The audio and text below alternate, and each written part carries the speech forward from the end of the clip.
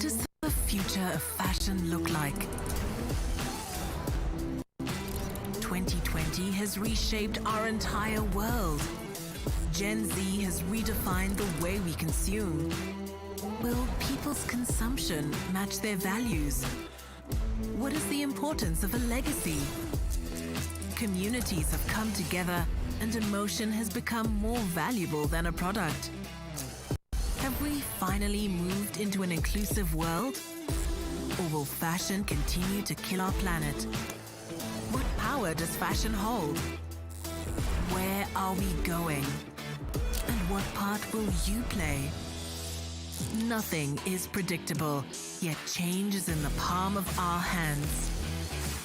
It is up to us to redefine the fashion industry. We must create a new world. A world where consumers are conscious, where innovation and entrepreneurship are at the heart of development, where brands have sustainability ingrained in their DNA, and diversity and inclusion are celebrated. The future of fashion is now. Welcome to Fashion Futures Live. Marhaba, welcome to Fashion Futures Live. I am Jordana Guimarães, the co-founder of Fashinnovation, and I am thrilled to be emceeing this incredible program alongside Tagreed Al-Hawash. Hi Tagreed, how are you? Hello Jordana, I'm very well and I'm super excited, and it's such an honor for me to be here and participate in presenting the first virtual of Fashion Futures, this platform that supports the creation of a fashion ecosystem in Saudi Arabia. I'm so excited, and I honestly love the fact that fashion can really unite people and countries together for a better world through the world of fashion, which is just incredible. So I'm really thrilled to hear what topics we're going to be listening to today. So the program today, Jordana, is going to focus on innovation, sustainability in the global fashion industry. And today, we will hear from very inspiring fashion leaders, digital disruptors, and also from independent designers. The program's agenda is going to be divided into 4 pillars. So firstly, we're going to discuss the entrepreneurship and the experimentation. Secondly, we will talk about diversity and inclusion. And thirdly, we will talk about new business models and innovative solutions. And finally, we'll be talking about moving to sustainable development goals. That's incredible. Inclusivity, sustainability, and innovation are really key in having systemic change in the way that the industry moves forward. And I'm so, again, thrilled to be joined with you to welcome these incredible leaders that will be talking on all of these points that you just mentioned.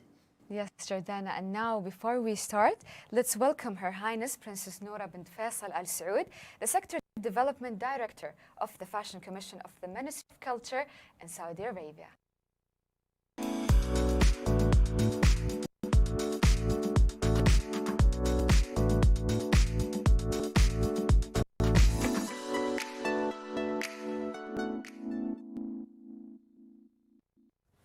Your Royal Highnesses, Excellencies, distinguished guests, ladies and gentlemen, it is with great pleasure that I welcome you to Fashion Futures Live, moving towards sustainability, diversity and innovation, coming to you live today from here in Riyadh, Saudi Arabia, and also New York City, USA. The last time I saw many of you might have been in person in 2019, when we launched Fashion Futures as the Kingdom's first ever dedicated fashion event. It's therefore with great joy that I welcome you back. As a reflection of the times we have all lived through since then, Fashion Futures is re-engineered on this occasion as a digital platform, accessible from anywhere in the world. Meanwhile, we were busy. The Fashion Commission itself was established, and we completed our sector development strategy, one that enables the sector and the professionals working in the field. Most recently, we were joined by our CEO, Burak Çakmak, who you will also meet during the course of today's event. Our mission is to enable the development of a thriving Saudi fashion industry, sustainable and inclusive, maximizing local talent, experiences, and competences. This will be realized through initiatives. Our flagship event, Fashion Futures, is part of this process, and it is in this context that you, our speakers and audience join us through this interactive virtual platform for a day of collaborative discussions about critical topics that impact our fashion industry globally. Even today's program is the result of just such a collaboration with US-based Fashinnovation, a platform focused on sustainability, innovation, and entrepreneurship. That team, led by Jordana Guimaraes, designed the content programming that we are about to take part in. Meanwhile, those of you that know me to be a champion of Saudi talent. So I'm particularly excited to introduce you to some of Saudi's fashion entrepreneurs and designers. Yusuf Akbar, Arwa Al-Ammari, Lamia Al-Atishan Aiden, and Bender Hausawi. In particular, we are also honored to welcome our ambassador to the United States of America, Her Royal Highness Princess Rima bint Bender, who is the chair of the Fashion Commission's Executive Committee and a board member, and whose own career mapped the fashion industry in private sector before she joined public sector on a career path now familiar to all of us. Today's program is segmented into 4 parts: entrepreneurship and experimentation, diversity in culture and style, investment in new business models and innovation solutions, and the sustainable development goals. Industry leaders will explore these topics, ensuring we are all becoming more informed and, I believe, invested as the Fashion Commission drives us towards an increasingly sustainable future for fashion. Fashion Futures, it's time to go live.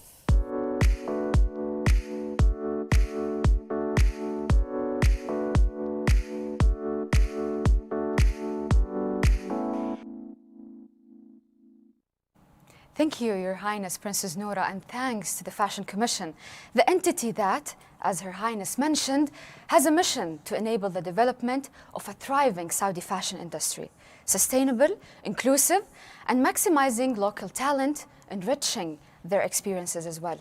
This will certainly happen through initiatives like Fashion Futures. Now, it's time to hear from all of you. Throughout the program today, we have 4 polling questions to engage with you. And it's my pleasure to introduce the first question on our first pillar, entrepreneurship and experimentation. How do we find the right business idea? A, pick an idea that you are willing to stand behind for years. B, find a gap in the market. C, identify what people are paying for. Or D, be open to taking risks.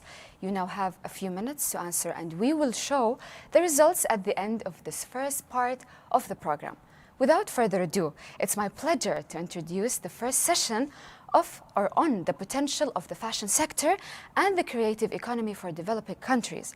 Please welcome Chantal Lane Carpentier for her keynote, Fashion and Creative Industries in Support of SDGs.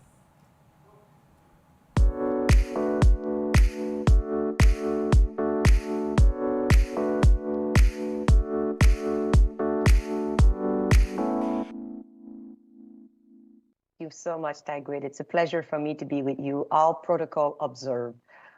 We all know that the creative industry, such as the fashion industry, have artistic value beyond its 2.5 trillion financial global value. Market fashion products, which comprise apparel, leather, footwear, can lead to significant employment gains in developing countries, and frequently for micro, small, medium enterprises, and for women and youth entrepreneurs. The fashion and haute couture industry can thus be a tool for development, but also historically, large environmental footprints are created. The fashion industry is responsible for 8 to 10% of the world greenhouse gas emissions and 20% of industrial wastewater pollution worldwide. And we all have heard of stories of sweatshop around. So what is it that we're doing? At UNCTAD, we've been one of the first organizations to start a conversation on sustainable fashion in Geneva. UNCTAD's Creative Economy program has assisted developing countries in identifying and promoting creative industry suitable to boost sustainable socioeconomic development since 2004. And this include, and the Sustainable Development Goal were mentioned, which we are delighted, Goal 3 on good health and well-being, cotton farming on SDG 8, clean water and sanitation, SDG 6, and affordable clean energy, responsible consumption production, climate action, life on land, and partnership, of course. In 2016, UNCTAD was mandated to support developing countries in diversifying production and export, including in new sustainable growth areas such as sustainable agriculture, including organic agriculture and the creative industries. We're very proud to have worked with Jordana Guimarães, the founder of Fashinnovation and the co-host of this event, on aligning their event with the SDGs. And we're very proud of what they've done. In 2021, we marked the International Year of Creative Economy for Sustainable Development. And this observance of the international years is an opportunity to raise awareness and promote cooperation and networking, encourage sharing of best practices and experiences, and enhance human resource capacity to promote and enable an environment at all levels that we can tackle the challenges and take advantage of the opportunities of the creative economy. So what are some of these challenges that developing countries face, preventing them from capitalizing on the creative industries for development? Let me name 4. First is the lack of entrepreneurial and technological capacity, for instances of African women, to tap the full potential. And this will be addressed in the next session.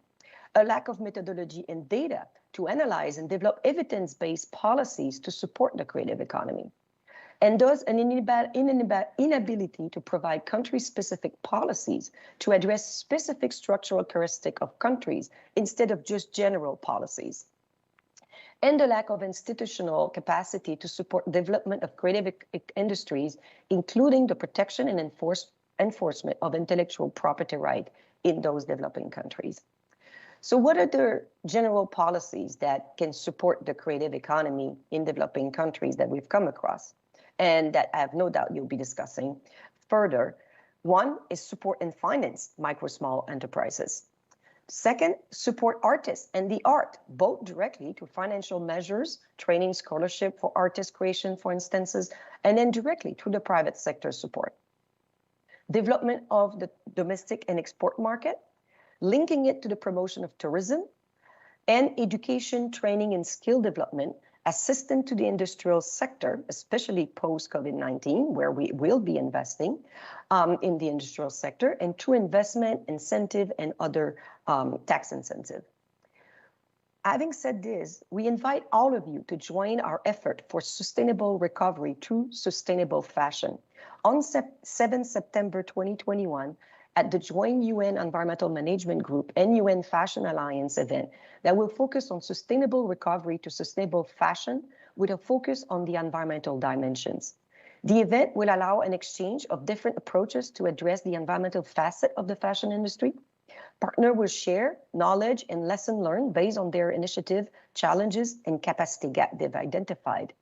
And we hope to produce policy outcome document that will share knowledge and update on current and emerging initiative and see how we can synergize our projects and program, establishing consensus on next step and priorities, actionable recommendation for both the UN and the private sector, and provide recommendation and input on the environmental dimension for sustainable fashion into a series of events that will happen, not the least COP26 coming up, and COP15 on biodiversity later in the year. So I have no doubt that your discussion today will feed into this event.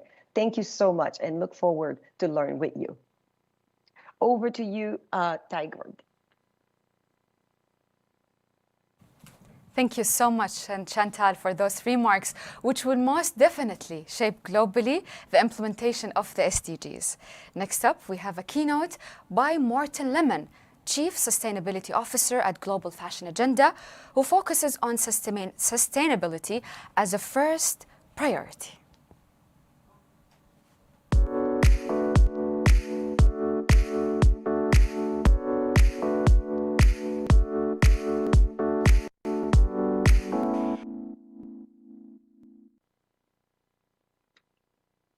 Thank you very much, Tagrib. It's a great honor to be here. I hope you're all well and managed to stay safe in these interesting times.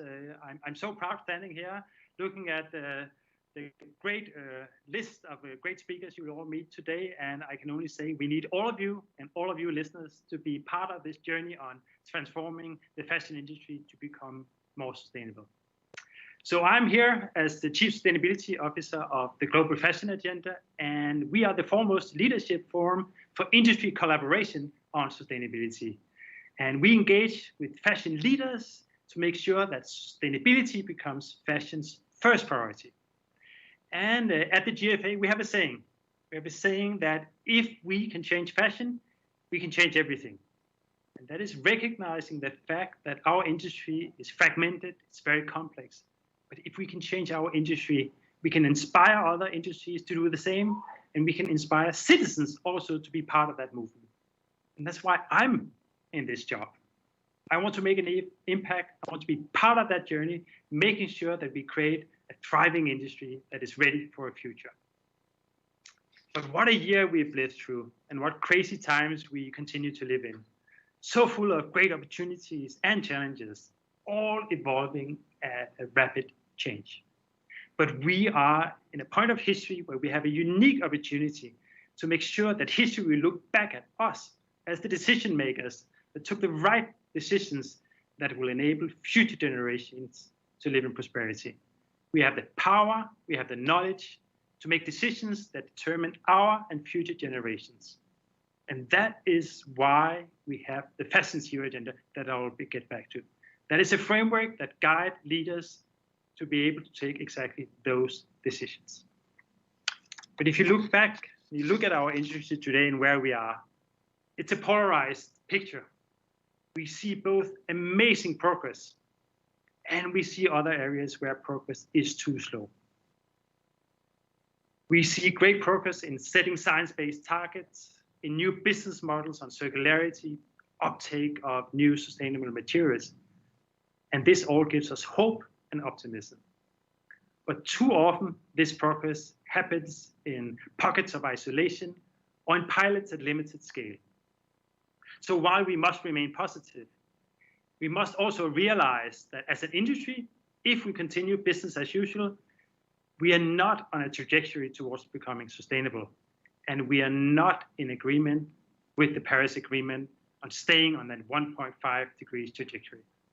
So there is indeed an immediate and urgent need to act now, to set ambitious targets, long-term, short-term, and to act now. And we have to act even though all the perfect solutions are not in place. And leaders have to show the way. It is at times an uphill battle. It's not all win-win.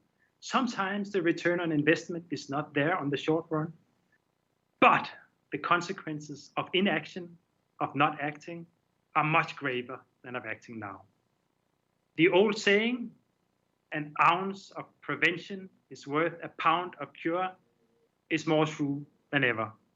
Now that we know the dire consequences of climate change and social upheaval if we do not act. The Fashion Zero agenda, which was launched by the Global Fashion Agenda in May, is a consolidated industry-aligned framework that guides leaders to where to prioritize and allocate resources for the maximum impact. Besides the 5 priorities and that guidance, the Fashion Zero agenda also has a vision, a positive vision for the industry, that we can have a thriving industry that creates prosperity for people and communities, reverses climate change, protects biodiversity, and works within planetary boundaries, if we make the right decisions and act now. The framework, the Fashion Zero agenda, puts equal weight to social and environmental challenges, while recognizing that circular fashion system has to be part of the solution for both the social and environmental challenges. The first 2 priorities are focusing on the social issues, focusing on wages and safe and secure working environments, recognizing that without solving these, we cannot create prosperity for people and communities. The third priority focuses on circular fashion systems, focusing on the fact that we have to create new business models that focus on value creation, that looks at the adoption of new materials that can be part of a circular system where we can use the materials again or for a longer time and use less virgin materials and less fossil fuels and more renewable energy. The 2 last priorities are focusing on the environmental side of our challenges, The first one focusing on materials, importance of materials. For many segments of our industry, the choice of materials has the biggest impact on our footprint, on the impact. So there's a huge opportunity to, in that design phase, think differently, look at the materials that we have today, and see how we can scale the use of truly sustainable materials. The last priority focuses on the efficient use of resources. It's quite evident we are in a world today where we work beyond planetary boundaries. We need to reduce that impact. We need to work smarter in terms of the energy we use and the types of energy we use, so we can be back on that track and in alignment with the Paris Agreement. But besides the vision, besides the 5 priorities, the Fashion Zero agenda also recognizes that there are enablers. So it has 2 sets of enablers.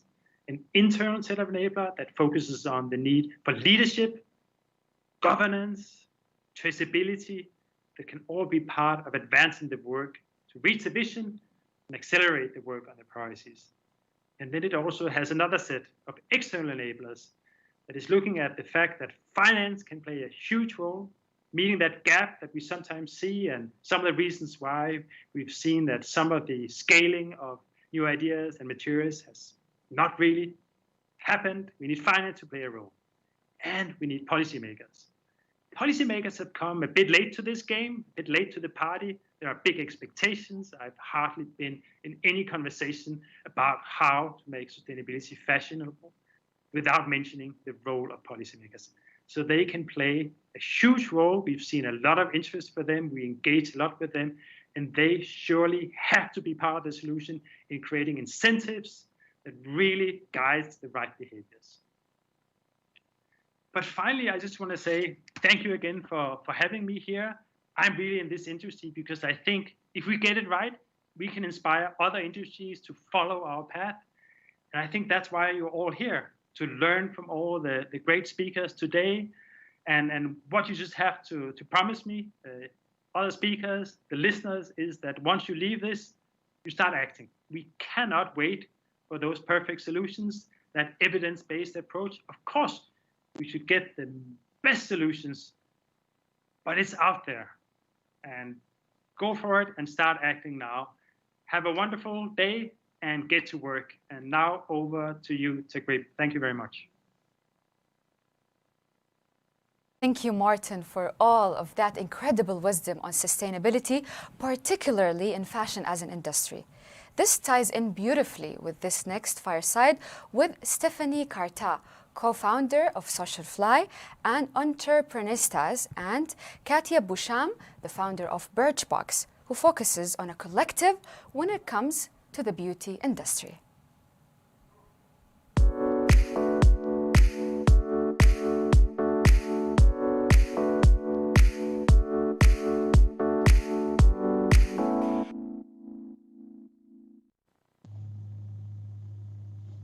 Katia, I'm so excited to have a conversation with you this morning. So thank you so much for joining us.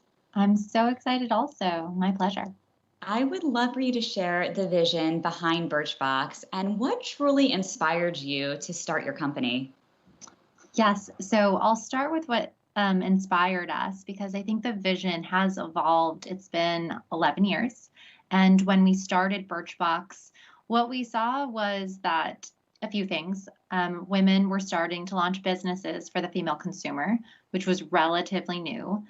We also saw something that really pushed us to start the company, which was the fact that the beauty industry in 2010 was only sold on the internet. 2% of all sales were on the internet. And my co-founder and I, we saw that, and we went from being business school students who were interested in learning how to write a business plan to kind of entrepreneurs overnight who decided to launch our idea as a test while we were still in business school. And so when we thought about that 2%, we asked ourselves the question, why? Why isn't beauty penetrating higher on the internet? And we did a little bit of research and surveying, and we learned things that probably seem somewhat obvious, that ended up really creating the vision and the business model for Birchbox. The first thing is that the beauty industry has a lot of things in it. There are a lot of choices, and the internet actually makes that worse. So even though there's a lot of choices of beauty products in a store, they're somewhat contained. Online, that goes away and there's almost infinite choices. The other thing that we heard resoundingly was that people wanted to try products before they bought them. So what we realized was that the 2% that was sold was replenishment, which means someone's buying something they already used. And we realized that that was not really fitting with an industry that was always launching new products. That's really the spark. 2% sold online. The industry needs to sell people the new things on the internet, not just the replenishment things. How can we do that? And from there, we said, well, we can, use samples that are already kind of a part of the marketing toolkit. We can contain the options by saying you only get a few at a time that are personalized for you, give you the right content, and then also facilitate the purchase. So try, learn, buy, the full discovery. That was how it started. And how did you select the initial brands that you worked with when you first launched? And how has that process changed over time? When we first launched, we looked at brands that we knew about and had heard of. One of the reasons, practically speaking, was because we knew that we weren't a known brand yet, and we needed to attract brands that were in order to give consumers confidence in what they were spending on. So we reached out to brands we had heard of. We weren't in the beauty industry. We weren't really even super beauty engaged. So they were the big brands. And they were really skeptical about the idea, but they were also willing to test it because we were only testing it for 200 consumers for a couple months. So we actually got a lot of yeses. Today, it is a lot more complex. We have a merchandising team and we use algorithms, but it really does, what's really transformed it over time is that Birchbox is a brand. And so now we really can work with a lot of independent brands, and it's almost a lot more democratic. Obviously, there are great products from the well-known brands too, but it's really fun because we can actually let the product kind of stand for itself and consumers trust Birchbox. So the way it works is that we, look out into the market. We're always seeing what's launching. Brands reach out to us. Our merchandising team looks at our customer base and what their attributes are and says, okay, here are products and then brands that we think are a fit for Birchbox. Then we talk to them, negotiate, and we really try to put together campaigns for a year of working with a brand. That's always the goal. Wow. So I want to know, before Birchbox was the brand Birchbox and all of these companies knew who you were, you had to pitch to them to take a chance on you to start working with you. What got those big brands really interested in saying yes? Like, what was your pitch to them? So it was in the very early days, we were explaining almost the insight that we saw, which was the beauty industry was very underpenetrated, and that e-commerce was this greenfield opportunity where brands could find more business, and also where they could work with a startup to shape how they could create something that was really a long-term value for them. And one of the things that we really talked about was, well, how are you acquiring customers today? And how are you even using samples today? So we would show, well, the way it's happening in a physical store feels inefficient. Mm-hmm. Somebody is at the checkout, at a point of sale, they're an existing customer, they're being offered a sample. There wasn't tracking, and there's very little tracking now. There was no sense of, did that sample become a customer, a returning customer? And we said, look, what we're trying to do is both give you data about how your product that is a sample translates into a future customer, and also we're helping you build a digital business. And again, we also highlighted that because we're a startup, you can shape how we put resources in our company, and you can really have a hand in how you can get the most out of us. That was honestly not a small part of the pitch. That's so interesting. And I know firsthand that building a two-sided marketplace can be extremely challenging and complex. Can you share about how you were able to build your customer base and then also build your curated brand partners all at the same time? Yes. So our customer base really happened naturally. There was a lot of skepticism when we launched that it would be possible to have customers because the idea was that customers had never paid for sampling. Sampling was always perceived as a free gift, a non-transactional activity. And so, that was one of the biggest skepticisms about the business in general. But actually, we had no problem convincing people that for a small amount of money, they could become a much better consumer in beauty. They could learn about what they wanted to buy before they made the investment. And that actually resonated quite quickly. And the business on the demand side was pretty viral for a very long time. On the supply side, it was actually much harder because a lot of reasons. I think we were brand new. Nothing had ever been established like us. And we were asking brands to do something very different in terms of customer acquisition efforts. And we were not beauty people either. So we were even learning, like, who do we talk to about this? Is it the marketing team? Is it the brand manager? Is it the CFO? It turns out it's a mix of people, and it depends on the brand. But we were really learning, how are we going to get brands to really not just give us samples one time, but become a recurring customer on that side, to your point, on the two-sided marketplace. And the biggest challenge, like I said, for the first many years was supply. And that was something that was really unexpected. And we had to build up a team to do that business development and supply side so that we could kind of almost have marketing campaigns on the B2B side really early on. And that was where I spent a lot of my hours in the first several years. How has your role within the company and what you're responsible for changed over the years as you've grown as a company? It's changed so much. Like I said, when I started, it was a lot about closing our brand partners and almost establishing Birchbox as a brand in the market for the beauty industry, but also, public facing consumer industry. And I spent almost, 10% of my time, maybe 20% in the office. I was always out of the office pitching and trying to get more awareness for the company. And now it is completely different. I spend so much time really focused on coaching the team, building the team, creating an environment that is worthy of the best talent and where the best talent can have an opportunity to really realize their potential. That's mostly what I spend my time thinking about. And then also a lot of time communicating on the finance side in terms of with our investors, with our board, getting a sense of, what are all of the stakeholders thinking and how can I manage all of that and run the business and keep going. So how do you manage your time now? You're a busy mom of 4 little ones and also managing this growing company. What does your day-to-day look like? And any tips you can share for busy working mamas who are trying to manage it all?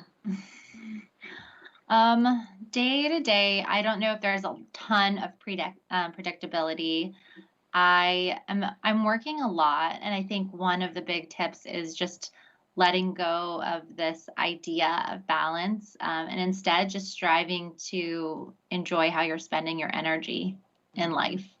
And I kind of think about, that being the end game and the goal and not really trying to be rigid about the definition of that. So part of why I spend so much time thinking about how can I create an environment where the best talent can do their best work is also because that's energizing to me. That's an environment where I can do my best work. And I love spending my hours there.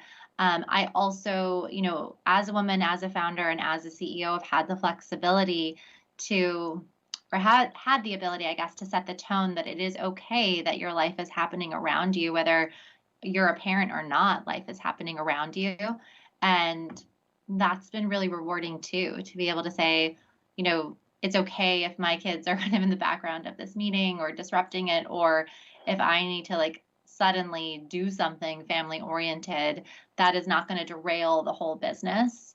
And so, that's been also really wonderful and really privileged. I recognize that I have a very privileged position to be able to both experience that flexibility, but also extend that to my team and to the working environment at Birchbox.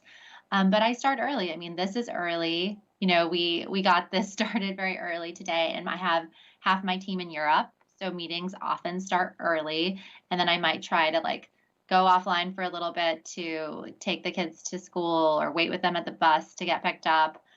And then, last night I left work early or early-ish around 5:30 to take my kids to their last Little League game, but then I was on Slack and then woke up super early to do more work. And it's just, letting it be fluid and not, I guess, I guess it's a lot about being nice to yourself about playing the long game in life.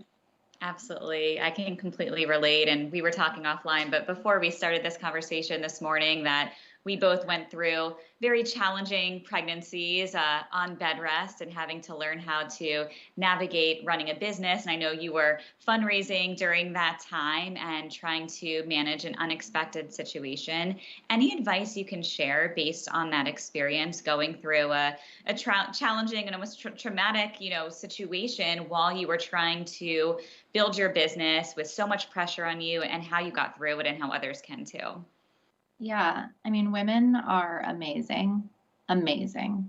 First bit of advice is a little bit on feminism. One of the things that really occurred to me coming out of that, I had my experience, but women have all sorts of experiences around, trying to get pregnant, being pregnant, children themselves and their careers. And I had this epiphany that the dialogue around feminism is really putting us in a defense position.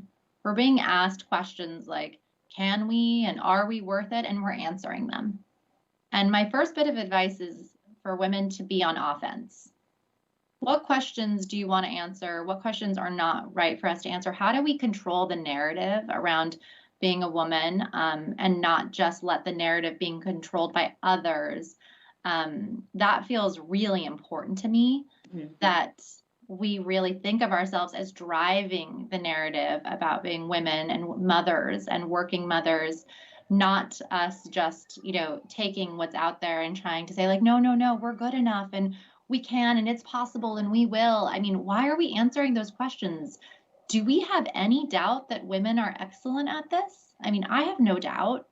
Women are so strong. They're dealing with so many things all the time, and they're showing up at work and just really crushing it on so many dimensions, from supporting the team, from, really thinking strategically, from just being able to have expansive paradigms all the time. I mean, women are by far like so spectacular and special. And I really feel so strongly that we need to just know that and stop trying to defend that and prove that.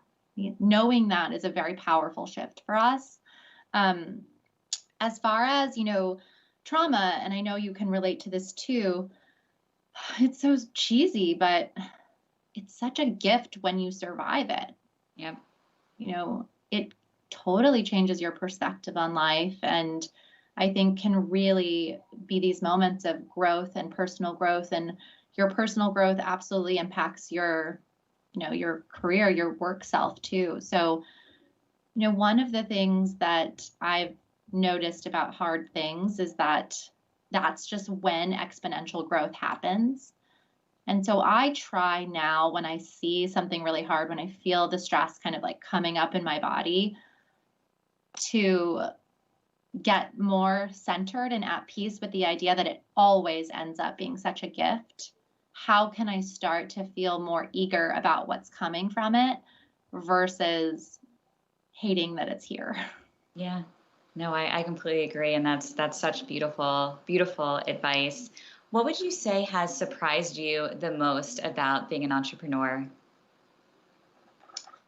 So many things. I mean, I really thought I was self-aware. I really thought that I understood how hard something could be and that I was resilient and tough and could handle it. One of the things that's just really surprised me is that it's been beyond my wildest expectations of hard, and that I find it so rewarding and love it so much and would choose it for the rest of my life. But like that if I knew, in 2009 and 10 when we were starting this, that if I could see the future, I would never have chosen it. Yeah. Almost like the biggest surprise is that living a life that has exceptional challenges is exceptionally rewarding, but that you could only know that in it. It would be Absolutely. really hard to know that just trying to see and look out and observe it. Absolutely. What are you most excited for that's coming up for Birchbox and then for you personally? So for Birchbox, I'm just really excited. I mean, it's been 11 years and we've had such an incredible journey. We've learned so much about the consumer and about the market and about ourselves and about where we want to be. And I think are almost growing up into a business that I'm just so proud of. As we, invented something 11 years ago, we're looking at disrupting that again in a way that provides even more value to consumers, even more value to partners, and is a place to work that honors the talent that we have. And we've been working on that, and I'm so excited when I'm able to share more about it. But honestly, what's great is that there isn't just one shiny milestone that I look at anymore. It's just the day-to-day of feeling like we're doing good work, and that we can be really proud of setting out to try to have something that's really high integrity on all fronts, which is harder than you think. And I guess more absent than I expected. That, I guess assumed that that's what we all want, is just this high integrity life. But it is a lot of work. So like I said, very rewarding. On the personal side, it's been so nice to start to see family again. I'm really excited. I just saw my mom and my stepdad, and now I'm going to see my dad, some of my siblings I haven't seen. So that's been so great. And I feel really lucky that this year happened because, again, it reminded us about a lot of things personally and professionally. I think on the professional side, that people can change so dramatically is always exciting for an entrepreneur. Absolutely. And always continuing to find the good in challenging situations. Well, Kasia, thank you so much for sharing your story and journey. I know we could talk for hours about it, but truly appreciate having this conversation with you.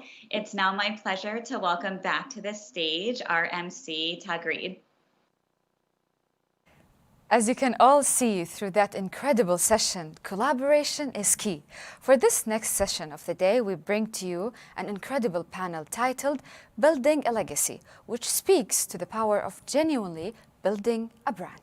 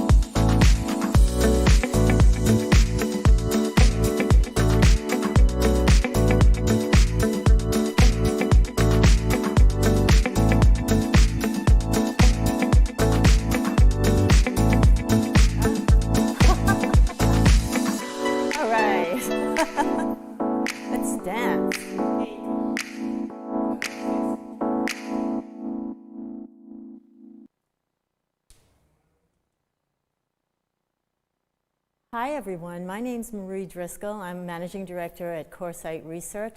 I'm so delighted to be here with you today. I want to thank Your Royal Highness Princess Noura, Jordana of Fashinnovation, Barak Kakmak, CEO, Saudi Fashion Commission and the Ministry of Culture, and my incredible panel. I'm moderating an amazing panel of luminaries in the world of fashion, communication, design, sustainability.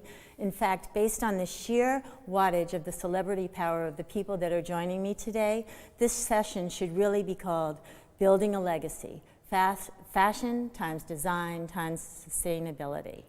I'm joined by, and forgive me for any mispronunciations, Oscar Metsavat, Nadia Swarovski, Sarah Sassano-Mano, and Lamia Al-Atashian Ada.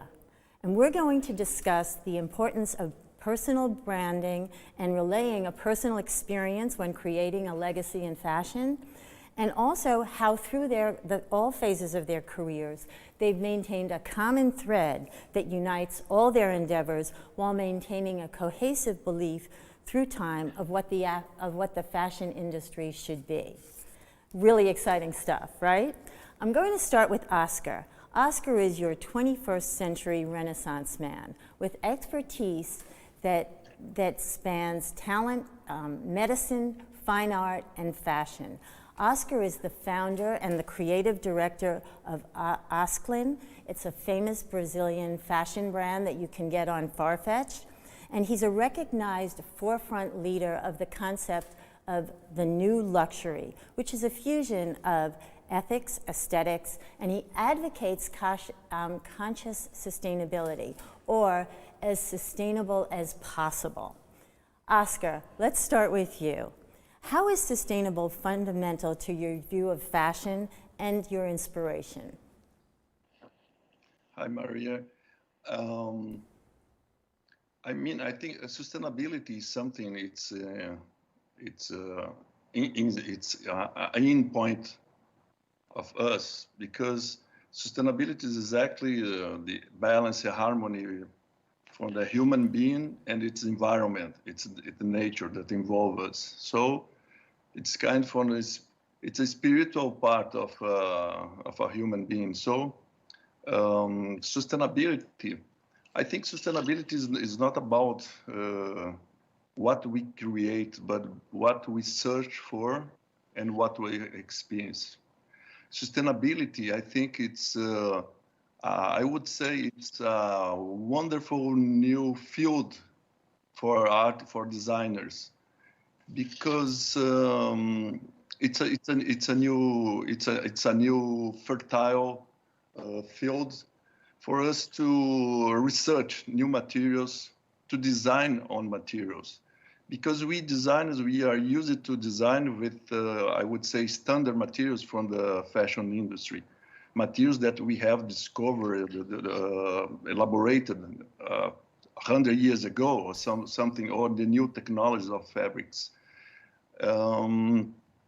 Sustainability, it's about searching for the materials and to the post-use of the clothing, the fashion things. It's a new field for designers. And that's why it's a great field of inspiration. Thank you. So Nadia comes from, Nadia is chair of the Swarovski Foundation. She's had a long, stellar career working with designers as famous as Alexander McQueen. You've partnered with the United Nations, launched Creatives for Our Future, which is a new global grant program where you are identifying and accelerating the next generation of creative leaders in sustainability. And now you're spanning creative talents across many sectors. Nadia, as you begin this new project and discover the next generation, what do you find they're most interested in, and how is the fashion industry helping them to succeed? Well, I have to say, all of us here have had the honor and the privilege to be part of the fashion industry. It's such an amazing industry. It's so creative. It's so visionary. And what we've also all experienced, and all of you here are totally at the forefront, is the change that as this industry has also experienced. And it's such an exciting change because, to me, the fashion industry certainly is about the creative problem solving. And as in the last few years, the awareness has increased about the pivotal impact of the fashion industry on the environment, and we've heard it also at the beginning of the session, I think the industry has taken it to heart to really be responsible, act responsible. What Oscar was just saying, it's so true, and it comes from the heart, but also I think people in the industry realize that they as individuals can certainly contribute so much. What we're seeing with the young generation, and thus this program that we've now launched via the Swarovski Foundation and the UN Office for Partnership is to truly embrace that young generation. We feel the young generation, they're people they're change makers. They have a different way of thinking. They're totally aware of the various different issues that are out there. They're very aware of the 17 United Nations Sustainable Development Goal. And we want to be there to support them financially. We want to support them morally and encourage them. And we're also connecting them with the network that we have. And we have put them in touch with the most incredible mentors from the various different disciplines of art, culture, design, architecture, biochemistry, engineering. I mean, so much of the solutions actually lie in engineering. And we just want to see what the meeting of those minds will result in particular, in sourcing more sustainable materials and never compromising the beauty or the aesthetics that we're certainly trying to achieve. And something that I read about Oscar, which I totally appreciate, is just that combination of ethics with aesthetics. I think that is such a great tagline. And I think that, to me, is an indication that there's such a positive future for fashion.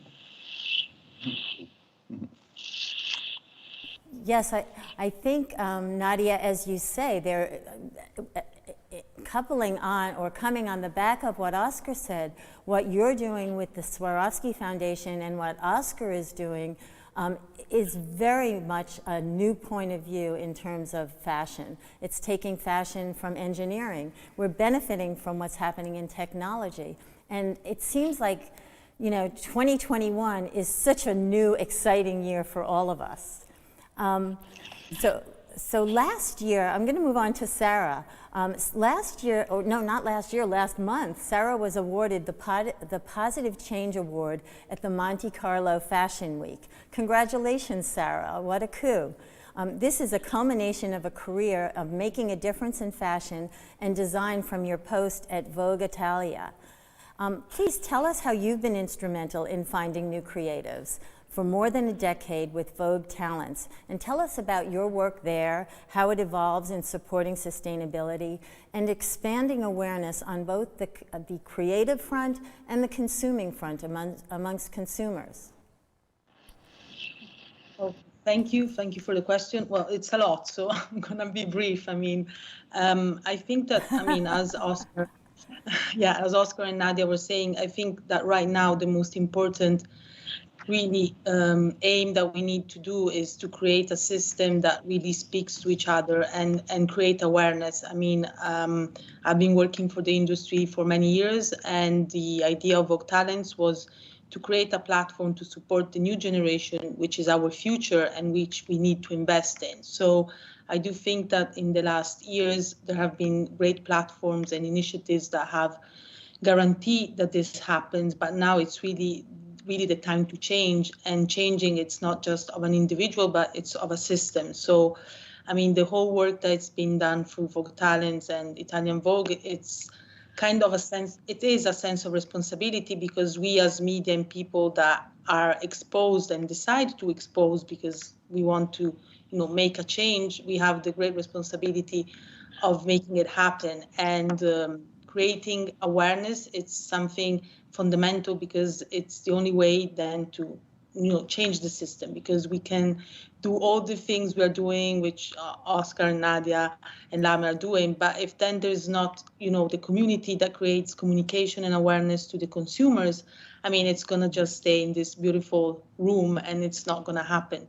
So this is what I have been trying to achieve and trying to transcend and pass on, because I do think that also passing on, it's fundamental, because it's nothing. Nothing is kept in your house or in your table. You need to share. So this is something also important, and I do think that, and I wish basically that what happened in the last year and a half really made people think about that.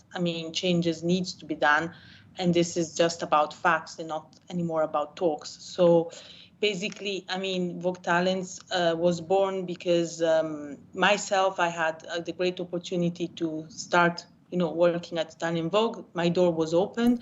And then, looking back, I was looking at the new generation that was struggling to have a space and a spotlight in the industry. And I So really Vogue Talents was to create like a big door open. Obviously, selection has to be done because it's natural, and it's right to give the right support to the people that really believe in it.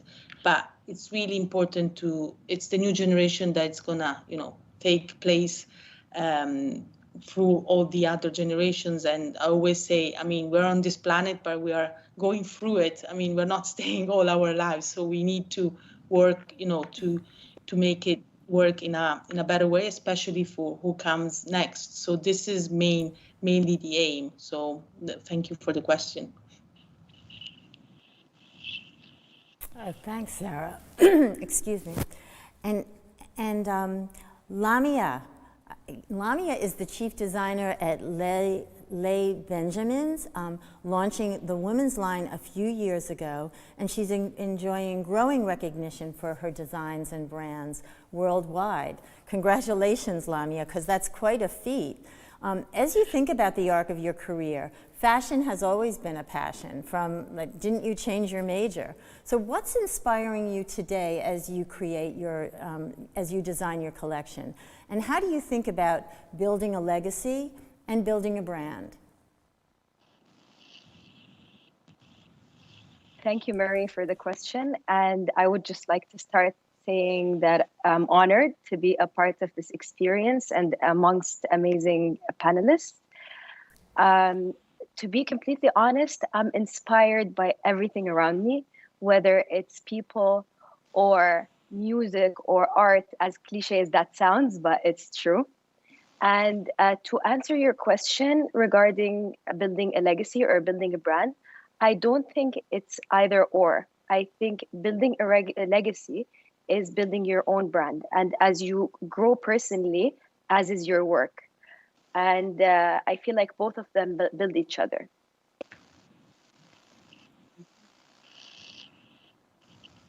Yes. Well, I know all of you are really passionate about making a difference with your design in the fashion world and making a difference in the world with fashion, making a difference and making the world a better place. Oscar, what is design thinking? How do you think about fiber to fabric to fashion? And do you feel that today's students are equipped with the sustainable resources that they need to design sustainably? And how can we make that happen? How can we help students today? Okay, what I can bring on that issue is about yes, we need the culture into the designers and students designers and on the chief creative from the brands in the company. We need the culture of sustainability, the sustainable design thinking. What I mean that when we talk about sustainability as a designer, as a company, we always see, wow, we think that we need to do something sustainable. We have to support something sustainable. We have to become sustainable. The first thing, and some companies and designers, I think when many brands now are doing something like that, are thinking about, I'm going to support a sustainable project. I'm going, to donate something to compensate what we are not doing. We have to understand that our industry has two main elements for changing the behaviors of society. About fashion is that. Fashion is about human behavior and society behavior. I really believe we are a great protagonists on the changing of the society way of consuming. So we have to raise fashion. We have, of course, we can bring the message, the communication about sustainability. And second, fashion designers, we have the chance to transform commodities into desirable products. So the sustainable design thinking must be in the mindset of the designer. As for example, in our academia and when we have the student designers, we learn to use the standard materials for the fashion industry. We have in our mind when we begin a project, when we begin a collection, we have the main, we know we have the fabrics, we understand about the colors, the forms, the textures, the image of the campaign. We have all of this on our mind when we begin a project, but we don't have yet the sustainable design thinking to that. We don't know about that. We know, hey, we have to search some kind of material, etc. I think it's a great field for designers now, and students must have, of course, the academia must have now sustainable design thinking into it. It's not about just showing the new sustainable materials. Student design must go into the fiber thinking. We have to understand about the seed that we are using to bring the cotton. You know, we have the chance now to work with biotechnology to develop the fibers from the beginning. It's time for designers not to think only working with those materials that comes from the standard industry. We have the chance and to be on the beginning of the search on the sustainable new search of materials. So it's about changing the culture of the company, the culture of the designers. We have to bring sustainability not as something extra, but inside. An example, I did it at Oscar with my team since the beginning, organically, of course, organically. We became, now when we begin a collection, sustainability is already in the mind. If we think about a color that we want, we try always, hey, we want to use a kind of red. Okay, we have the red already on the industry, but I say, hey, let's search for a red, a color that comes from a natural source. Let's search for. If we find, okay, if we don't find, we try with academics or research institutions, or here with us, with indigenous from Amazon forest, and you know, way they used to do. So we search on that. So it's so interesting to go into there. And for example, in a more practical way, in 2018, 2019, the brand Courage, the French Courage brand, they invited me to do a kind of collaboration. And I suggested, and it worked well, that I'd love to work with them to help to change the mindset of the designers into the sustainable design thinking. What I mean, it's not about just using a material that comes from a sustainable search for a collection, but get into any collection that they would develop later with the mindset of sustainability inside. So yes, we have to bring to the students matter. Mm-hmm. It's such an opportunity to go further upstream to change the fabrics that we're working with at the farm, like the entire process. So Nadia, I mentioned before that you've worked with incredible designers. Your grandparents partnered with Dior and Chanel to create incredible Swarovski studded fashion. I'm wearing Swarovski on my glasses. Now, with Creatives for Our Future, how do you hope to guide today's today's young designers? Well, it's so interesting. I have to say, yes, indeed, my grandfather was one who inspired me so much when he used to tell me stories about working with Coco Chanel and Christian Dior, and his grandfather working with the couturier Worth, you know, in Paris, who created the gowns for Queen Victoria in 1895.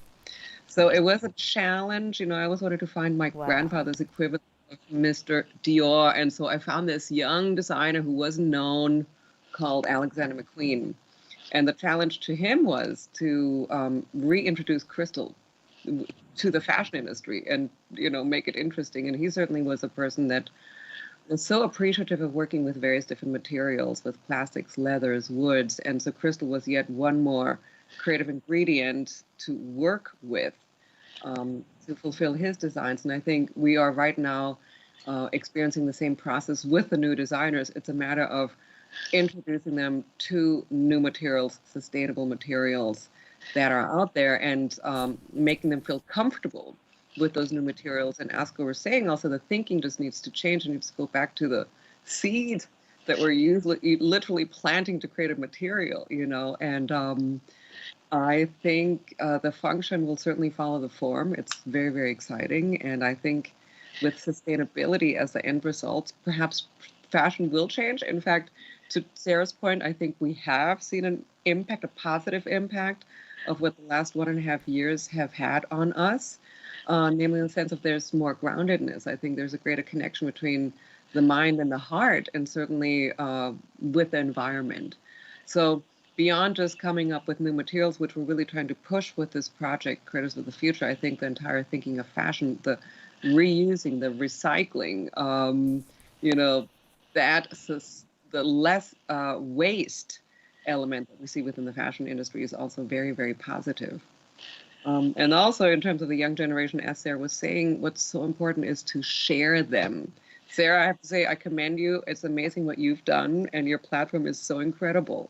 And just think how many designers have gone unnoticed, you know, and how much talent is out there. So I think that entire community of also greater communication, the facilitation of communication of what's out there is going to really help the entire world to become more sustainable and, you know, push on that agenda.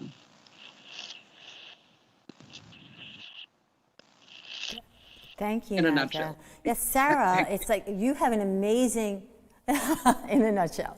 Sarah, you have an amazing position at Vogue, you know, as part of media communication. You're bringing together businesses and fashion brands and new designers. And really, COVID has changed thinking, as Nadia has pointed out. How do you see businesses as being more receptive to the idea of sustainable fashion, you know, today versus 2 years ago? Well, I mean, it seems repetitive, but it's always a question of awareness, because also getting back to what Oscar was saying, I mean, the base of everything is education. I mean, now it's, if consumers decide to start and buy responsible, is because they have the tools, or they can achieve information from media or from education, because the moment the person decides to go in a shop and buy a t-shirt or whatever, they're already deciding something. I mean, it's already responsibility of buying that object, because you're buying it, you're giving the money, so you're deciding something. So going back, it's like, it's a vicious circle. So it starts all from the education. By education, it's not just a starting point in university and schools. You have to go way much back and go to kindergarten.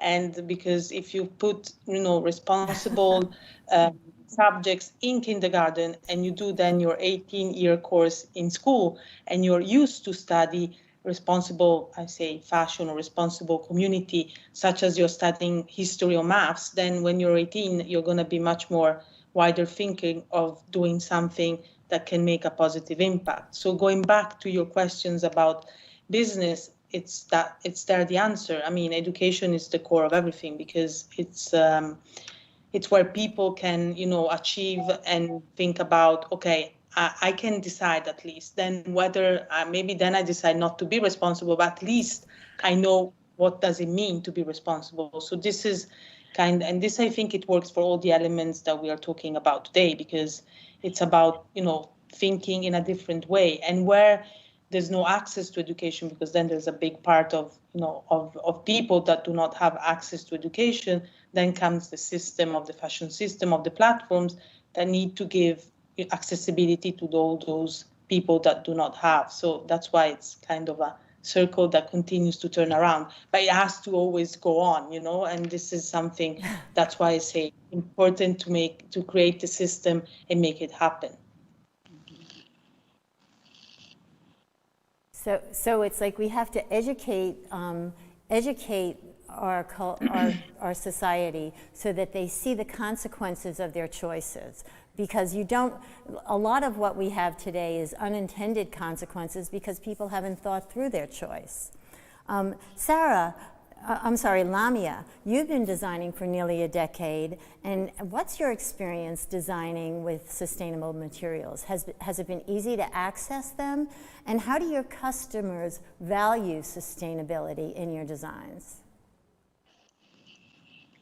Yeah, it's true. I've been designing for nearly a decade.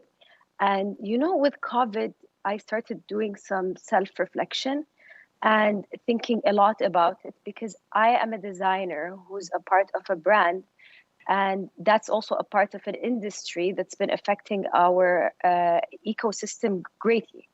So for us even to take steps like that, it goes back to what Sarah said. It's educating ourselves. We need to be truly sustainable and understanding the whole concept of it in our daily lives, and then kind of like understanding how to apply it. Our goal actually is to be more sustainable in our brand. And for that to happen, we are taking steps that is going to hopefully become a part of our DNA. But we cannot just say suddenly we are sustainable without being truly like believing in it and taking the right steps to it. We would rather not overpromise and deliver, you know? So that's my answer for you. Well, as sustainable as possible, as Oscar said, right?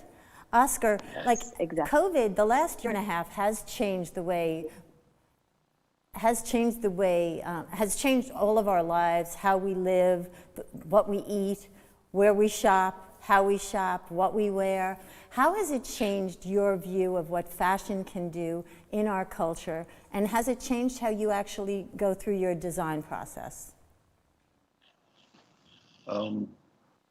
I think if maybe my, you know, my, as I said, my life being being a physician. Of course, I don't work as a physician for a long time, but the knowledge, the spirit of healing, it's already on.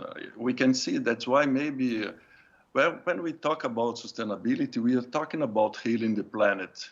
I think, of course, it's a romantic, maybe naive talking about that, but it's really that. It's our relationship to that.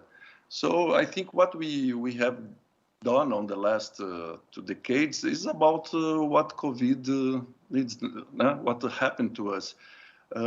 By a coincidence, in November, December 2019, I was reading back the book, The Gaia Thesis by James Lovelock.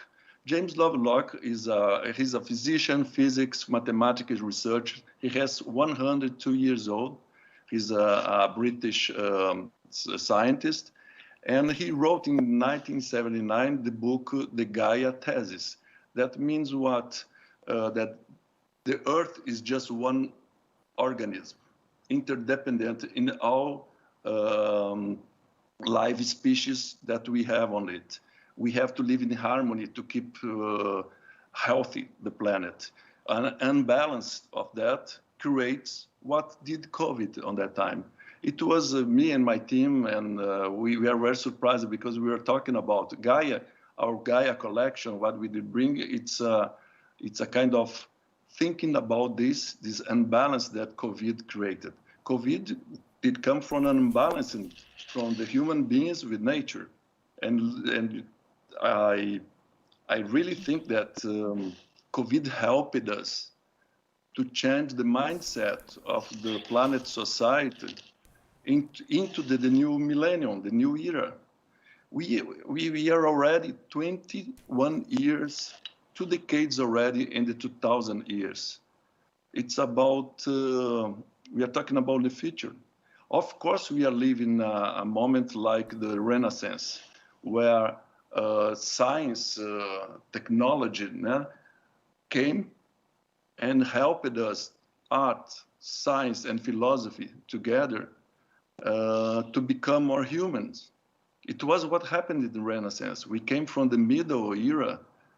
We came from the mysticism. We came from so many things, and we became, with art, science, and philosophy, more humans. And we became to this revolution that we had on the last 5 centuries.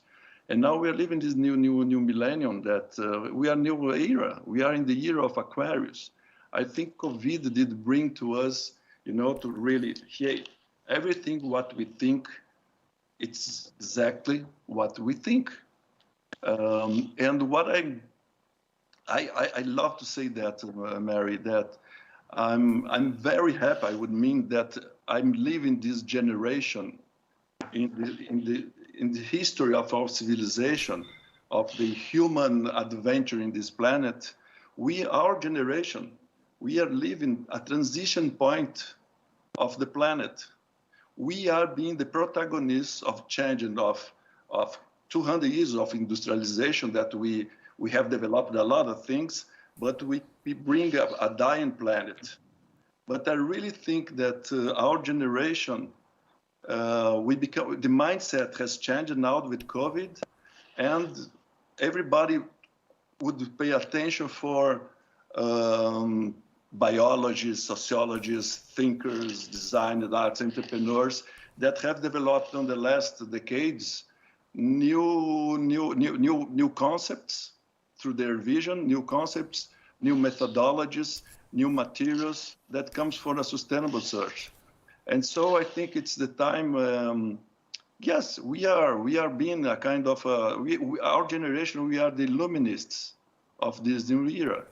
That's why, come on, look, we are all together here talking and exchanging our vision, concepts, ideas, our methodologies, practice. We are suggesting something that Nadia and Sarah said, and Lamia is doing right. We need collaboration. We need, as soon as possible, to change knowledge and practice. And this is the new, yes, I agree that I think Sarah knows that. And, it is more than, it's a new trend, but it's a trend for the century. We are living exactly this point. And to be a protagonist on that, yes, it's great.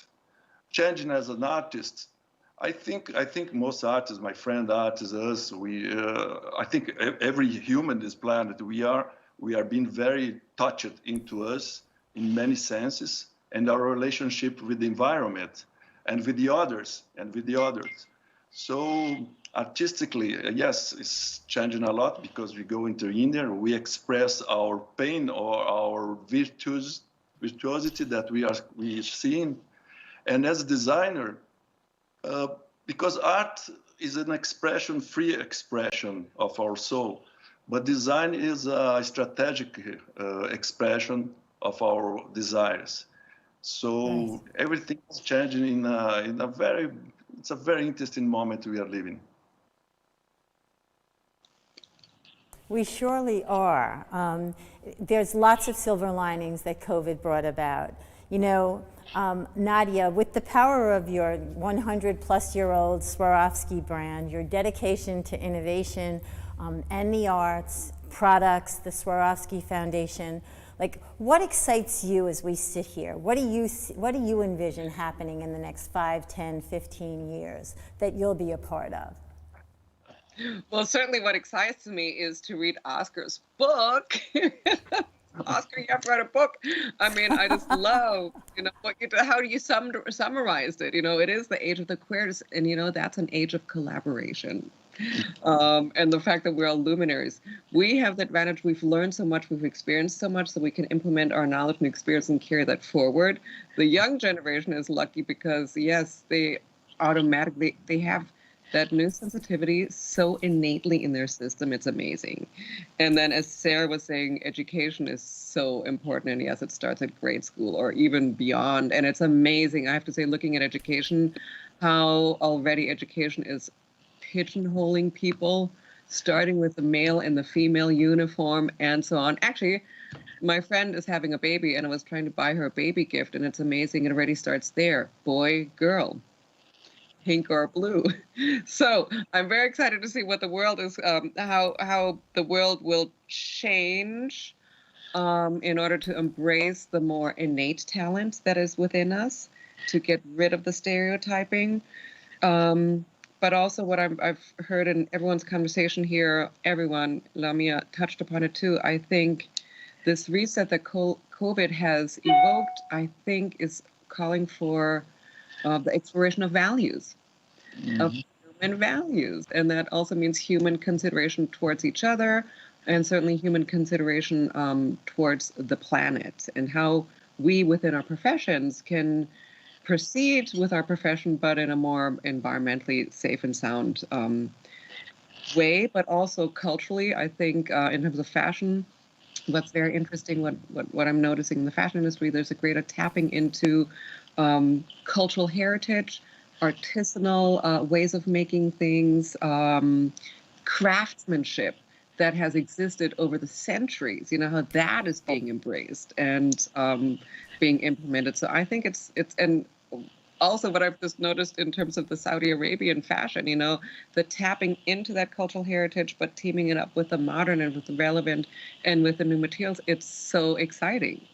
It's really, I don't know, it's a new creative expression. So that's what I'm very much looking forward to. And I really look forward to, certainly within our program, enabling the younger generation to have a voice because they're so considerate. And they're so communally thinking. But I'm also seeing that organizations and governments are becoming more considerate towards giving a voice to people, to younger generations. And again, I so appreciate our collaboration with the UN, and our project will give all those young designers the opportunity to be seen at the UN General Assembly in September. So again, Sarah, back to communication, I think it's amazing that the UN is doing that. And again, it's up to us individuals to communicate our values, to share our values, because inevitably, there is a certain element of being contagious with that. So we're all here in a position of having an incredibly positive impact. So, Mary, that's what excites me. Love that. Very exciting. I think that we, excuse me, as we're coming out of hibernation, right? We are coming out of a time when we all got a lot of time to do introspection. It created the opportunity for us to come together like this, which is amazing. But we've emerged with new values and new appreciation of one another and of what we can do and the changes we can make. And that is just so exciting. And if we hold on to that and make positive change, we're going to make a great world. We'll be luminaries. So I want to ask Lamia, please share your creative process. I was so impressed with the way you tell a story through your collection. Could you share that with us and tell us what you're really excited about this year? Okay, so the whole designing process starts with my husband, who's the creative, who's the founder and creative director of Les Benjamins, and we tell stories from the East and we kind of translate it into clothing. So it's all about our culture, our heritage. It really inspires me when we find stories within the stories. It can be an architect building, or it can be a song that's related to a story, or it can be a person. There's a lot of aspects while designing, because you want to tell the story as much as possible and make it very inspiring, because that's what drove us and drives me in general to design. So that's how I'm going to just say it briefly. And the most exciting thing that's going to happen actually is opening our third flagship store, which is going to be this October in Dubai. Hoping to open more stores in the future and tell more stories also. All right. So, Nadia, Oscar, Sarah, you all have really collaborated with academia as you pursue your work in the fashion industry. And I'm wondering, how can you make a difference with academia in terms of the content that's taught, the students' perception of what fashion's role is in culture, and the way fashion can actually change how people think, what they value? So I'll start with Sarah. Well, I think the answer is, I mean, today we're here in such an amazing platform and new platform, because it's starting from today onwards, and it's a country that it's kind of new to the fashion industry, but it has such potential of communication and always creating awareness. And I think that it's fundamental to create that cultural clash, which means to really exchange and interact with as many people as possible. So I think this is the starting point of a beginning of really exchanging cultures, experiences, and education throughout all the different countries, where obviously there is a focus on fashion, but it's not just about fashion. Here we are talking about the whole system. So I think it's here it could be really the starting point of something new, and really about the cultural clash that is happening every day, and it's really increasing day by day, and we see it in any kind of communication, in TV, in creatives, in designers, that there are so many designers that come from different parts of the world and desire to exchange, because in exchange you get really kind of absorb the traditions and executions of other people. So I think that's really fundamental, the cultural clash between people and countries. Yeah, love that. Oscar, were you going to say something? Yes. Well, I'm a UNESCO ambassador for sustainability. And I like to say always that UNESCO means United Nations for Education, Science, and Culture. So it's about everything what you just said, Sarah. It's a collaboration and meeting all cultures and thinking about what's the legacy we have to bring to United Nations. So I mean, I'm not talking about the institution, but what it means, exactly what it means. And education, science, and culture, it's exactly what we need now to bring this sustainable design thinking into the academia. It's not about bringing only the materials, what's necessary, what are the criteria, and things like that. But the thinking, student designers has to imagine the beauty as the same as sustainability together. And if it's something that is comfortable, it's trendable, it's everything. So sustainability must be behind. So academia, yes, I think we have to train our design students into that. And much more important, we have to bring the culture of fashion. So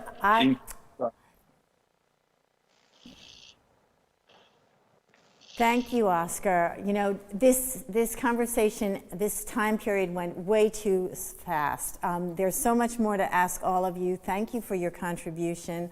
Really, thank each and every one of you. Nadia, Oscar, Sarah, Lamia, you've been great guests. Thank you for sharing your wisdom and hope. Now I'm going to hand over the stage to the MC, Tagreed. Thank you. Thank you so much.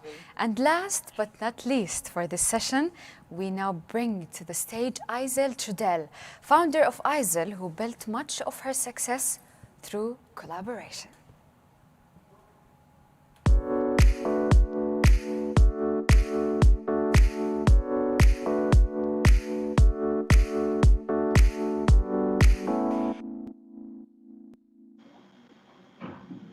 Hello. Hi. I don't know if you hear me. Thank you so much for inviting me and giving me the chance to meet you all. I'm from Russia. I started my business in 2002 in Russia. And you know, today people ask me, how is it making business in Russia? Is it difficult to be a woman in business in Russia? And you know, I think that it doesn't really matter, are you a woman or you're a man when you do business anywhere. And after university, I always have a dream to work in fashion and to, you know, meet all these designers. And the biggest desire for me was to bring all of them and introduce him to Russian people and to make a store in Moscow. And then we built the online store, so it gave us a little bit more opportunity to connect all the other, cities in Russia on one platform, and getting a wider distribution and the visibility. I think that there's a lot of people asking me, is that a fear that you didn't have, or is it a desire you had, or you had a financial motivation? I think that it's a little bit of everything that initially was in my mind. I had a bigger dream, and I always wanted to be an independent woman like my mom was and my grandmother, because I always seen them working. And after university, I knew since the beginning that I want to be independent, and I want to do a business, and I want to build this business in Russia. Of course, it was not as easy as I thought it was, because in the beginning, to get a financial support and to get a credit with no credit history or any credibility when you're 22 years old, that was quite difficult. But I remember myself that I was so sure, that I was so convinced that I will be able to convince the bankers, that I would convince the suppliers and the partners. When you had a big dream and you have this slide and a belief inside yourself, I think that people can feel your energy. And I think that the positive energy is very contagious in a good way. And I think that when you're putting all the puzzles together, and of course, not having a fear, to be brave of moving forward, of making mistakes. I've done a lot of mistakes, and of course they were not always very easy to get through, but I've learned, and it was quite challenging as well, because we also had to face some crises that happened, the world crisis, the crisis in Russia. When we have a credit that were for example, in a current currency, and the sales were in Russian rubles. So all these years, there was always something. But in the end of the day, I always believed in what I did. And what was inspiring me is an amazing opportunity to meet all the talented designers, all the people supporting those designers, and linking it all together and introducing it to the final customer. So for me, that was probably, if I always say that if I had to start my life again, I will always do the same thing. I wish I could do more.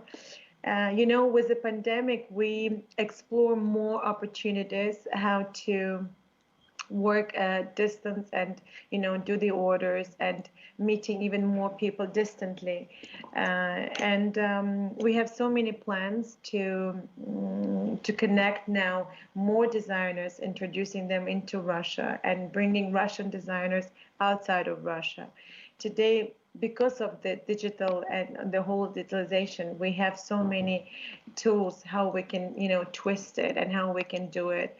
And I'm so grateful for all of it. So as an advice to the young entrepreneurs that's starting their business or thinking to have this business, and any business in any direction, if you have it's the seed already there, and you've been it's been born, your desire and your dream to do something by yourself, or to create your own business, or to open a store or the restaurant. It doesn't really matter which direction you go. I think you have to support it with your own guts, with your strengths, with your faith, you need to believe in what you're doing. I think it's very, very important. And do not get distorted by any other people who will tell you, are you sure? Are you not going to fail? Are you not going to be afraid? What is going to happen if you're going to not be able to return the credit? Yes, all those questions, they have a place. But when you have a straight direction, when you believe in what you're doing, and you can convince other people to go with you, when you have enough energy to say to yourself that you're ready to be a leader and you're ready to take the responsibilities, I think that, and with the help of God, I think all those little puzzles, in the end, they give you the result. It's a lot of work that we have to do when we're starting our own things, and nothing is easy. I think that's also important to remember. And And I think that the most important is to get rid of the fear, the internal fear that in a 99% cases are stopping us. So I think that probably my advice to the young entrepreneurs who want to do business, it will be no fear, believe in your dream, and follow your dream, follow your guts, follow your intuition, and do not be afraid when you're making mistakes. Sometimes they can be really painful, but pain goes away and we're getting the experience. And I think the experience is very, very, very important. So thank you so much for having me. I can see on a timer that I don't have a lot of time left. And it was a pleasure. I wish I could see you all one day in person. And I am supposed to say that Grid is about to join in, and I'm happy to introduce her back.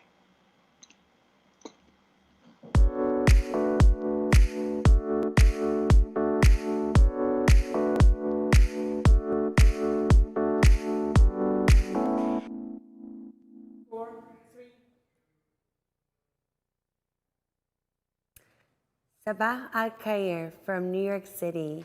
We are so excited. We've had over 50 countries join us today. And thank you so much, Azel, for all of that wonderful inspiration.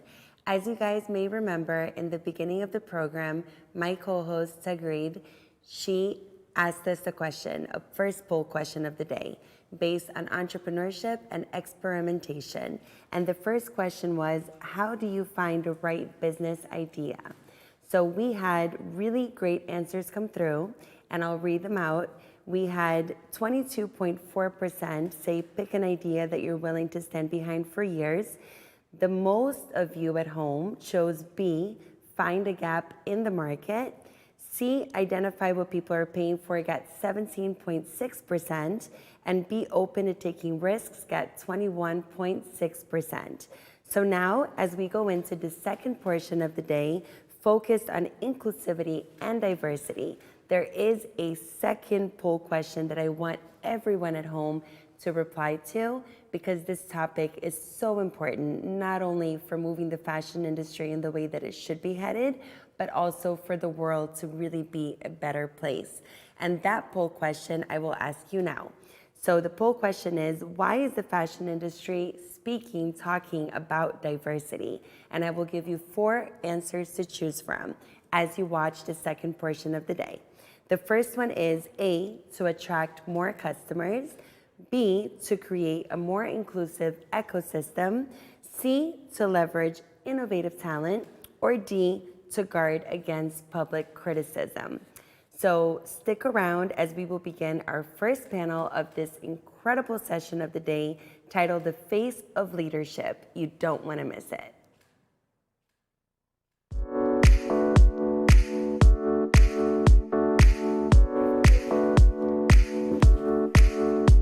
Well, Alvarez and Tagon, they have to change my chair.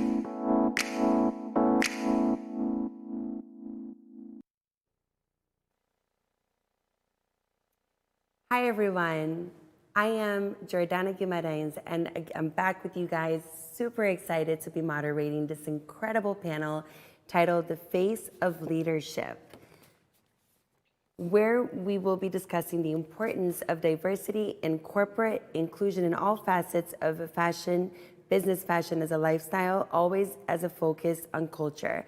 According to Forbes magazine, Companies that have more diverse management teams have 19% higher revenue due to innovation. It shows how diversity is not just a metric to be striven for, it's actually an integral part of a successful revenue-generating business. So with that, I am going to introduce my wonderful panelists that are with me today on this incredible conversation. With me, I have Helena Boa, the CEO at Urban Zen, Arwa Alamari, the fashion designer and entrepreneur Aram, Baza Al-Zuman, a designer, and Abrima Erwia, who's the co-founder of Studio 189. Thank you, ladies, so much for being here with me today as we really dive into a topic that is just, again, not only super important to the industry, but also really important for the world. So I'm going to have the first question go to Helena Boa. And the question is, how can a company take its first step to be more diverse and inclusive? I think the first step, definitely, Jordana, is that we as leaders set the tone. We often set the tone for strategy, innovation, digitalization, and we need to set this tone for diversity and inclusion and making sure that our employees know that it's a key strategy and a component to our talent strategy within the organization. Secondly, it's taking an inventory, right? We've taken at our organization an internal audit to see, does our organization reflect the cross-cultural customer base that we service and that represent our organization, and that's key for us. It is not lost on us that our leadership, the makeup of our leadership, signifies to our partners, to our customers, and our organization and stakeholders that we are truly diverse and inclusive. And lastly, we act. I think once we get the results of any audit, we act upon that. I love that so much. And I love that word act. It's not just about talking, but it's really what are you doing? And I know that you guys do such wonderful things. So thank you so much for that answer. Next, the second question is to you, Arwa. I'm so excited to be back with you. It's so funny to think that almost 3 years ago, you were at our very first Fashinnovation event in New York City, speaking on women empowerment. And I'm just, again, thrilled to have you back with me. And I would love to know, when it pertains to women and empowerment, what does inclusivity mean to you, and how do the two play a role within each other? Hi, Jordana. Thank you for having me again. And before answering your question, I have to mention something that I really believe in. Fashion and creative industries are built around dreams, and dreams can never be exclusive. We should remember that. And highlighting on your question to the audience, we have to remember that the fashion industry is fueled by creativity. It's to fulfill its art purpose. It has to be inclusive and diverse. Moreover, it celebrates our uniqueness and it celebrates our individuality. So I always believe that it's a self-expression, and it doesn't, have to be exclusive to one group other than the rest. Something else that I want to mention, I know we have a big audience from Saudi Arabia and around the world, and there might be some, misunderstanding between the concepts of diversity and inclusivity. So I'll just quickly highlight on those two aspects. As diversity is the aspect of having people from different backgrounds, race, ethnicity, religion, and age in your group. But inclusivity is having these people, give them a voice and give them the chance to be influential in your team. So having women in a team and from the aspect of women empowerment, this is a very important notion that we have to keep in mind. Actually, studies of McKinsey in 2017 and Harvard Business Review showed that having women as part of the team increased the profitability up to 15%, and in the leadership positions up to even 27%. So empowering women in this area, especially that we know that big portion of fashion is addressed to women. So I think it's something that we have always to keep in mind. I love that. Thank you so much, Adwa. And yeah, I mean, I couldn't agree with all of what you said more. So loved everything you said. With that, we'll have the next question go to Baza. So being that your brand is ethically produced, how much of a role does inclusivity play in the process company ethos? I mean, I think inclusivity is very important to us. But being that we're ethically produced and we kind of do everything in-house, we're sometimes, I think, constrained by the talent that's available to us in Kuwait. So we try to be as inclusive as possible. But when it comes to like skilled labor or craftsmanship that you're looking for to produce your collection, there are certain cultures, I think, or certain ethnicities within the country that have those skills and others that don't. So sometimes it's also about what's available to you as a brand during your hiring in your country. That being said, you know, as much as we're a small studio, we have at least 3 or 4 different ethnicities. I have both, you know, male and female working in the studio, and it definitely adds to the richness of our product. I think each of them kind of bring a different perspective that helps our efficiency. And moreover, I think it just adds to the final result in terms of quality and output. So it's definitely really important to us. But you know, honestly, there's even more, I think, or more people that we would like to include. But some of the restrictions that we have because of where we're based limits kind of who we're able to allow to join our team. And Futures 2021, New York City. Amazing. And congratulations on such an ethically made brand again. And, you know, the craftsmanship and the local production of what you do is just super inspiring. So with that, last but definitely not least, we'll go to Abrima. I'm so happy to have you with us today. And when you co-founded Studio 189, how did you approach inclusivity and diversity in adapting that as an inspiration into the aesthetics of the collection? Okay. Well, like everybody, thank you for having me today. And I'm glad. It's been really nice to listen to all the speakers that came before me. So, you know, Studio 189 is a little different because I didn't co-found it with the mission of adding in diversity and inclusivity. I think what I noticed, and I'm also piggybacking on some of the comments that came before me, is that there's just a real lack of it in the industry, you know. And I'm from different countries. You know, I'm American on my mom's side. I'm Ghanaian and Ivorian on my father's side from West Africa. I grew up also in a European and multicultural environment. And I've always been around a lot of different types of backgrounds, and I understand the power of the input of lots of different types of backgrounds. And I also can't imagine a world that doesn't have that. And so for me, working in fashion industry over a number of years, I noticed that a lot of people were constantly missing from the conversation. And also with that comes a lot of ignorance and a lot of, you know, situations that could be easily avoided if that situation were not true. And, you know, the thing that always got to me was not just that people are missing from the conversation. I like that people were talking about inclusivity, but that oftentimes there's not even a pipeline, you know, like how do you even get in? And once you get in, how do you stay? And once you're there, how do you make it to the top? And the closer you get to the top, you start to notice that women are dropping out of the pipeline for multiple reasons, which doesn't make any sense at all to me, considering, as you said, Awa, that women are oftentimes consumers, but also the majority of producers, especially in marginalized communities, tend to be women. And so I was thinking I could do something, and I was doing a lot of impact work, and people were asking me to do something.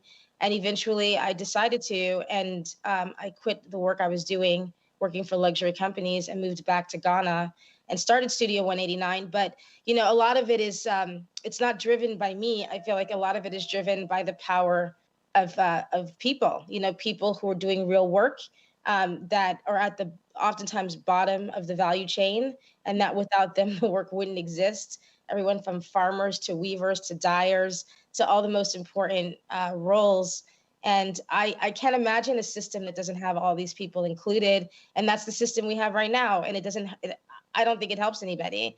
If you look at where the world is going in terms of demographics, in terms of purchasing power, in terms of growth of different economies, you just can't have a system that works that way. And so to me, I think it's fundamental in an organization to consider that and to consider lots of different points of view. It doesn't necessarily mean you can have everybody all the time. Like you said, sometimes you don't have access to certain people that you would love to have in the organization. But I do think it's important to have an awareness and to interweave that into your value system and to build that into your accountability and to think about how you want to structure your organization. And I believe that if we don't do that, I think those that don't do that are going to find themselves over time cut out of a very important conversation, because this is the way the world is going. And I think you just kind of have to do that. And sorry, just to say one more thing. And I think it's bigger than wanting to do it. I think it's about seeing people above and beyond all of those different characteristics, seeing them for the value of what they do, not because of what they look like, not because of their belief. Like go bigger than that, like look at their mind, look at their capability. And so I believe there's a lot of power in this discussion and in including everybody in the conversation across generations, across cultures.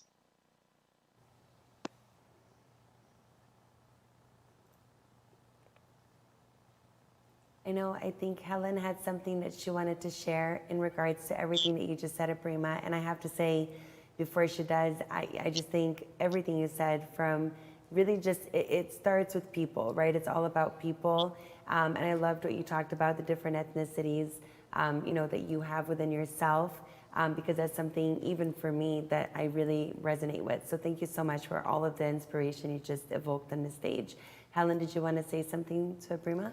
Absolutely. I agree with everything that everyone has said on the stage.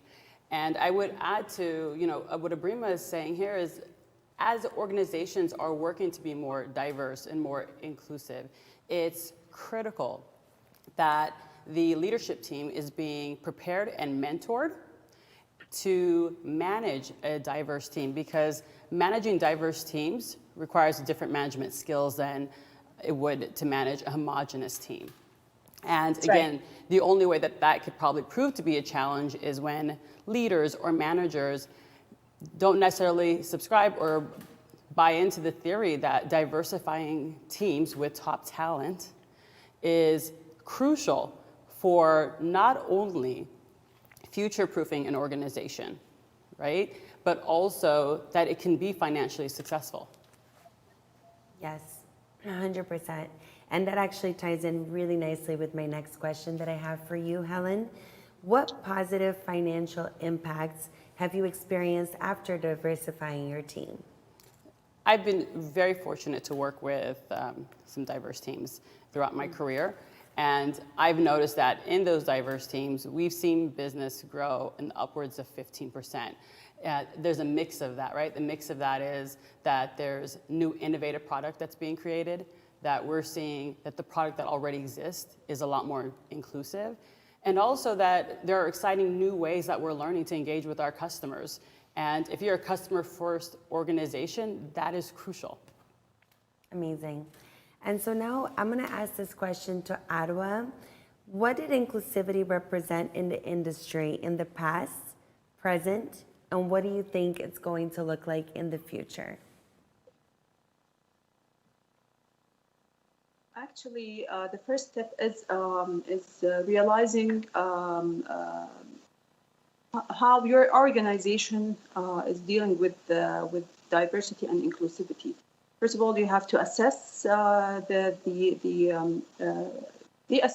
organization to understand where are you in this process. I think in the past it just included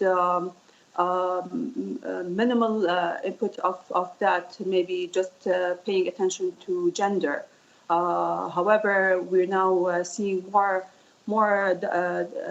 aspects in that area, looking at the backgrounds of people, their ethnicity, their even their socioeconomic status, and where they come from. So I think we're moving forward. Having this as a discussion over and over is very vital. So organizations will start recognizing it.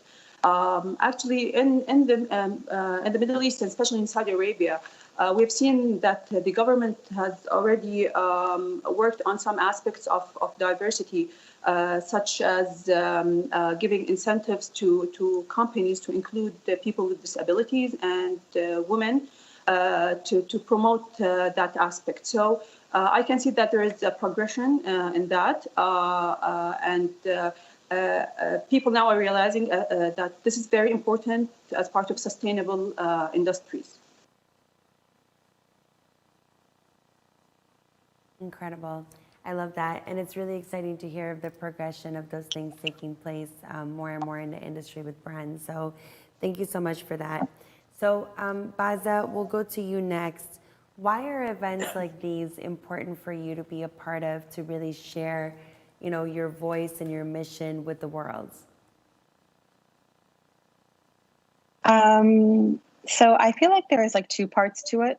I think, you know, one part of it is kind of sharing the journey and encouraging others who want to pursue, you know, similar paths, or, you know, or even kind of promoting, I would say, regional designers, local designers. And just kind of to address your question to Arwa, I feel like in the past, you know, I'm the designer of the brand, but I'm also a consumer, or I understand my consumer, being like a Middle Eastern woman. And I think in the past, what used to happen was that we as Middle Eastern women would go to buy a gown or buy a dress or something, and it would be certain regions or countries which were the designers behind the brands offered in retail. And we'd kind of have to find something that suited our taste, designed by people who didn't really understand our taste. I feel like even retailers now are really supportive about looking for and finding people who understand their consumers, you know, and not just kind of focusing on, let's say, certain regions or, you know, or bigger brands. So I think that the future is really about people designing for people that they really know. And I think part of that is kind of designers like us, me, Arwa, Agrima. And so I think that's part of why I join these talks, is to kind of get that out there, that, you know, we do understand kind of who our consumer is, and there is a need for it. And in order for the industry to grow, I think kind of establishing ourselves and being given that chance is important, I think, for consumers and for the industry. So it's kind of like a win-win situation. So to me, that's kind of like the main, I think, driver behind participating in places where there is, you know, conversations about the industry, and kind of encouraging both the back end, let's say the designer, and retailers to really explore this relationship, which I think gives a lot of opportunity for growth. That's amazing. I love understanding the consumer and inspiring. I think those two things are super important. So love that you brought those up along with everything else that you said. So thank you. So I'm going to pose this question to Agrima, and then I'd also love for all of you to answer this question, because I think it's one that, speaking on inspiration, can really inspire the audience at home. As a leader in the industry, what is the one thing you always do to ensure that you're inspiring throughout your journey? So we could start with Agrima, and then we can go to each of you with that same question. Okay, that's a difficult question. So I don't know if I'm doing one thing to be inspiring in the industry. However, you know, one lesson that I've learned that has helped me a lot is, well, actually I've learned several lessons, but one of them is learning to be more patient and forgiving with myself and with others. You know, I think that especially if you're really motivated to push for change and you're mission driven and you really care, and especially if you're working both in environments that you're disrupting both industries and maybe cultures, and you're just you're kind of looking at another way of seeing the world, and you're going a little bit in advance from maybe where some people are at the moment. It can become challenging, you know, particularly I would speak for myself, as a woman, and as a woman of color, where there's sometimes people have already ideas of who they think I am before I've had an opportunity to even demonstrate who I am. I think, learning to be patient with that and with yourself, and forgive yourself for not getting all the things done as quickly as you'd like to see them done, because, it's not going to happen in a day. It hasn't happened over hundreds of years. A lot of this is still developing and in development, but I believe each one of us contributes. And the more we come together, as Baza said, even sitting on these conferences, the more we engage in these conversations, the more we interlock and connect these dots and show that together we're stronger, and together we're like kind of resilient, and we're gonna keep these dialogues and conversations moving forward. I believe that ultimately, change will come, and I think that it's a lot of it has to do with being patient and forgiving yourself, so you can do the marathon and not the sprint. That's amazing. Thank you so much for that answer. Helen, I'd love to pose the same question to you. I often say that our teams look to leadership for direction, right, and guidance. We definitely set the tone. So for myself, I'm always looking to just be more inclusive. I want the organization to all be more inclusive. Therefore, I want to include them in our efforts to be more inclusive. And it's something I work at every day, right? It's an effort. And in order to be the face of leadership, which we all are here, we are the future, we are the present, we're diverse, we need to be inclusive, and we need to show that in our actions daily at our work environments and outside. Thank you so much. And Adwa, I'd love to pose that same question to you as well. Actually, being a female Saudi leader of a fashion company, especially that this industry is still emerging. We're just catching up with a lot of things. I like to set up by example. So this is one of the things that I keep in mind all the time, to be a good example of someone who likes to who wants to diversify and to be inclusive. That's one thing. Second, we have to understand that we have to establish a sense of belonging for our team and for the people who works with us, so they will have freedom to express themselves, and which at the end is so beneficial for the brand and for the business. And we should always understand that there are challenges that we're going to face, but educating ourselves all the time, learning how other industries are doing it, and other even fashion businesses, how they're doing it here and there, would always help. Amazing. And last but certainly not least, I'd love to pose that same question to you, Baza, please. I think when I talk about inspiration, or how I try to be inspiring, I think, to others who look to us as, let's say, designers in the region, it's really about, first of all, perseverance, because there are a lot of, I would say, challenges that we face that are particular to where we are, or particular to the fact that we're in countries that don't necessarily have well-established fashion ecosystems.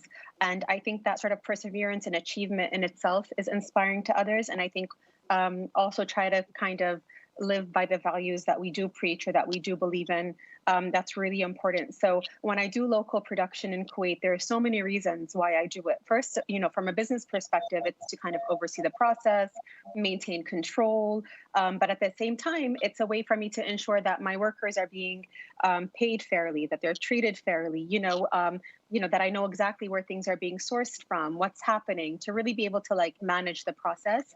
And I think finally, from a design perspective, it's about staying true to who you are, because I think, like Abrima said, sometimes there's preconceived notions about what a designer from, let's say, your ethnicity or your background should be producing. And for me, that was kind of something that I was uncomfortable with in the beginning. They didn't understand how I would do evening wear and not have intricate beading. That's what you should do as a Middle Eastern designer, but that's not what I do. And I think staying true to my vision, what I believe in, what I love as a designer is inspiring in of itself, and then taking that and really showing that there is a consumer for it, there is a demand for it, and kind of, always trying to achieve the next level of development for the brand. That's a great answer, and I love the word perseverance. And with that word, there's something that comes to mind as a question for me. And I can, whoever wants to jump in on this answer, but it's something that, because, being a leader is already tough enough. Being a female leader proves to be harder, especially still in a very much male-dominated industry. So how do all of you, and whoever wants to answer this, and we can have a few answers, but how do you yourself internally stay inspired to keep going, even with all of the hurdles that we as women have being leaders and entrepreneurs in this space? And yeah, all of you can answer this so well, so any of you can take this. Can I go? Can I answer? Of course.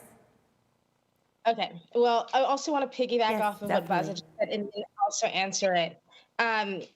Just what you were saying, I think a lot, just in the last question, I think a lot of it also about the inspiration that I've noticed, and this is going to lead into this next question, is also just by virtue of existing. Like by doing the work we're doing and trying to do it at a level of quality and excellence.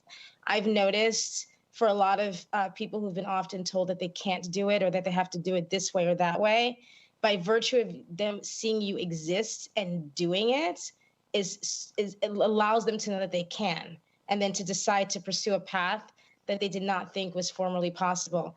And where does the strength, at least for myself, come from? A lot of it, it's, I always think the work that I do is nothing compared to the weight that my ancestors have carried, and that a lot of women around the world carry on a daily basis that do not get the opportunity to sit on conferences and be giving credit for their work. I see women who do way more complicated work than I'm doing, waking up early in the morning, making food from scratch, farming, taking care of the kids and never complaining, and having to come up with money and having to deal with bills and never getting any kind of recognition for the work that they're doing, and I recognize both from, coming from a strong mother and coming from, again, this kind of multicultural background where half of me descends from slavery, half of me descends, from West Africa, that, it's not, like what I'm doing is nothing, and I think that I was given an opportunity and a gift to have access to network and to people who are willing to listen to me and to be given a path for success. And I think the minimum I can do is try hard, and is try hard on behalf of all those who cannot do what I'm doing. And so that's, I think for me, I think my strength comes from ancestors, from family, from other women, from people who are not given the chance. And as long as I'm given a chance to have a platform and a voice, and I'll keep fighting and I'll keep going. Oh my gosh, love that so much. You just inspired me, and I'm sure everybody watching with that answer is so, so powerful and so incredible. So thank you for that, Abrima. Does anyone else want to answer that question before I go on to the next one? I mean, I feel like I can answer that. Is for me, it's. Sorry, it's okay. So we'll go to Helen, and then we'll go to Baza. So I would say that inspiration for me, or the ability to persevere, comes from inspiration. I look to my left, I look to my right, I look to my parents who immigrated from East Africa, a war-torn country. I persevere because the future, honestly, I believe the future is bright. And I believe that if I do my part, then for myself or my 3 daughters and for all the women and men out there who find themselves in positions where it may be difficult or it may be challenging, to just have more hope to take that next step. Amazing. Thank you so much, Helen. And that's going to lead in really nicely to my next question with kids. But I'd love, Baza, to take your take on this before I go on to the next question. Thank you. I was just going to say that it's really about being passionate about what you do. I know that's like a bit cliche, but I just really love it. And I think that, having the chance to do something you really love gives you kind of that inspiration and push to keep doing it. And then to know that I'm really representing my customer, my consumer, and to know that they really need kind of what I'm offering. And I see it in my interactions with them. I see it in kind of like our growth and our development as a brand. So all these things really help me to kind of believe even further in my mission. I love that. And I love that word passion. It's one of my favorite words. So I'm glad that you brought that one up. And I do believe that through passion, anything is possible. So thank you for that. So I'm going to go now to a question. So Helen, you mentioned the children.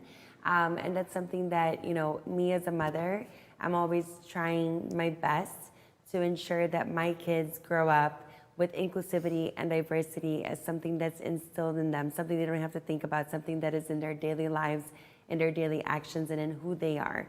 So for any mothers on this panel, I know a few of you are, I'm not sure if all of you are, but I'd love to pose that question. How do you, as being a mother with your children, instill in them to ensure that they grow up in a really inclusive manner in their daily lives? And this can go to anyone who is a mother on the panel and wants to answer that.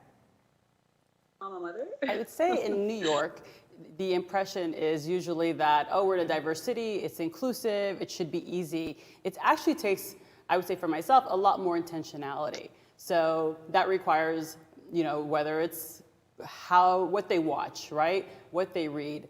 My child, at least the one that is in school, goes to a Chinese immersive school. So she's learning another language, and half the students, 70% of the students don't look like her, right? So it's being very intentional about it and making sure that it's something that we celebrate, right? It's not something that's a to-do. It's not that, you should hang out with this person or be around this person or accept this because it's different. No, we're celebrating everyone's individuality. That's amazing. Yeah, I love that. And Adwa, I saw you jumping in briefly right when she was about to say that, so I'd love to, you as a mother as well, love to get your take on this. Sure. So I'm a mother of 3 kids, and I believe that the most important thing is to be a role model to your kids. When they see how you blend with others, that you don't differentiate between people regardless of their background, of their nationality, of their race, and so on. Keeping in mind that Saudi Arabia is a country that has 30% of population are expats and from different nationalities. So first of all, they observe me while working, who I work with, and so on. Secondly, we always encourage them to play with other kids, to blend with other kids from different nationalities, to understand that there are different backgrounds in the world, and they could learn from them, they could enjoy their company, and so on.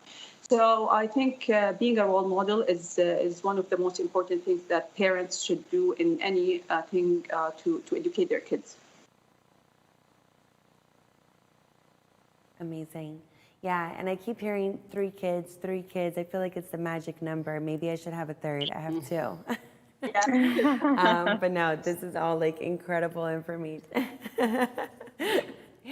No, but with that question, I would love to ask one. I feel like we have room for maybe one more question, and this is a big question.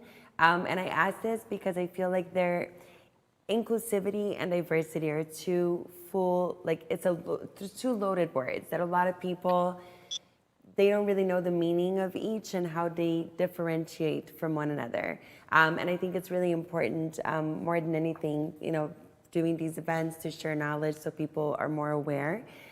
So with that, I'd love and this again can go to any of you, but what is the meaning, what's the difference between inclusivity and diversity, and what is also kind of what ties it together? Just to give a little bit of insight on that for the viewers at home that maybe are not familiar with the 2 terms as well as they should be. So, which one of you maybe want to take this? Actually, So diversity means having different people from different backgrounds, regardless of that age, ethnic group, or gender, whatever, to be part of your team, to be part of your company, to be part of, even your campaigns. So this means having different people around you to work with you and so on. However, inclusivity means that all of these people, employing them doesn't mean that they're inclusive. They have to have a voice. They have to have an input. They have to have, impact in your daily work. So first of all, having them, and then empowering them to have a voice and impact in whatever you're doing. Can I add? I love that. That was so well said. And yes, please. So I always Yes, also please, love. Abrima. Go ahead. I also like it when people use that analogy, saying, "What is it? Diversity is being invited into the room, and inclusivity is being given a seat at the table." Like I remember, just as like a side story, I got an award once a couple of years ago in New York at this very fancy, beautiful event. And it was in recognition for the work that I was doing, working with marginalized communities in Ghana, et cetera.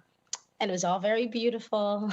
And I got there, and then they were doing the press part where they were asking people to talk about the work that they were doing.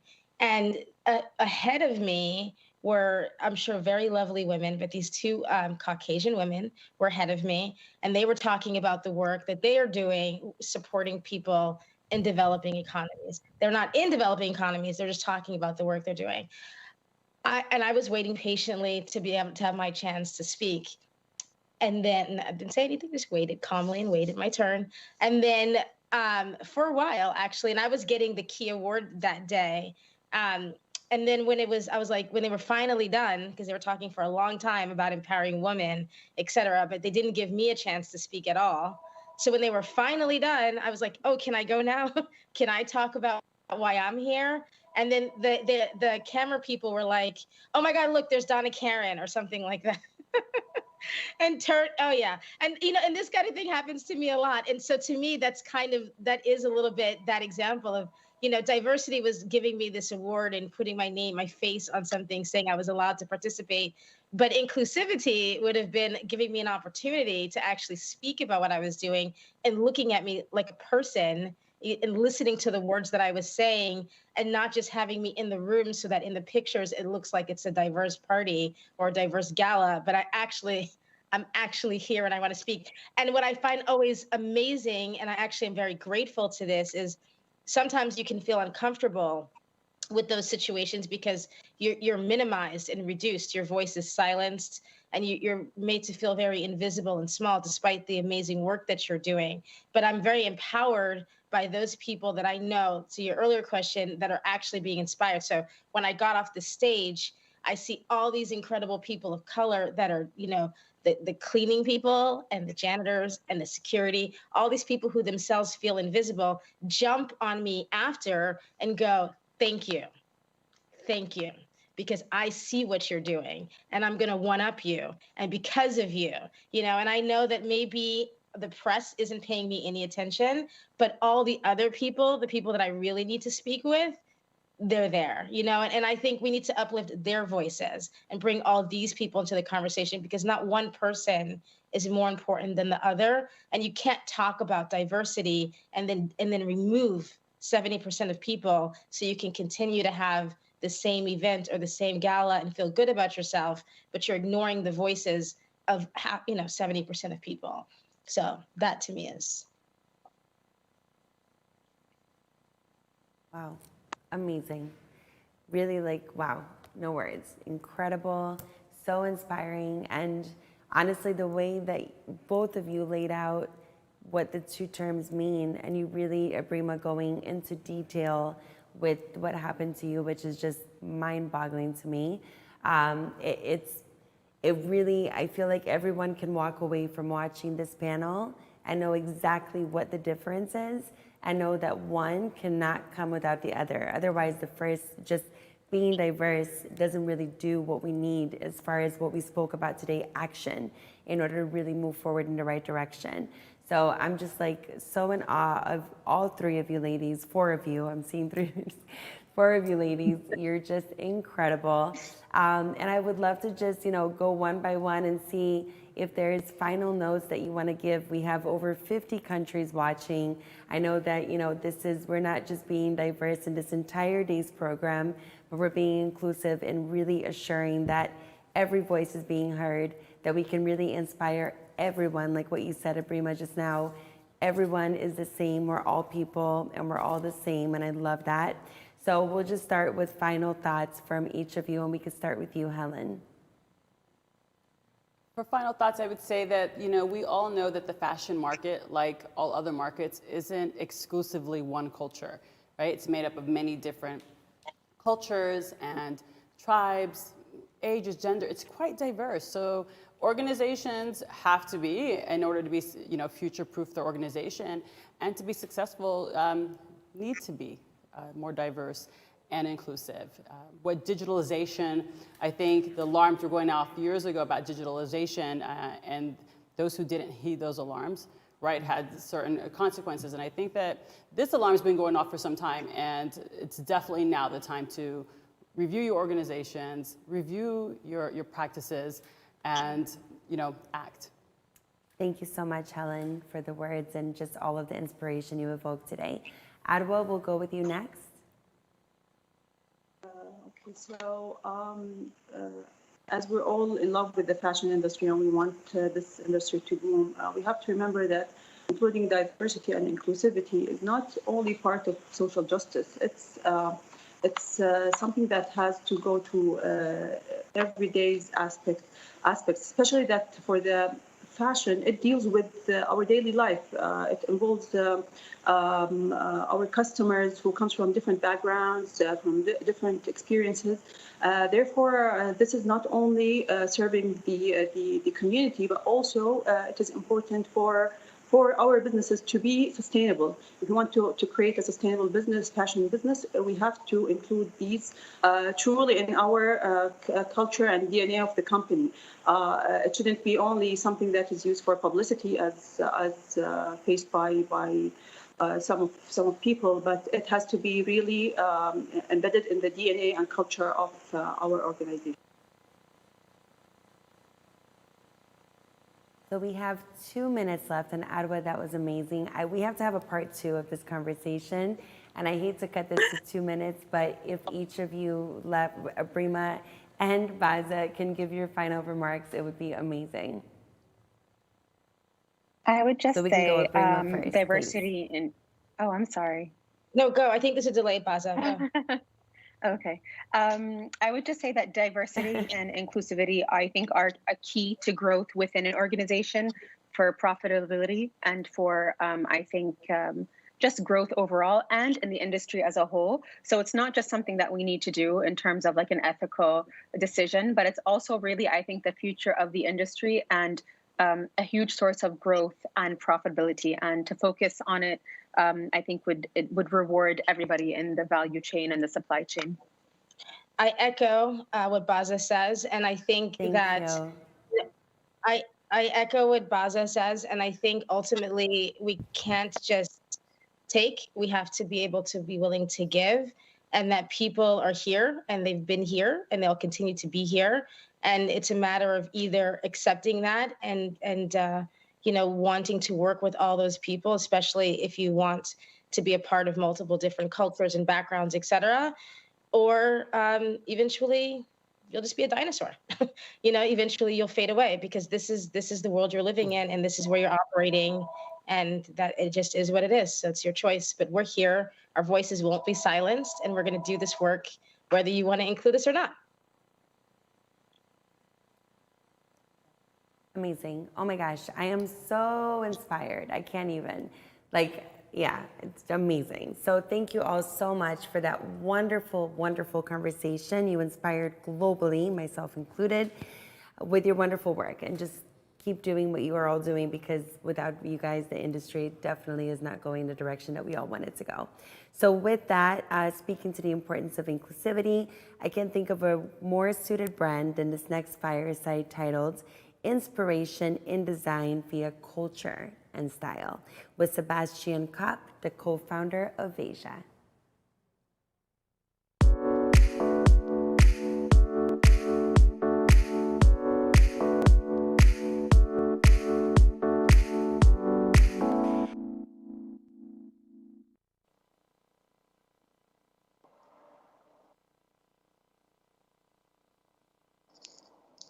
Hello.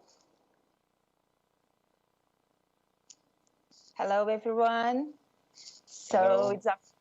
It's a pleasure to be here. Thank you so much.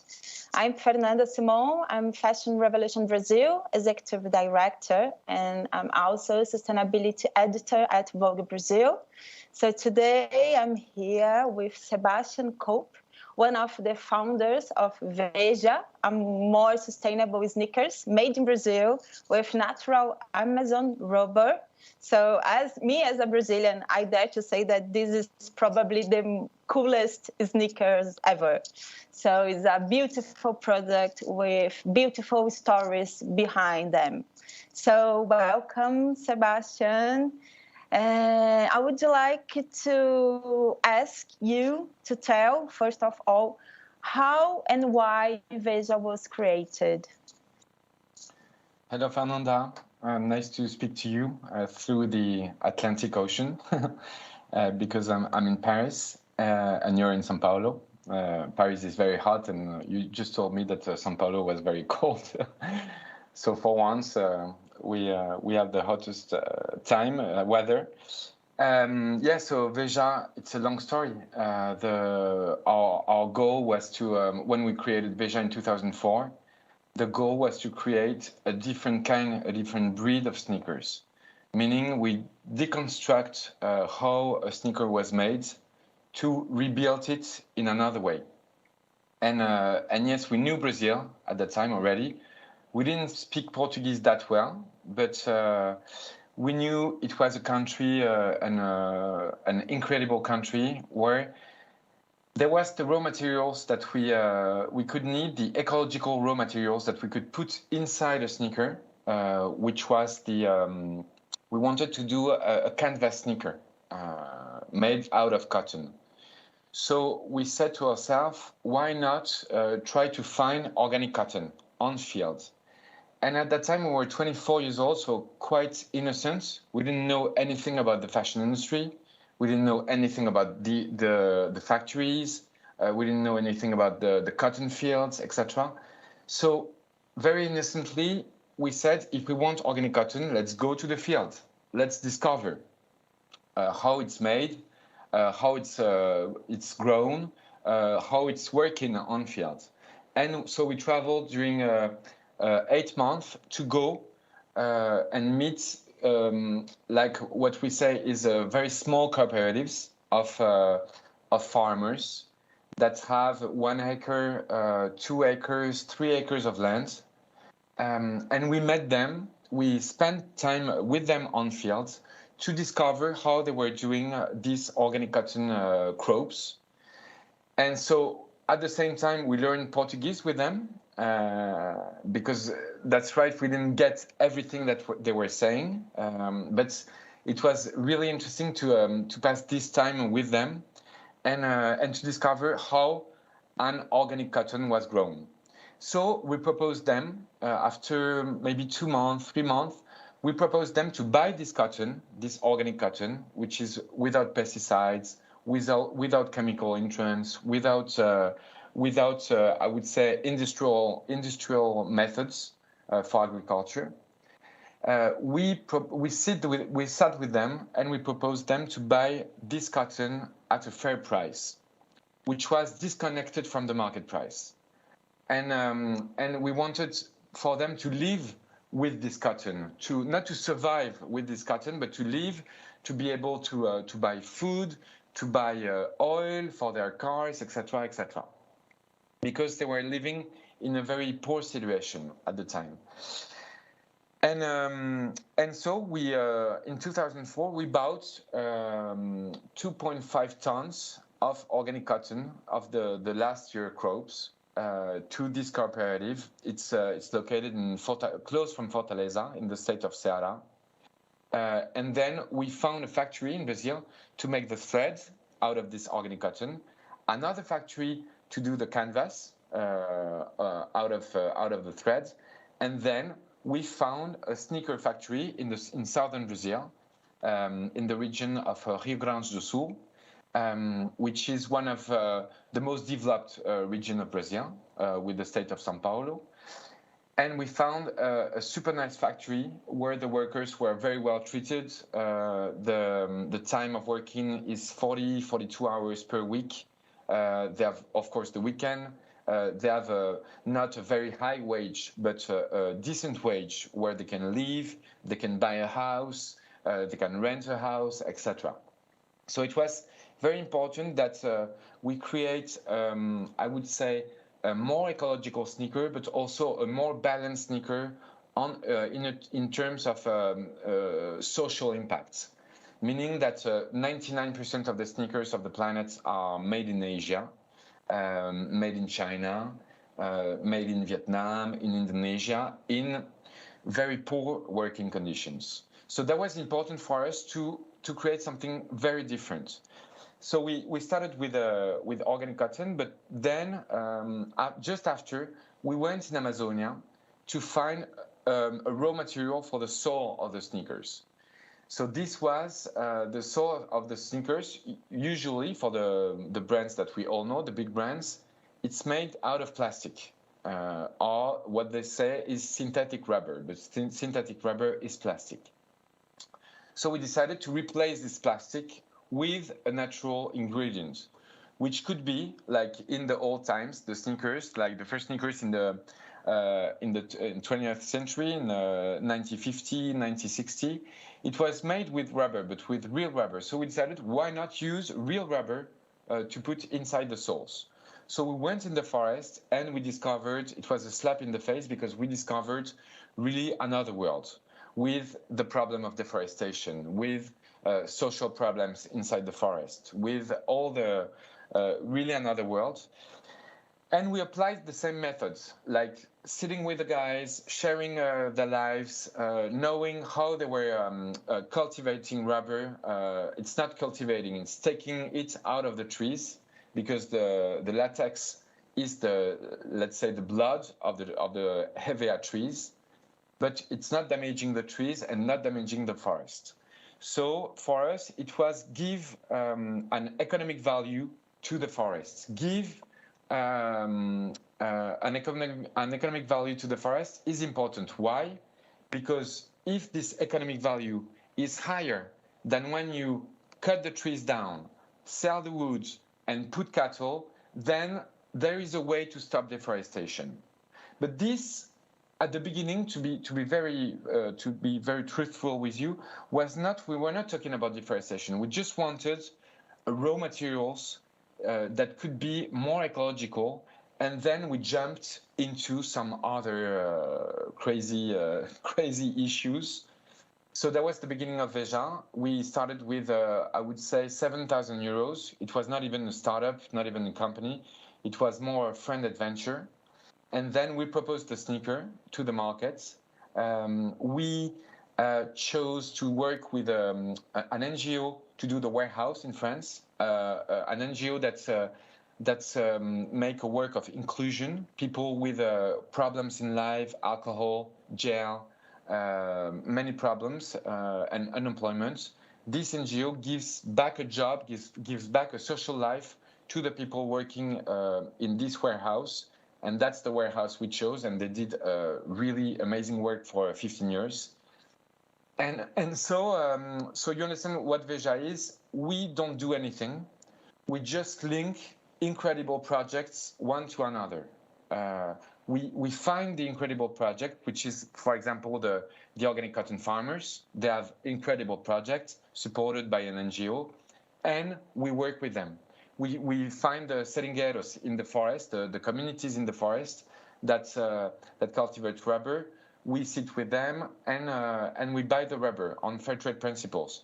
So every time we link crazy projects to one another to do a supply chain that is completely different. We started like this, and we keep on doing this, hunting ecological raw materials to put inside a shoe. That's the engine of Veja, is this movement, and then Veja became a brand. Now we sell all over the world in the best stores, concept stores, department stores, etc. We sell shoes that are expensive, but not so much. It's not luxury. It's comparable to a pair of Nike. And today the company is 250 people, 250 talents, very young, very cool. So we tried to create the company that we wanted to work in when we were younger, and that's what we try to do every day.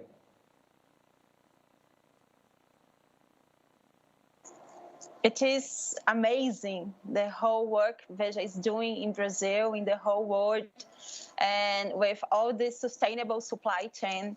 I really love the Amazon project because, as you said, some people in Brazil, they believe that we must cut the trees and sell the forest to make a profit. So when we produce items from natural rubber, we are contributing to keep the forest alive and giving jobs to these people. So this is so important, and it's so difficult for Brazilians in general to understand that. So it's a important work. And well, Sebastian, what is the biggest challenge you have ever faced related to this supply chain in Brazil? Oh, if I answer COVID, it's easy. It's an easy answer. But no, facing challenges, it's every day. We have really tough challenges because this supply chain doesn't exist. So we created it, and it was not something working that we used, but we created step by step all the way the supply chain. So, you know, problems we have every day, but then it becomes an addiction to solve problems, to convince people. Like at the beginning, when we went to the factory in Brazil, the shoe factory in Brazil, it was complicated to convince them to. We say, buy this cotton, buy this canvas. Okay, it's 4 times, 5 times more expensive than the canvas you use usually, but we want this canvas. We did all the chain, and then you have to buy this canvas. Same for the rubber. And they said, but you're French, you're crazy. It's much more expensive. Nobody cares. It was in 2004, 2005. Nobody cares about ecology. Nobody cares about what you're doing in the field. So why? Take this one. Take this other canvas. It's much more cheaper, etc. And then we get accustomed that nobody listens, that nobody cares. And you know, the first 5 years of Veja, we were trying to convince everybody to say, yes, we do this, we do that, it's better, no. And we realized that a few people cared, not a lot of people cared. And it was something a bit frustrating, that you do something and nobody listens, nobody sees it. But then we get accustomed to that, and we said we have to design the best sneakers. We have to really care about design. We have to design the best sneakers, so that today there's a lot of people that doesn't know what Veja is behind, what kind of supply chain we have, but that buy Veja without knowing. And I think that's the best proof than you can create a sustainable supply chain, or more ecological supply chain, or more socially balanced supply chain, and people don't know at the end of the day, and it's okay. And then we have a lot of emails every day saying, yes, I've been wearing Veja for 5 years, and I listened to a conference with Fernanda Simon today, and I discovered what is behind, and it's cool, and I'm proud. I was wearing them without knowing. So this, I think, is cool. But challenges, yes, we have a lot, and it's okay. This should be the normal, right? All the sneakers have a good story behind. So, yeah. So, and Sebastian, I think what I know, I don't know, I want to ask you, is that you have a different strategy from other brands. Like you don't do advertising. So I would like to ask you to talk a bit about that. Yes, the no advertising strategy. Like the sneakers company, they do a lot of advertising, and for us, it was maybe something that is not correct in the society we live in. Like to try to reduce the costs of the reality of the raw materials of the production, and to do the more advertising you can. In 2004, we did the opposite. We said, let's put what the others spent in advertising, let's put it on the supply chain, which is today maybe one Veja, it costs 5 times what the same sneaker would cost in Asia, in China, in Vietnam, etc. But we sell it at the same price at like Nike, like Adidas, etc. But we don't do any advertising, no advertising at all, nothing. No soccer player, no famous models, no nothing. And so that we put the resources of advertising in the supply chain of Veja. That's the switch we made, the bet we made, because everybody said, yeah, with no advertising, nobody will know, nobody will know your brand, nobody will care, etc. So it's the no advertising thing. It's a relationship with time, because we have the time. We are building a brand. We are building more than a brand. We are building a project, and I think that nice projects, it takes time. You need to put a lot of time inside a project that will grow. It's like a tree. We prefer to have very deep roots than a tree that grows very fast but that is very weak. We created this project like a life project, you know.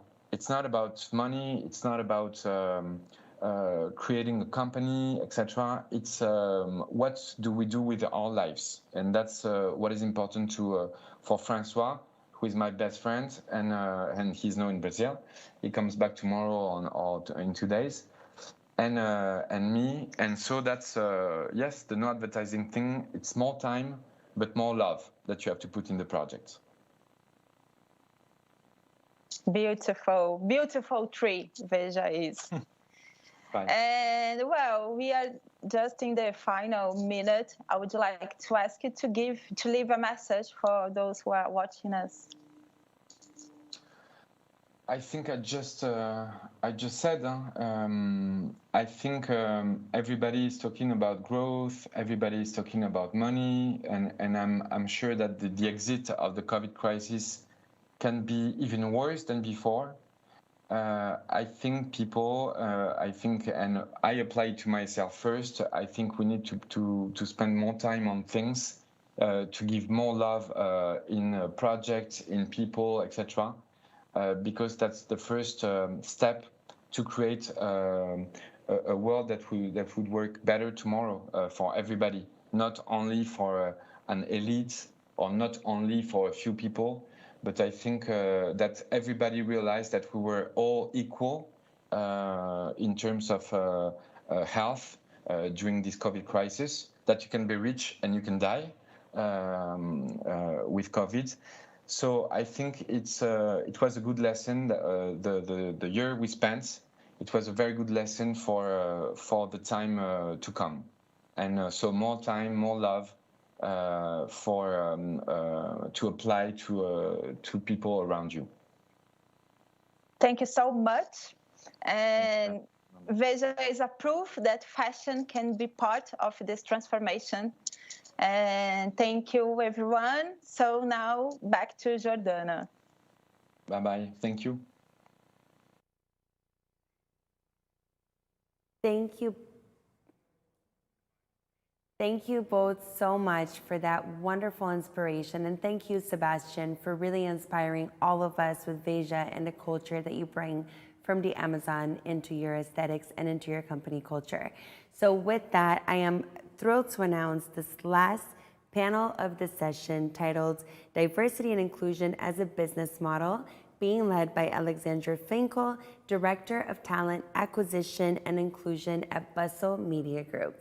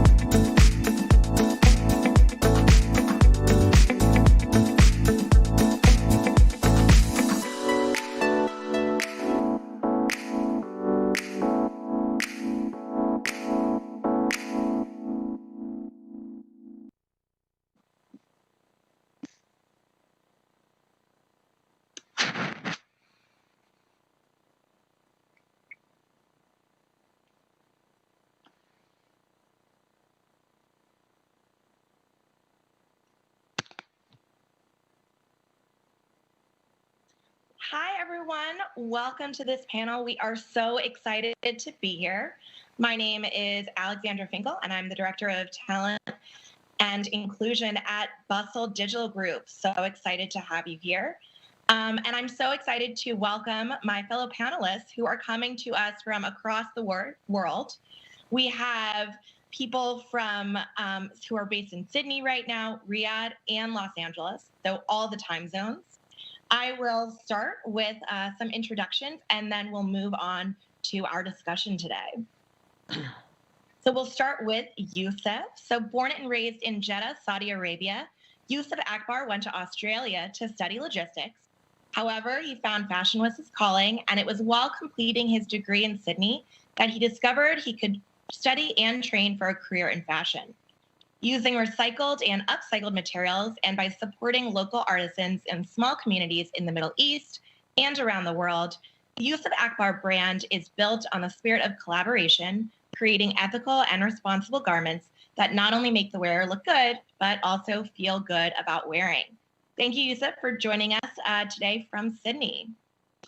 Thank you. And next up, we have El B. Mambatov, who's making international headlines in Marie Claire, Arabia, Forbes, Essence, Glamour UK, on for all of her designs. And one of the hottest young designers of the year, she has taken the fashion world by storm with her bold luxury fashion and homeware collection. Living a true story of perseverance and redemption, Elle's journey of being falsely imprisoned in the UK for 2 years before the US government intervened to free her hasn't slowed the designer down.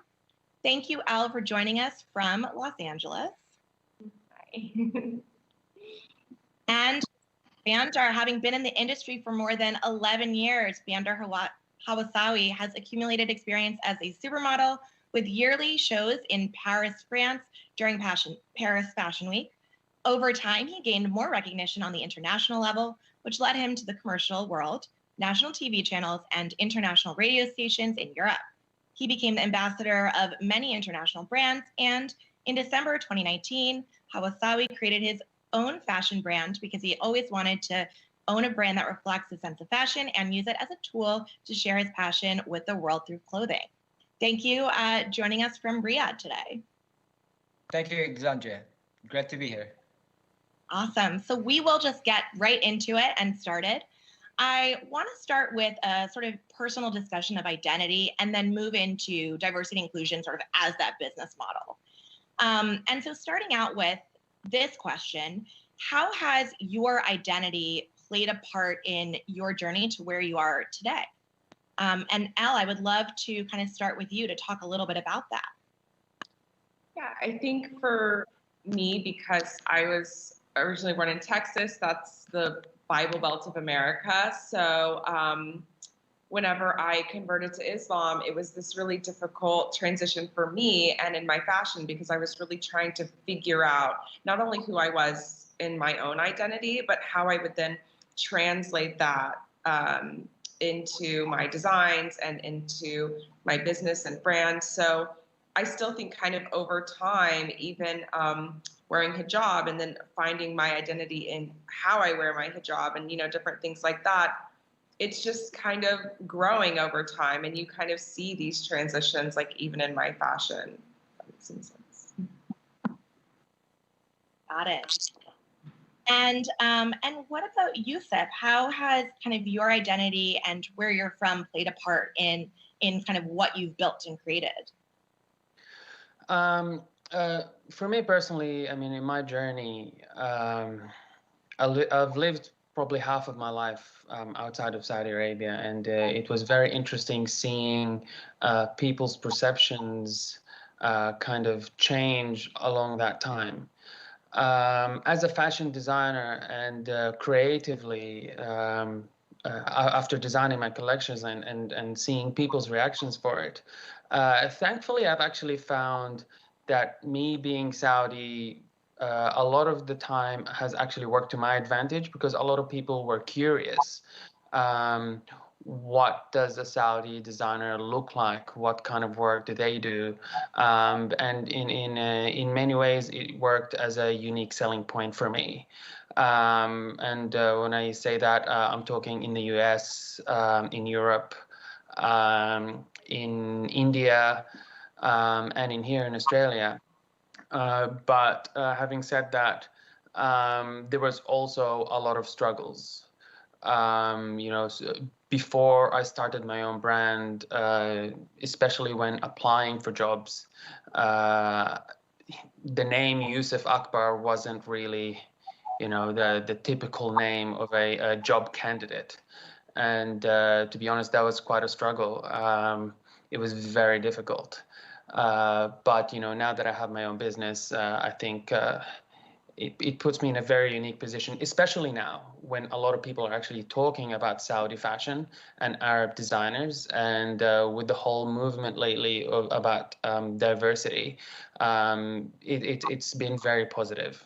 Yeah. Great. Thank you for sharing. And Bandar, how has that sort of influenced your background? Has it influenced at all, you know, the fact that you wanted to start your own company after being a model for so long? To be honest with you, Alexandra, my story goes way back. I started from a really, really young age.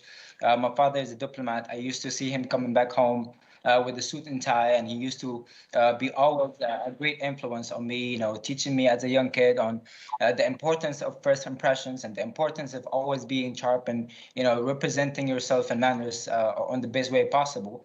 And I used to be taught from a really young age and how to put a tie on, how to, you know, dress elegantly, and how that affects, you know, how people treat you, how people look at you. So from that aspect, you know, I accumulated a great understanding of the necessity of really representing yourself in that matter. And I feel like that fact puts me in a position to be looked at as someone who is influencing in the fashion industry. And it puts me in a position to lead and reflect on, you know, how we are as a society really looking up and taking that to a next level here. Got it. And one thing I am really curious about is diversity and inclusion are such buzzy words right now. Everybody is talking about it. But I imagine for you all, this might have been something that has come natural to you, and it maybe wasn't even something that at the beginning of your career, you know, it was very natural and you weren't like, okay, I have to work to do this. And Yusuf, I'd love to start with you in this. Was this something that sort of came natural, and is this whole kind of trend right now, you know, something that is very familiar to you? Of course, you know, diversity, you know, is a very important subject for me. But it's not something that I've actually thought about and consciously tried to implement. It kind of just happened naturally, you know. There was kind of like out of instinct. Being Saudi Arabian in the fashion industry, I'm already kind of part of that minority. And living in another country other than my country of birth, I was already mixing with a lot of people who are immigrating, for example, to Australia and are from very different backgrounds. So when working, it was only natural that I was working with these kind of people from very different backgrounds and ethnicities. But also in my line of work, throughout my supply chain, it has also been very diverse. Whether it's because I'm looking for certain skills, for example, a lot of my beading and embroidery is done in India. A lot of fabrics that I would source, sometimes it would come from Italy or Greece or even Saudi Arabia.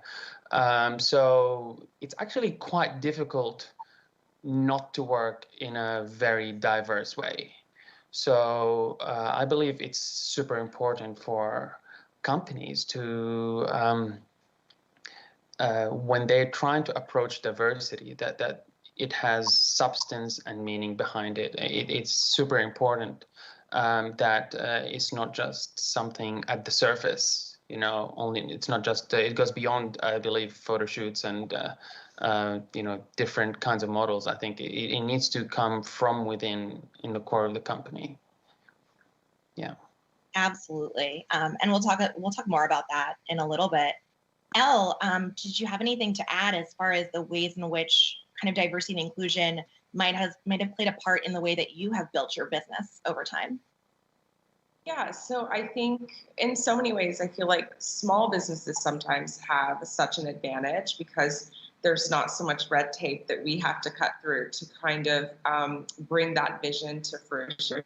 So one thing that I'm excited about in my business is being able to cultivate all of these amazing brands from, you know, around the world. We have Saudi brands, we have brands from Dubai, we have brands from Cairo, you know, Italy, and it's really exciting to be able to introduce these brands not only into a new market, but then, like, you know, internationally with Farfetch. And for me, it wasn't something that I was literally thinking, okay, I need to diversify. It was, you know, there are so many amazing, talented brands across the world. How can we introduce these brands? How can people experience these brands in a different way that they've never experienced them before? So I can't necessarily say that, you know, diversity and inclusion was my intention, but it was definitely about exposing the world to the craft that is amazing and that is in, you know, all these different corners of the world. Absolutely. And Banjar, was that also something that you kind of felt when you were starting out? Absolutely, absolutely. When we talk about diversity, to be honest, one of the many lessons that I've learned about diversity is the act of being culture relative. You know, in anthropology, cultural relativism is the act of appreciating people from different cultures and different people's walks of lives. On the contrary, to being culture relative is ethnocentrism. A person who is an ethnocentric interprets the world by being critical of others rather than being appreciative of others. Let's take it on a business aspect, for instance. That if diversity is on the front, then businesses has the strategic power, balance, and positioning to create ripples of positive impacts. For example, let's refer back to the vision of 2030. His Royal Highness Crown Prince Mohammed bin Salman stated that Saudi Arabia is using its investment power to create a more diverse and sustainable economy.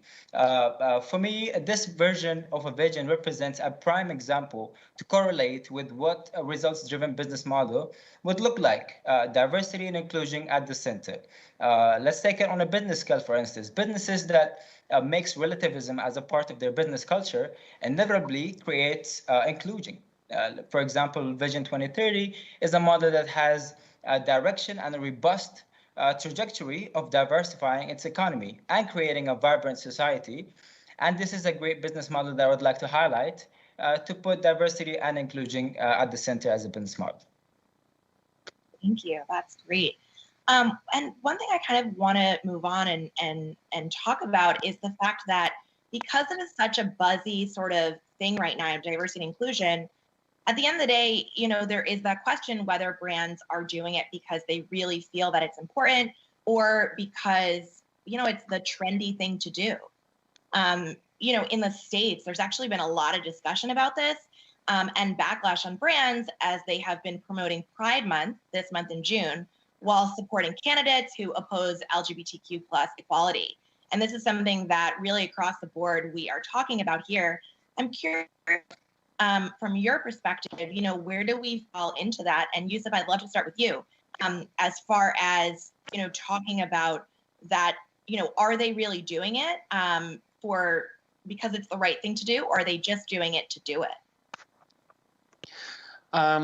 This is something I feel very strongly about because unfortunately, even though it's always something good and positive to highlight diversity and speak about diversity and inclusion, but a lot of brands, when they do that, unfortunately, it comes across as shallow. And I said previously, it needs to come from within. The entire company culture needs to reflect that. Not just campaigns, photo shoots, and runways. That company needs to show that in their hiring, in their talent, throughout the supply chain. Because it's really easy to, just have a photo shoot with a few different models, but the real test of diversity is within the company. And a really good example of that, Louis Vuitton, after Virgil Abloh became a creative director, you saw the talent inside Louis Vuitton completely changed, and the complete culture of the company changed to the better. And it was quite amazing. On the other hand, recently, a few days ago, the creative director of Zara just made some comments about, not including that there's no place for Muslims and Arabs in the fashion industry. And it was this exchange she had with a Palestinian model. And, something like this is more reflective of the company's culture than a photo shoot. So, for example, if Zara just did a photo shoot with a few different models from different ethnicities, it would make you kind of doubt its authenticity when someone in such high position in the company is saying comments like this. And that's where I believe, companies should really start with diversity from within, not from the outside in. Such a good point. And Elle, what are your thoughts on this?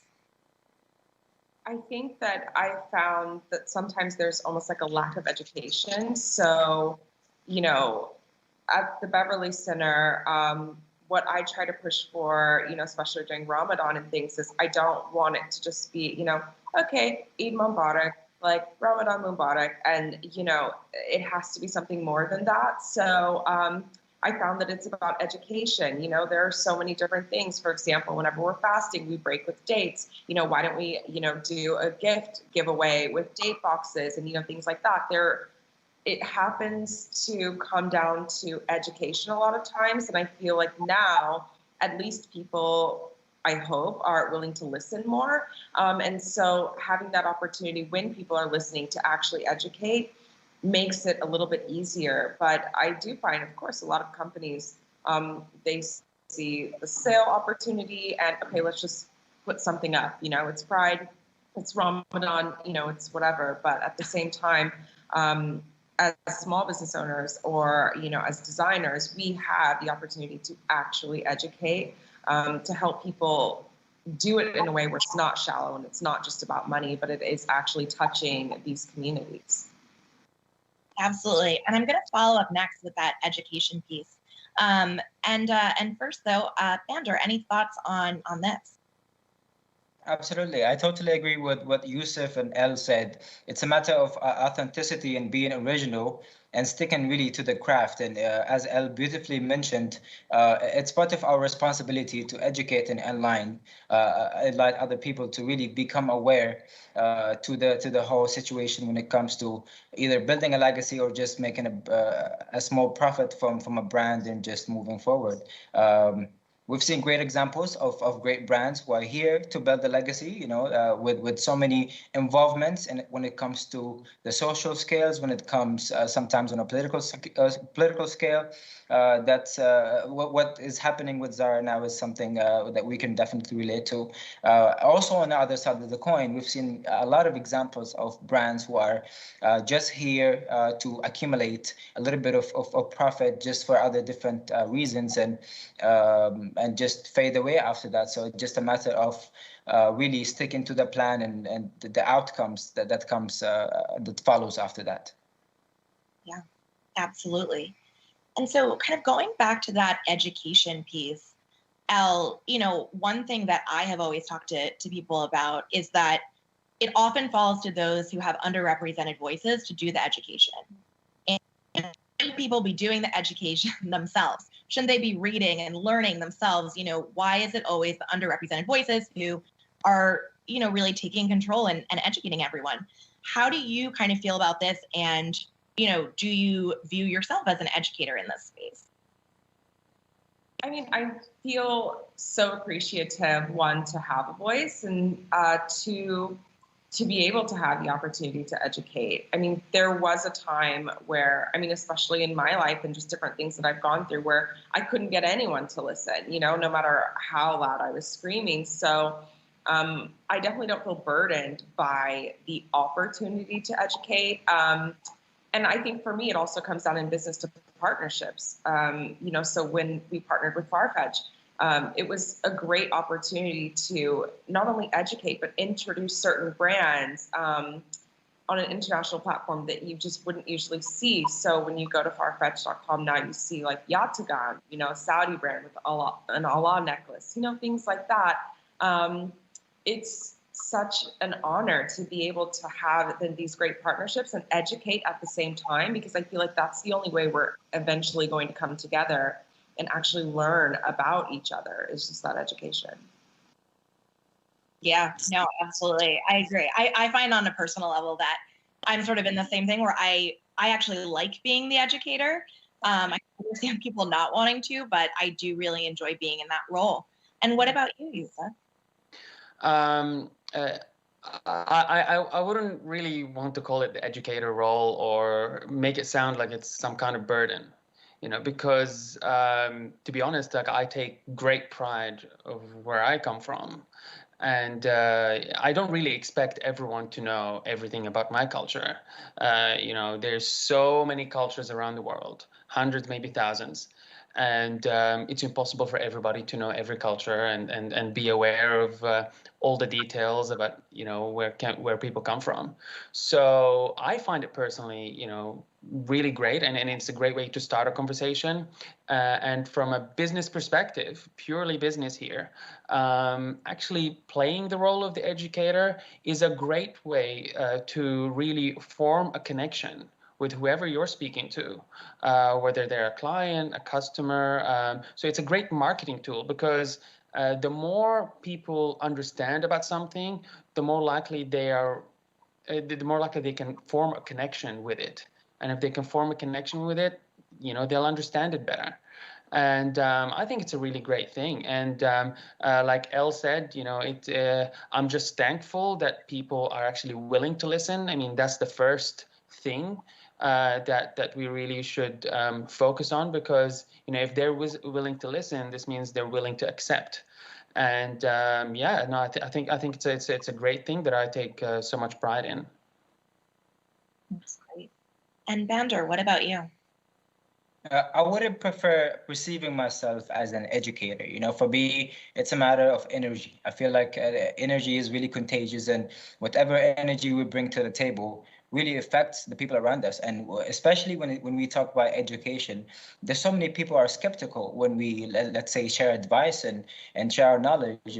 Many people don't really receive that the way we intend to.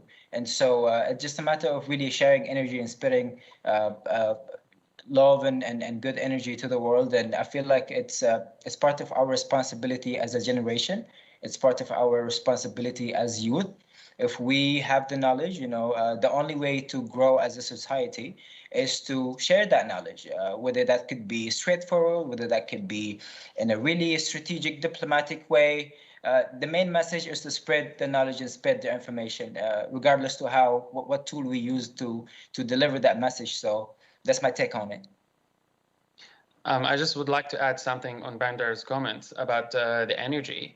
I have to say, not just recently since I started fashion, but in my entire life, I don't think I've ever spoken to anybody about my culture or where I come from and received a negative response ever.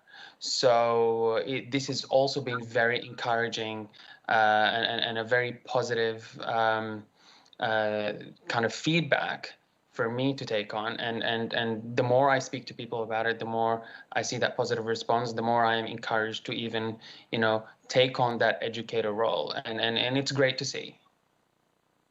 I love hearing that. And Elle, I feel like has that also been the case for you as far as like that encouragement and the partners that you're working with really loving that? Yeah, I think, to be honest, I was really nervous. I was nervous to convert to Islam because I didn't know what that meant. And I don't have any other Muslims in my family. And then I was nervous to wear hijab because I thought, will people treat me differently?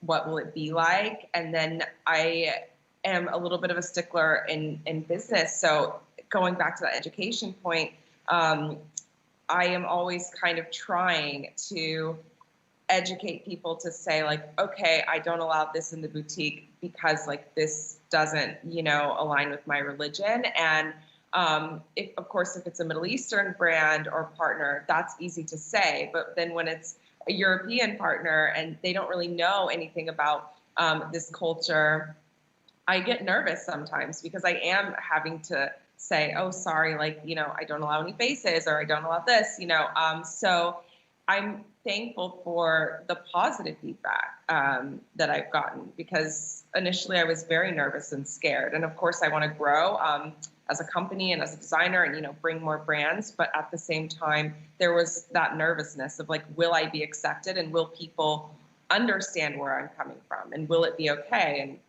thanks God it's been okay. But yeah. Absolutely. You are all veterans of this industry, and I'm curious, what are some of the things that you've seen that has changed over time? And, if there are certain things that you feel like, oh, now people are talking about.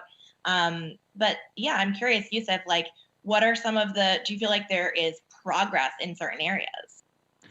Absolutely. Huge progress, which is really great. I remember when I first started shooting my first lookbook and having hired dedicated PR to manage my PR. One of the comments I first got is not to use a model of color because you need to relate to your customers directly. And when I'm saying customers directly, I'm talking in Australia and America. And that's where we were planning to kind of target our marketing. I found that really strange and it kind of really hit me. I didn't know how to deal with it. It's my first year in the fashion industry. So I'm just, I was kind of in shock because I didn't expect such comment. But moving to today, I just had my show in Fashion Week here in Australia 2 weeks ago.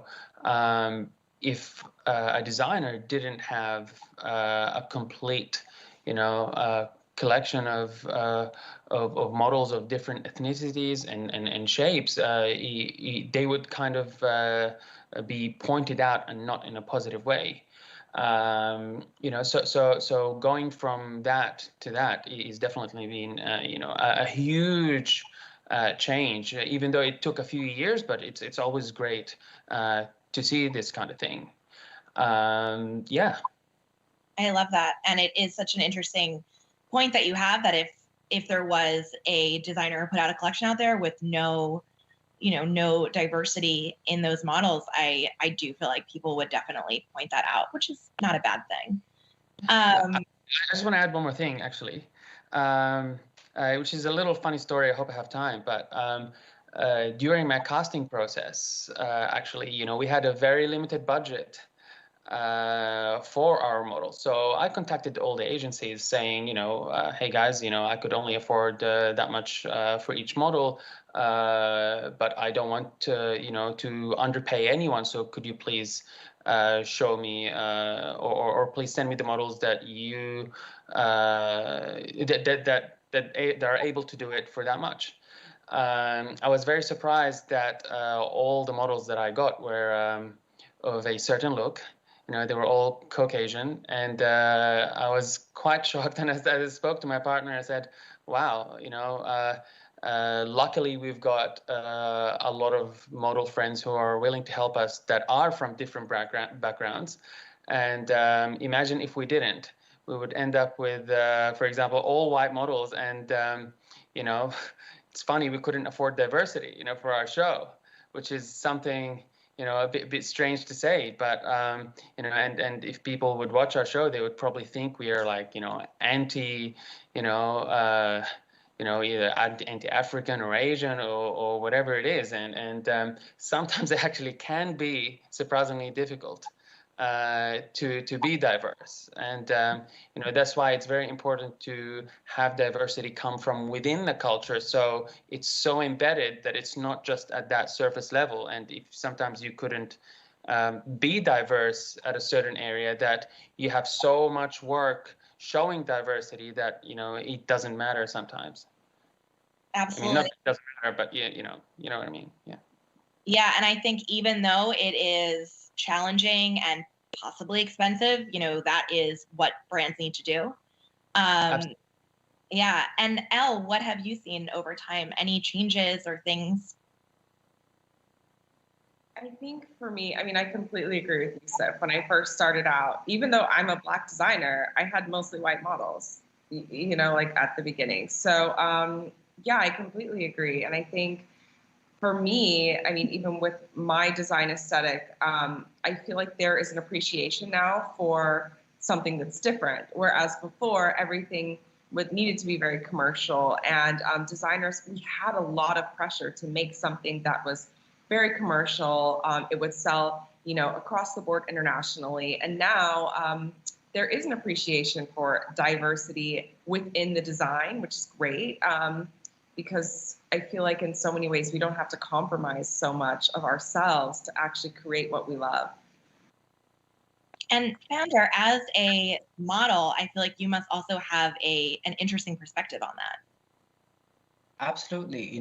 We've experienced tremendous changes during the past few years. I'm talking and specifically here within the Kingdom of Saudi Arabia.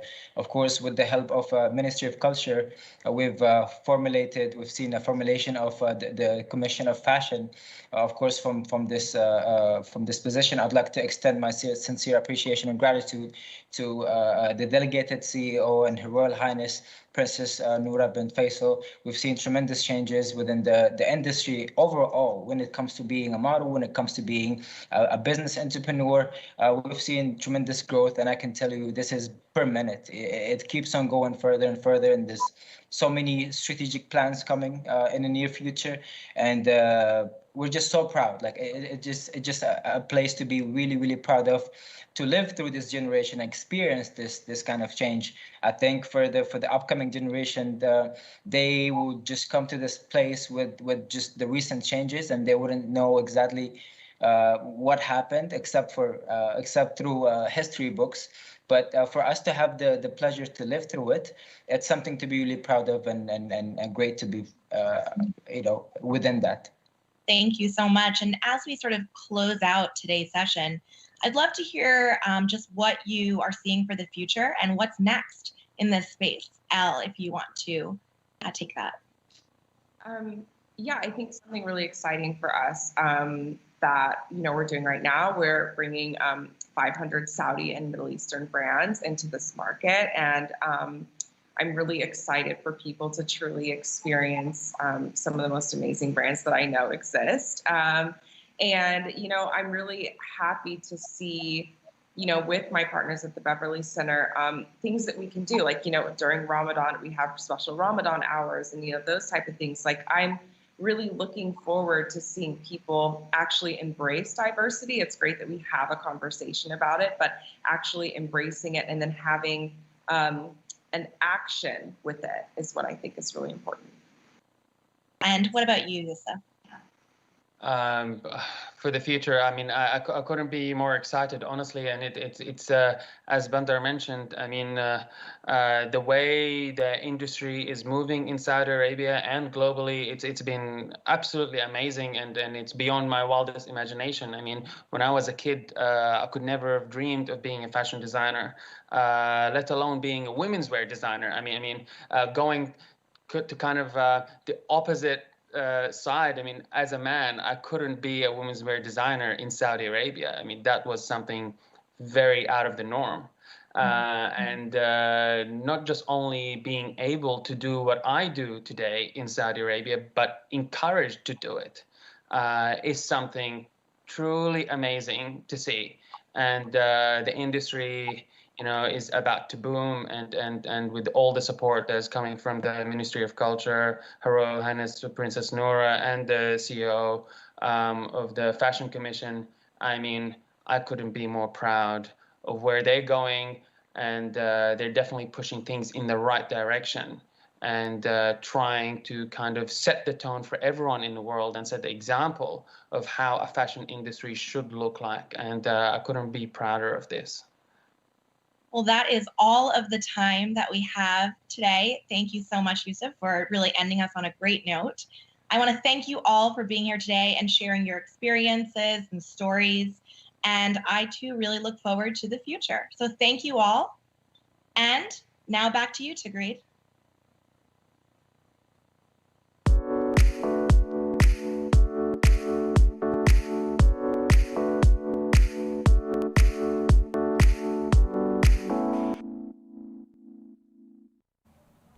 Hello again. I'm thrilled to be back with you for the third pillar of the program, focusing on new business models and innovative solutions.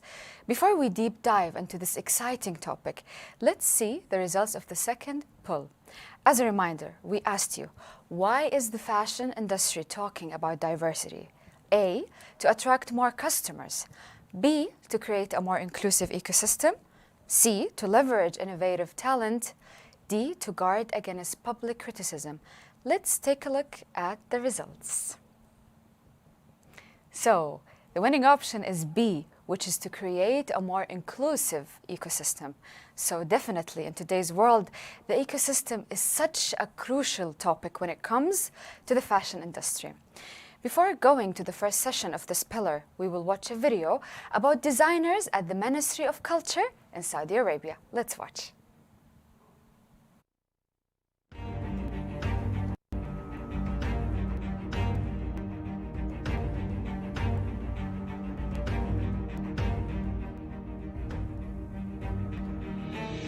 الموضة مرتبطة جدا بالحضارة عندنا، سواء كنتي في السعودية أو في أي بلد ثاني، فحلو إنك تجمع بين الحاضر والماضي وكمان المستقبل.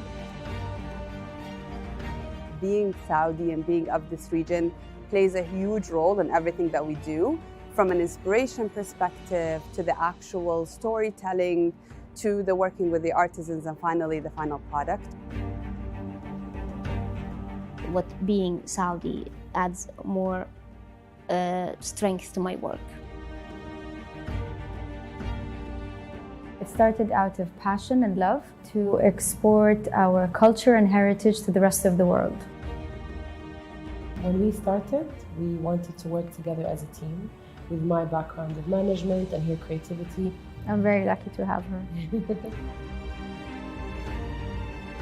I choose fashion as medium of expression because you can tell a whole story of a certain era by using fashion in pictures and photography. I think it's all coming from my mom. She was just making sure I have good outfits, because even growing up, I bought a small camera just to document my outfits. So that was the start. I think fashion is important because it has within it the power to express who we are. What I wear represents my values, what I believe in, and it's very important to wear and support ethical brands, sustainable brands, brands that have a story to them at the end of the day. So that's how I use fashion to express myself. دائما أركز على الأشياء اللي تكون مينيمال وسمبل تعبر عن شخصيتي وعن اللي في داخلي. هدفي من قنوات التواصل الاجتماعي أني أوصل رسالة لبنات وشباب جيلي بأنهم يسوون أشياء أو يساهمون بأشياء تخدم بلدهم في أي مجال كان. My hope for Saudi fashion industry to have more Saudi designers producing products to compete with the international standards. My hope is for me to be able to wear Saudi designer from head to toe. We have great talents, and with the right infrastructure, with the right support, I think we can go everywhere. I really hope that we start and grow this community on the right foundations of sustainable, ethical production, supporting our craftsmanships and supporting our artisans. مع رؤية 2030 عطت دافع قوي للشباب والبنات أنهم يبدعون أكثر ويجتهدون أكثر. فهذا اللي احنا قاعدين نشوفه الآن كلوكال سعودي براندز حيمثلوننا في الخارج بطريقة جدا جميلة ومشرفة للشعب وللبلد وللقيادة بإذن الله.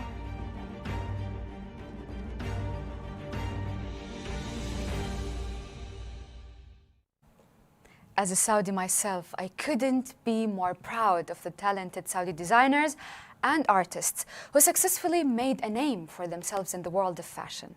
Now, we would love to hear from you again for this next poll on new business models and innovative solutions. The question is, what are the biggest challenges for the fashion industry in 2021? A, transition from traditional to digital retail. B, change in consumer behavior and demand. C, disruptions to the global supply chain. Or D, COVID-19 and the economic crisis. We look forward to seeing the results at the end of this part of the program.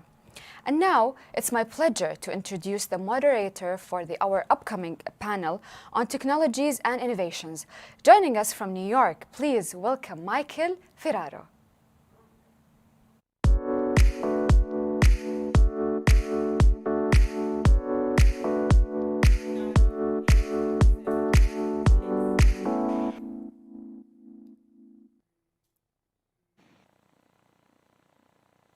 Hello, and thank you for joining us. I have to say that I'm really honored to be on a panel with such inspiring leaders that have really been driving change with innovation across the fashion industry. And I congratulate you as you now have become beacons for the next generation to really look at how change can be put into place. You've been trailblazing, and I applaud you for all your great accomplishments. The thing that I'm most struck about with what you've accomplished is how all of you have thought so systemically about fashion, about sustainability, and about innovation. The industry and the challenges are not single-purpose, single monolithic solutions. They are broad networks of interconnected pieces, and you've all done a great job in recognizing that. So thank you. And today we have with us Stephanie Benedetto, who is the CEO of Queen of Raw, and which is a terrific organization where you can quickly and easily buy unused dead stock fabric that's produced around the world. We also have with us Francesca Rosella, who's the CEO and founder of Cute Circuit, which has done some amazing work in developing wearable technologies and integrating them into a new and exciting fashion brand. And lastly, we have Veronica Chow, who is the founder of Everywhere and Everyone. And it's a brand that's really dedicated to creating elevated, everyday pieces that are made from really well thought out and sustainably produced products, as well as processes and services. So with that, I'm going to turn it over and ask Stephanie to give us a little background, tell us who she is and what she thinks. Thank you so much for having me. I'm thrilled to be here. My name is Stephanie Benedetto, and I'm the Queen of Raw. I'm on a mission to solve the world's water crisis.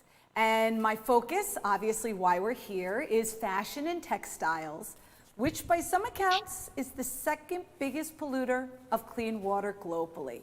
But if you think about it, that also means that fashion and textiles, we have the power to solve the world's water crisis if we rethink how we do things. So I took a look at this industry and I saw a lot of waste. Every single year, $120 billion worth of unused fabric just sits in warehouses collecting dust or being burned or sent to landfill.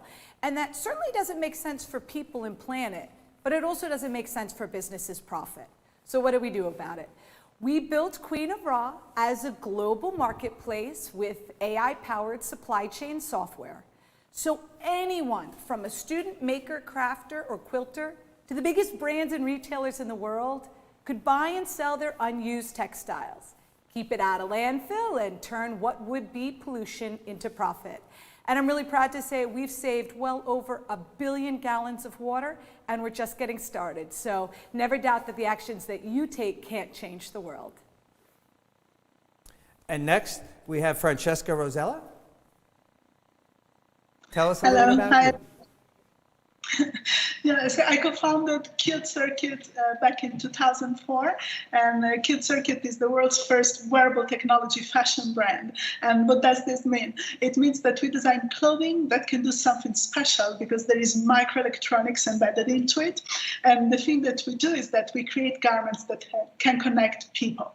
So if you are far away from someone, for example, especially during the last pandemic year, you could, for example, exchange a hug over distance. So we've been trying to solve the problem of connectedness by embedding microtechnologies into fashion. But the thing that we're trying to do is that we're trying to do it in a sustainable manner. We're trying to do it in a clean manner. And of course, we're trying to do it in a very inclusive manner. And it's not inclusivity in terms of sizing, as you will see later with Veronica. I think that does an amazing job. But this inclusivity in terms of which people can use these garments, and we work with deaf people, with blind people, because we want people to share experiences. And this is really our goal, to make people connect and share moments together. That's such a beautiful sentiment, so thank you. And it really does speak to the notion that fashion is going to become a service. It's more than just style. And please, Veronica, tell us a little bit about you. Hi, everyone. I'm Veronica Chow, and I'm third generation in the fashion industry. So my grandfather started with knitwear manufacturing and also denim factories. So I grew up going to these factories asking, why is it so dusty? What is the smell? Where is this colored water going? And now in sustainability, we're kind of asking the same questions in terms of all the processes and how we make things. And my first business was bringing mass market American brands to China. We launched 12 brands in China and opened over 1,000 stores. But in that process, I experienced firsthand a lot of air pollution and all sorts of pollution. And that really got me asking the questions about what's in our environment, what's in our food, and also sustainability, especially in our fashion industry. I then, with my family, half of my time, I do investments. We have invested in material science companies, for example, one that grows leather in a lab, so we don't have to kill a cow in order to have leather, and other amazing technologies. But from there, I realized, whoa, there's so much interesting things. Let me go start a brand. And I created a brand called Everybody and Everyone. We are quite new, but we are eco-innovative, size inclusive, and we also use design elements like 2-in-1, one item, more uses to enhance our clothes. So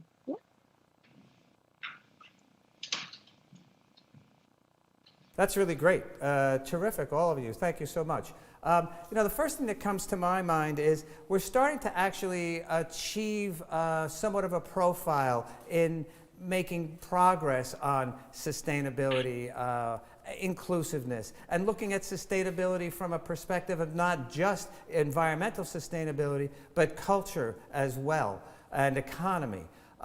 What's the next big challenge that you feel that you face as individuals from your specific business perspectives? And I'll start with Stephanie with that. I think when it comes to sustainability, there's been this myth for so long that solving these problems are going to cost us a lot of money and we can't afford to do it. Therefore, how are we going to adopt any of these solutions?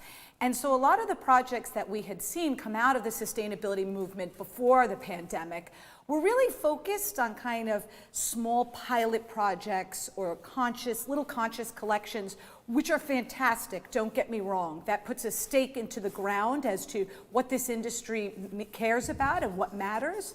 But my hope for the future and going through the pandemic is that we realize that sustainability can be done automated, it can be done at scale, and it can be profitable for businesses to adopt these kinds of solutions. And I really truly believe that the future supply chain is going to be one that is more on demand, more local, and more sustainable. And so the businesses, small to large, going through what we all went through this past year, coming together and thinking about that as the future and who are building and innovating for that, I think those are going to be the ones who not only survive, but truly thrive. And we're really excited to be a part of helping to push that forward.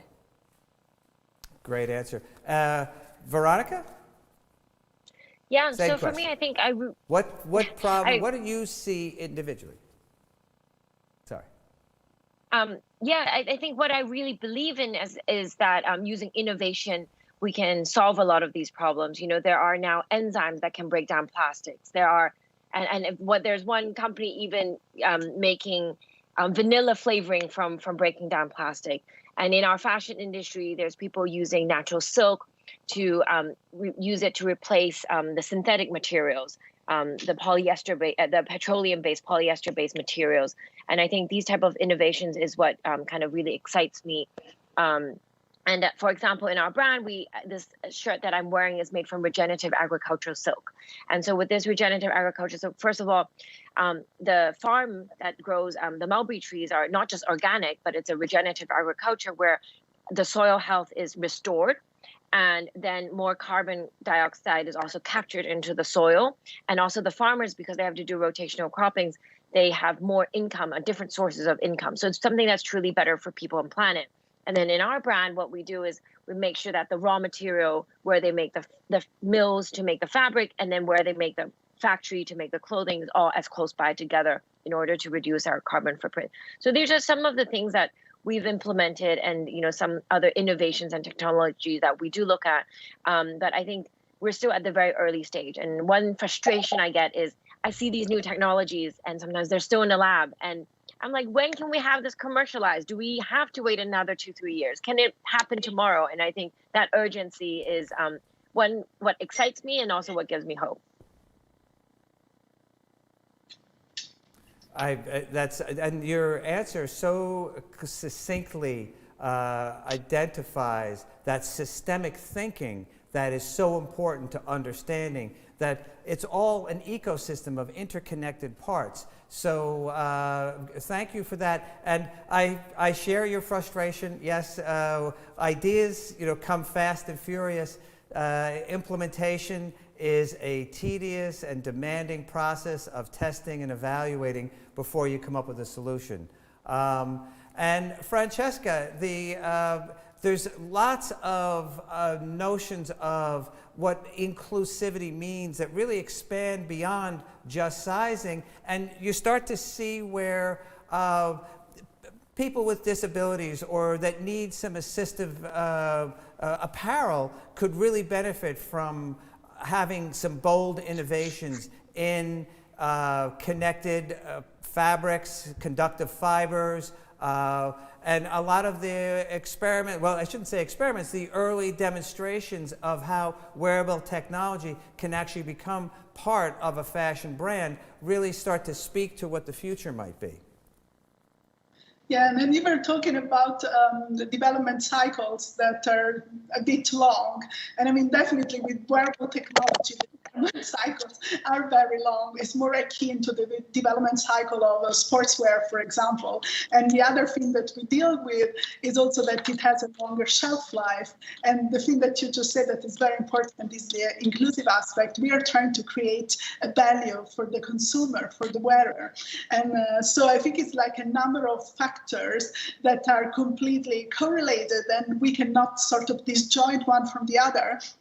We really need to think about what the product does, how it allows people to participate in an event, for example, and how also what do we do with this product after its end of life, if there's an end of life, or instead if its life doesn't need to end because it can continue. So we're sort of like trying to tackle a problem from multiple perspectives. And I think that part that the one that really interests me is the inclusivity, but this is because, I mean, everybody shares aspects of their life with other people. But if you think about people that are hearing or visually impaired, these are about around like another world. There are 7 billion people, and there are 1.3 billion people that have this kind of hearing or visual impairment. And I mean, this is a massive market that is not just like people that are just unable to participate. They would love to participate in an event, but they are not able to do so right now because how we design the system in which we consume fashion, it does not allow these people to participate. And so this is what we're trying to do. We're trying to change that. And for example, one of the things that we created is a sound shirt. That is a shirt that is able to convert sound into touch sensations so that deaf people can go to a concert with their hearing friends and sharing the experience together. And this is just really incredible. And I mean, when we design these products, we're not just designers coming up with this great idea and say, yes, you're going to use it like this. We involve deaf people in the design process. We ask them which aspects they like, which aspects we can improve, so that when we design the product, it becomes a product that these people can use, but everybody else can use and have a better experience. Because, for example, I have my deaf friends that can use these garments when they go to a concert or clubbing, but I even use it myself if I'm doing VR. So I can play Beat Saber in VR and feeling the beat, and it's much more immersive. So this is one of the things that I think fashion is really shifting towards, that is more augmented and virtual reality and mixed reality. And I think that that will be really important for the future, also to be more sustainable, but also create new experiences for the wearers. That whole concept of fashion migrating out of just being appearance and keeping you warm and being so much more functional, so much more responsive to your environment, I had a real insight into that in a project that we did at the DTech lab at FIT, where we were designing apparel for people with cerebral palsy so that they would have a better life. And what really drove home the challenges were a statement one of our mentors really provided to us when we were looking at like the challenges to take on was imagine being in a wheelchair and being out in the rain. What do you do? How do you manage? How do you navigate? So that became a really interesting creative brief to figure out how to design apparel that was responsive, that when you look at it, you realize that, well, it's not just people with cerebral palsy that are going to face it. There's older people. There are people who may have had an accident. So you start to realize that when you look at a challenge, that you see that there's a much bigger community that's served by that. And you could look at the converse of that as designing a particular feature, like you said, the sound shirt. You start to see collateral applications that really open up a much bigger market, which is really kind of an exciting aspect of it. So another question that comes to my mind is, What are the business challenges that are faced? What do you face, Stephanie, as you start to begin to imagine your next tier of development? Absolutely. You know, as any good business, right, as you start to grow and scale, you're learning more about your customers, the challenges that they're facing, and how you can turn that into opportunities. So for us, when we first started our marketplace, it was obviously and still is a platform to buy and sell unused textiles. And a lot of large brands and retailers loved what we were doing and they wanted to be able to participate. But it's very easy to add products to a marketplace when you have a handful of products. But what if you have thousands to tens of thousands to hundreds of thousands of SKUs of unused inventory that you're looking to sell? How can you do this automated and at scale? And that's where we really saw, as we grow, an opportunity to serve our community. So we ended up building some powerful software and tools that live behind Queen of Raw, leveraging blockchain and machine learning AI to help big companies across industries and around the world quickly and easily find all this waste and unused inventory in their supply chains, of course, sell it in our marketplace. But perhaps most importantly, now that they have all this dark data and information about what they had in waste, where does it come from, who does it go to, now we can help them intelligently forecast better and figure out how to minimize those waste streams going forward. And that became a real powerful opportunity for us because ultimately, I hope we write ourselves out of a marketplace business because we've solved the waste issue. At that point, we'll have solved the world's water crisis. We'll have everyone on our software and tools, and we can go on to the next challenge. We've got a bit of a ways to get there, but I think through the pandemic, right, we are in a crisis of supply, more unused inventory than ever before, but that is an opportunity for everyone, small to large, to do better. And what's unique about that is you're not just being able to save and make money as a business, but you can also communicate a really powerful story to your end consumers. As we were just talking about the incredible work that Francesca and Veronica do and their brands, being able with you as an end consumer to get that product, scan the QR code, and see at point of sale things like the amount of water, the toxins, the carbon emissions, and the dollars you saved by leveraging this dead stock or this sustainable material. What a beautiful, powerful story that is in building for the future. Great. You know, the idea that your success is measured by you going out of business because you've actually, fulfill the market need. I find that interesting. Do you really think that there will never be a demand for handling overproduction? To me, it seems like that's a great goal and a great and a kind of a great mission. But I think we'll always have need for that. And if it's not just fabric, it'll be some other aspect of the production that will need the kind of research and insight that your platform is providing. Veronica, do you see AI tools offering opportunities to gain insight into your reimagined production workflow? Yeah, I think definitely. I mean, we definitely utilize data to figure out what we need to make for the next season. Is it right now at a perfect place where we can perfectly predict what we should do or should not do? Not yet. And unfortunately, also sometimes because there's so much data, companies are selling better and making people buy more, just through Facebook advertisement. So there's a little bit of both. But I think in our production and design process, one of the big things that we are using in technology is 3D technology.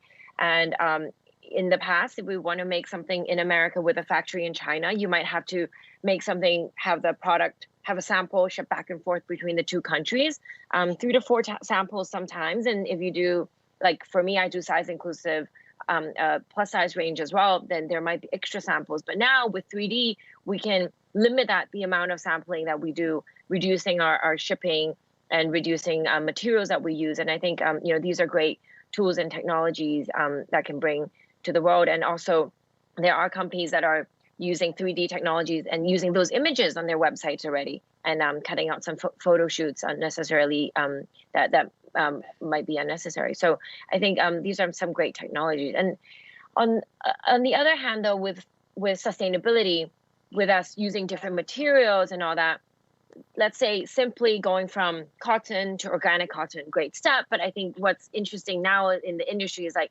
is there something even better? Is there regenerative cotton that is better than organic cotton? Is there another type of material that can replace cotton? Is there something that is super innovative? And but you know, with all the new things, there's also challenges.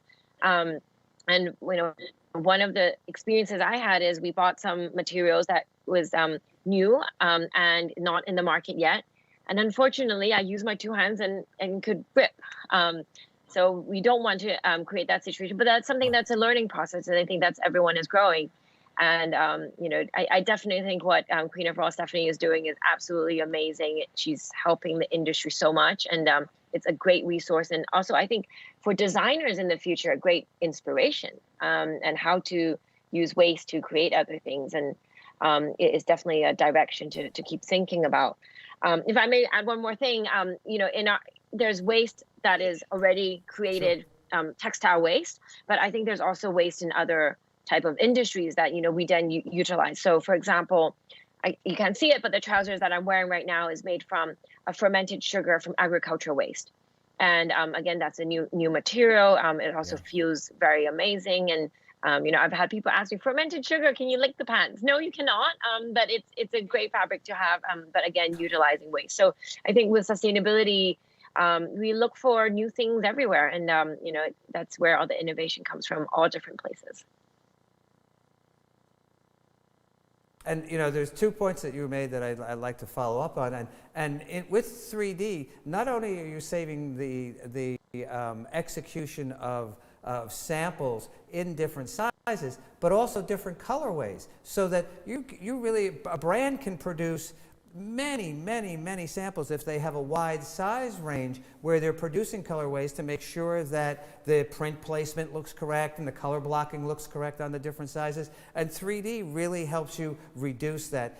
It also helps you really figure out some new design ideas, new design direction. It gives you the flexibility to offer product in a much more kind of responsive way, broader range of product, because you can try things out. So there's a lot of exciting opportunities, and using it downstream in the retail end sort of brings both ends of the value chain kind of closer together. It's used in design at the beginning, and it's used in retail in the end, and it helps during manufacturing in the middle. So that's kind of an exciting thing. And when it comes to cotton, not only is the organic a good move, but the cotton industry is really looking at how to grow cotton using far less water and having far less impact on the environment. And then there's another whole range of fabrics that are being produced from very versatile fibers like hemp. So, you know, that kind of innovation and experimentation and research are really what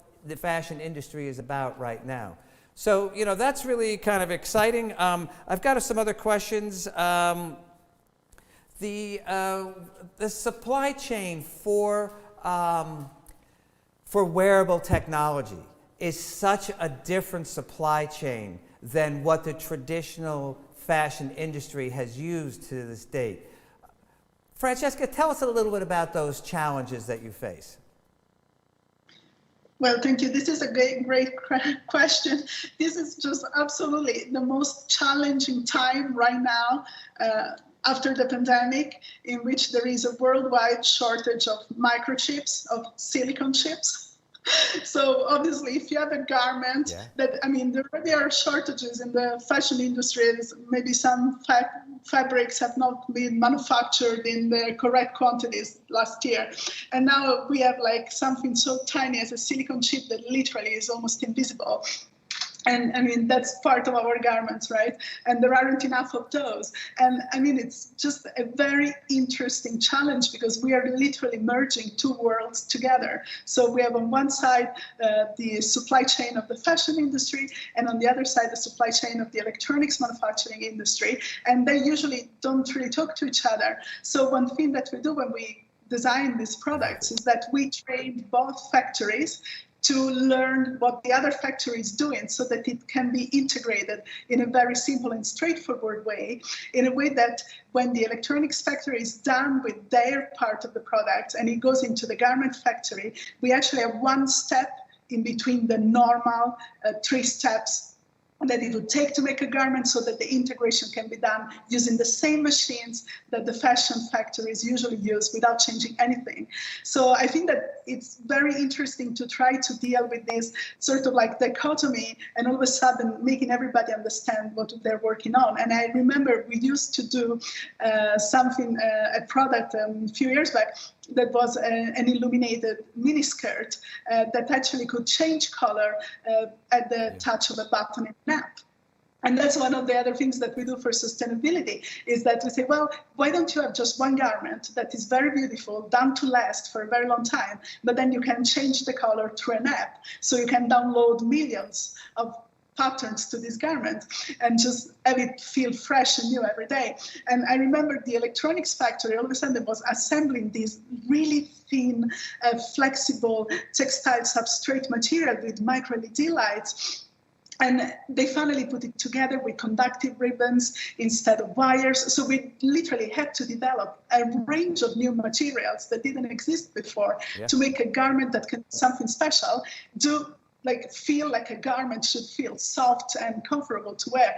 And finally, when all these people working in the electronics factory could finish the assembly and they saw the garment, they were like, it's amazing, I can't believe I did this. So there is this involving all the stakeholders that are part of the manufacturing process, that are in the supply chain, into the understanding of why we are doing something new and what the possibilities that doing this something new brings to wearers and to the industry. Interesting. One of the things that I found in some of the experiments that we had done with some wearable technology were connectors. Connectors were such a challenge to figure out how to integrate them into apparel in a way that was flexible, that allowed people to feel comfortable, but allowed you to take the active electronic parts out of the garment. I think there's a whole new industry in understanding how to create these flexible connectors as part of the fashion industry. Well, Michael, you just kind of hit the nail on the head with that word connectors, right? I mean, when we're talking about these supply chain challenges that Francesca was just talking about, it is about connecting the dots across these supply chains, across industries and around the world, right? That's how we're going to solve these things. And I think the most unique things about what happened going through the pandemic is that everyone's supply chains were disrupted. We all felt it when a package didn't come on time or we couldn't get something that wasn't available anymore, right? And so in that unique experience, we see what parts of the supply chains are broken and how we can fix that going forward. And a big part of that, right, is partnerships. There's a reason that the United Nations SDGs have number 17 is partnerships to accelerate these goals.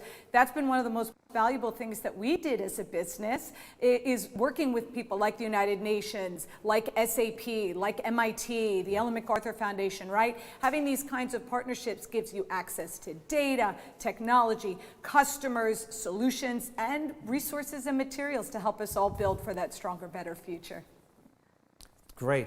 One thing that I'd like to kind of ask you all individually is about your individual and personal journey to where you are today. You're really on the leading edge, and as I mentioned early on, you're now beacons that are really providing guidance and inspiration for another generation of entrepreneur and designer.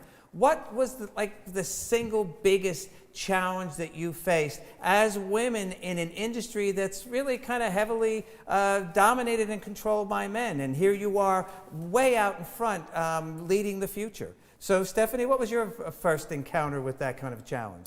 You know, obviously being a woman in sustainability, a woman in technology right now, there are an incredible amount of community and access to resources that probably we didn't have years ago. That being said, of course, there are challenges. We've seen the statistics and the numbers when it comes to funding, right? And although I think by some accounts women run about 50% of the startups, they're getting less than 1% of the funding. And that has to change. That has to be about access access to resource and capitals for women-run companies, and real dollars, right? Not just at pre-seed and seed, but all the way to going public or getting acquired. I think that is a challenge, but also an opportunity. The good news is a lot of funds in our investor community have really come behind this, and it just drives us even stronger to do what we do. I do what I'm doing for my children. I have my 5-year-old and my 1-year-old.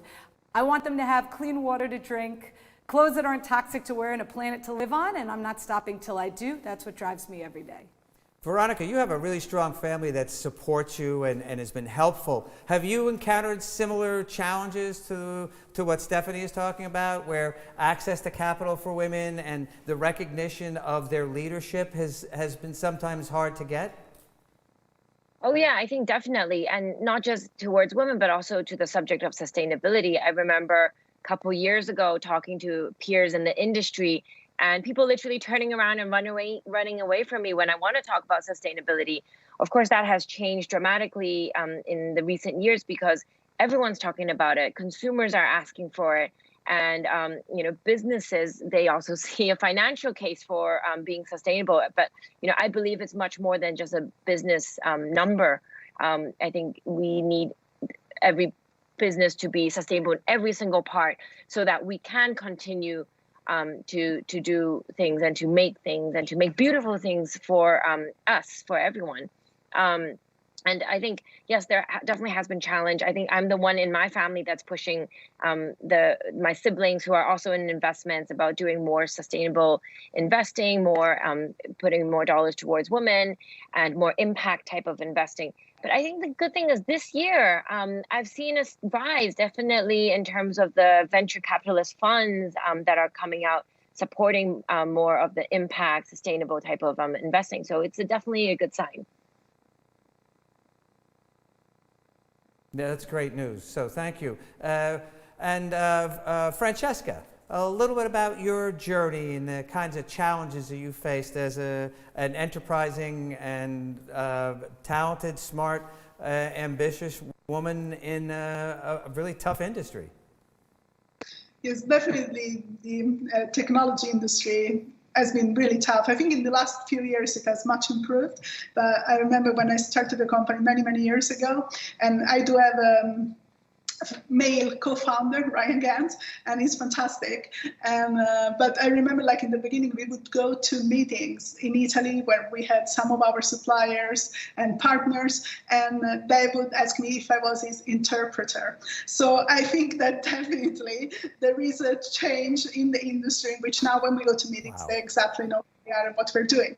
So I think that there is really this mindset that women are not good with electronics or with engineering, with science and math. So one of the things that we do with the company is that we participate in many educational initiatives. We did a really wonderful one during the pandemic with NASA, in which we participated in the Humans to Mars project, and to inspire future generations of youth and women to think about engineering, science and math, and pursue the space exploration and what they could do with their skills in the future. So this is, for us, is very important, education, so that everybody can play in this field and make the most of it and bring new innovations to everyone.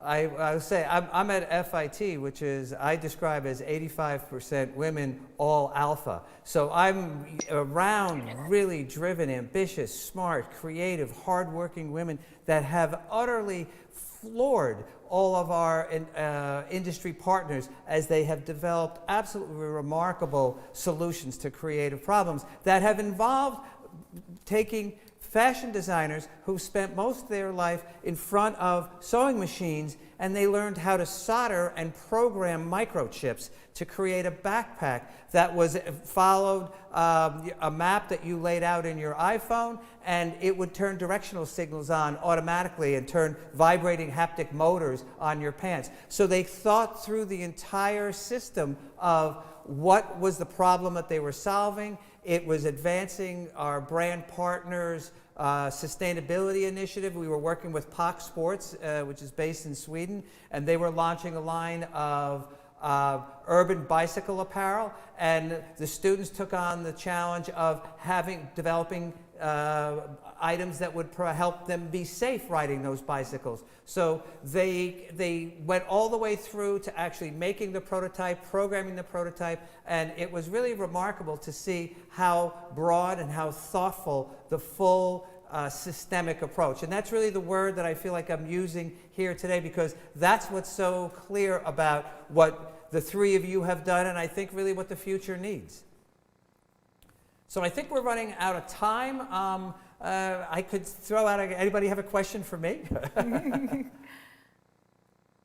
But thank you all so much. Thank you for having us, being here, and building for the future that we all want. We're excited. It's really terrific. So, you know, with that, I think we've got the future is female. I can see that. So thank you all. Thank you. Thank you. Thank you. Thank you, everyone. That panel showed us the importance of technology and innovations as we move the industry forward. Next up, we have an incredible fireside with Raisa Bruner and Rebecca Menkoff, who will speak all about her newly published book titled Fearless.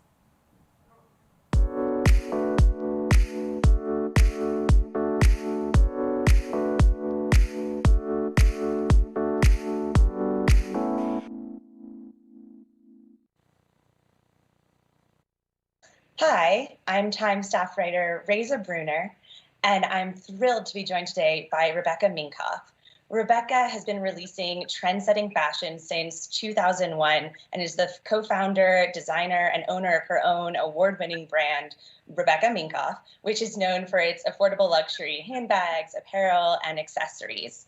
She's also an active member of the CFDA, a philanthropist who supports a number of charities, and the host of a podcast called Superwomen, and the head of the Female Founder Collective. More on that later. Most recently, however, Rebecca is also a newly published author. Congratulations. The book, as was just mentioned, is titled Fearless, The New Rules for Unlocking Creativity, Courage, and Success. And it just came out this week. Rebecca, it's so great to have you here. Thank you for having me. I'm so excited to be here, and we're on launch week, so it's been an exciting week.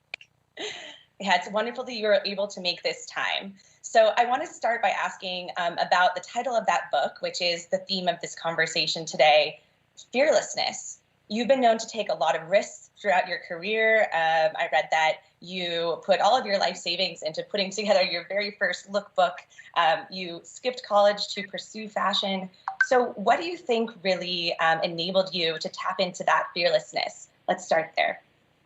Yeah, I think first of all, to clarify, when people hear the word fearless, they assume that you just don't have fear. I think my definition is you're going to be scared, you're going to take risks, and you might be having that pit in your stomach or be shaky, but you don't let it stop you. You do it anyways. And I think a lot of my upbringing really primed me to be okay with taking risk. As a young child, I had to work for anything that I wanted in my family.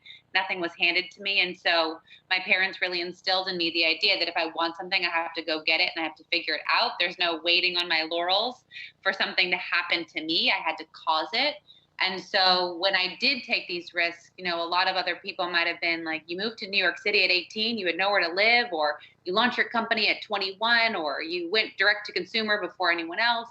All of the sort of bigger risks that we've taken. It was just the idea that who cares if you're scared? You know, if you're not in life-threatening danger, you're going to learn something with taking a risk no matter what happens. Yeah. So yeah, let's talk about some of those early challenges that you faced and what you were able to learn from them. You know, where did you find the biggest lessons in that starting point, initial phase? So my first fashion show, it was a group show, was on September 10th, 2001. The amazing audience members, such as parents and friends, were there to cheer us on. But it was a really big moment for me as a designer, as someone who was proud to participate in New York Fashion Week. And the next day, obviously, changed everyone's lives. And I really had to think about, okay, I just tried to start my business in the face of something that had brought the world to its knees. And so how do I how is that a priority right now when people lost their lives? And so for the first several weeks, I didn't even think about my business or the consequences of that. I was full-time volunteering. And then when I could figure out a way to give back, it was actually the I Love New York shirt where the proceeds went to charity. So rather than, again, worrying about my immediate needs, I said, what can I do to help? And I think we've always taken that view as a brand with our philanthropic initiatives is let's find areas of need, and using our power and our platform, how do we continue to give back? And you don't have to be a big company to do this. I was doing it by, living in a fifth floor walk up for 9 months every day, but I was passionate about supporting different causes. Yeah. So you yourself are clearly a female founder, and I know that that is another cause that's important to you, is supporting women and supporting female entrepreneurs. Tell me a little bit about the Female Founder Collective, how that came to be, and what types of things you've been able to accomplish through that initiative. Yeah, for sure. So in 2018, I was on the panel circuit, and I was really upset that it seemed like it was an echo chamber of women talking about the wage gap and the lack of C-suite executives and the lack of companies going public. But I didn't see all that talking actually contribute to any change whatsoever. And so I thought to myself, there's power in community, there's power in education, and there's power in recognizable ways to see that you can support women-owned. So I brought in a co-founder, Allison Wyatt, at the end of 2018, and we humbly launched with those 3 ideals. And it organically and quickly grew to 3,000 women. We have over 10,000 women, and they're all founders, and we're teaching them. And we're teaching them with other founders, giving them hard-won information. So just to brag about some of the work we've done, the seal's on over 3 million products and services. We've educated women to go on to raise over $20 million in funding. And we're just getting started. We just launched a new membership platform that goes even deeper to put like-minded companies together at the same stage and size. So the deal flow and the tips and the tricks that you learn as a founder, you can rapidly share with others and hopefully drive innovation further. So if you're interested, it's the Female Founder Collective.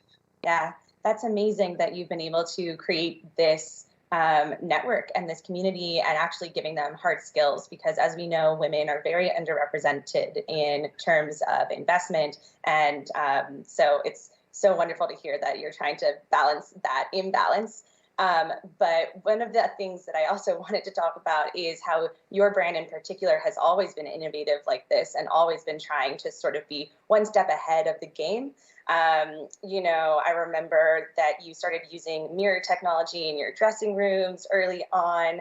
And I know that you have a lot of interesting initiatives with sustainability and eco-consciousness now, including, I was browsing your website the other night and saw that borrow button on some of the dresses. So I really want to hear about how you are working in some of these very future-facing initiatives into your core ethos of Rebecca Minkoff, the brand.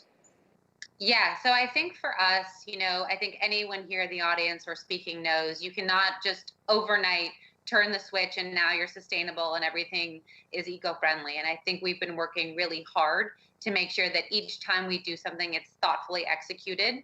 And so most recently, we launched a borrow button for those who are concerned about inventory or the waste cycle of buying something, wearing it once. Now, again, it's friendly on your wallet, but it also is for those who want to be able to return something and know it's going to have a continued life, something we offer. We also have a capsule with resonance. All of our masks, which you don't need anymore, thank God, were made with them. But now we have apparel that goes all the way up to 4X. So it's body inclusive, and also everything is 95% biodegradable, printed with earth-friendly chemicals, no inventory. And so we're really excited to expand that offering. And then by fall of this year, we will have eliminated 90% of the virgin plastic from our supply chain. So we've been making moves. But I think, the biggest fact that stands out is when we shifted to a see now, buy now model, what it did is it enabled the fast fashion companies, which are arguably the largest creators of waste within the fashion industry. It didn't allow them to copy anymore. And so I encourage designers to explore a see now, buy now model. I'll happily give you the play-by-play if you can't figure out how do you get your orders and when do you show stylists and buyers. We've figured it out. But I think what it does is the original design of the designer is in the hands of the consumer first. And if fast fashion has nothing to cancel, you'll have a lot less customers there. And that alone will solve 90% of the waste that's created in this industry.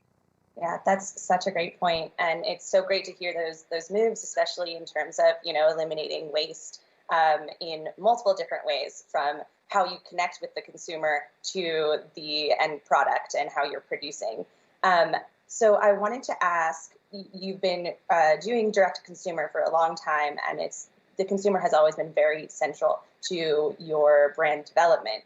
Did you ever face any opposition to being a more reactive brand or doing the see now, buy now approach? And how did you convince people that this was the right move to make as a fashion brand? Well, just to take people back in real history, ancient times, back in 2005, brands didn't talk to their customers. They talked down to them. Brands didn't engage with their customers, and they didn't use influencers or bloggers. And so when I stumbled upon the Purse Forum and found these women talking about me, I was like, well, I'm going to make a username and I'm going to talk to them too. And I'm not lying to you when we had, heads of department stores and editors-in-chief sitting us down saying, you're making a mistake. You need to be better than your consumer. Do not engage with her. And worst of all, those D-list celebrities, those influencers, please don't use them. And please don't have them in your front row.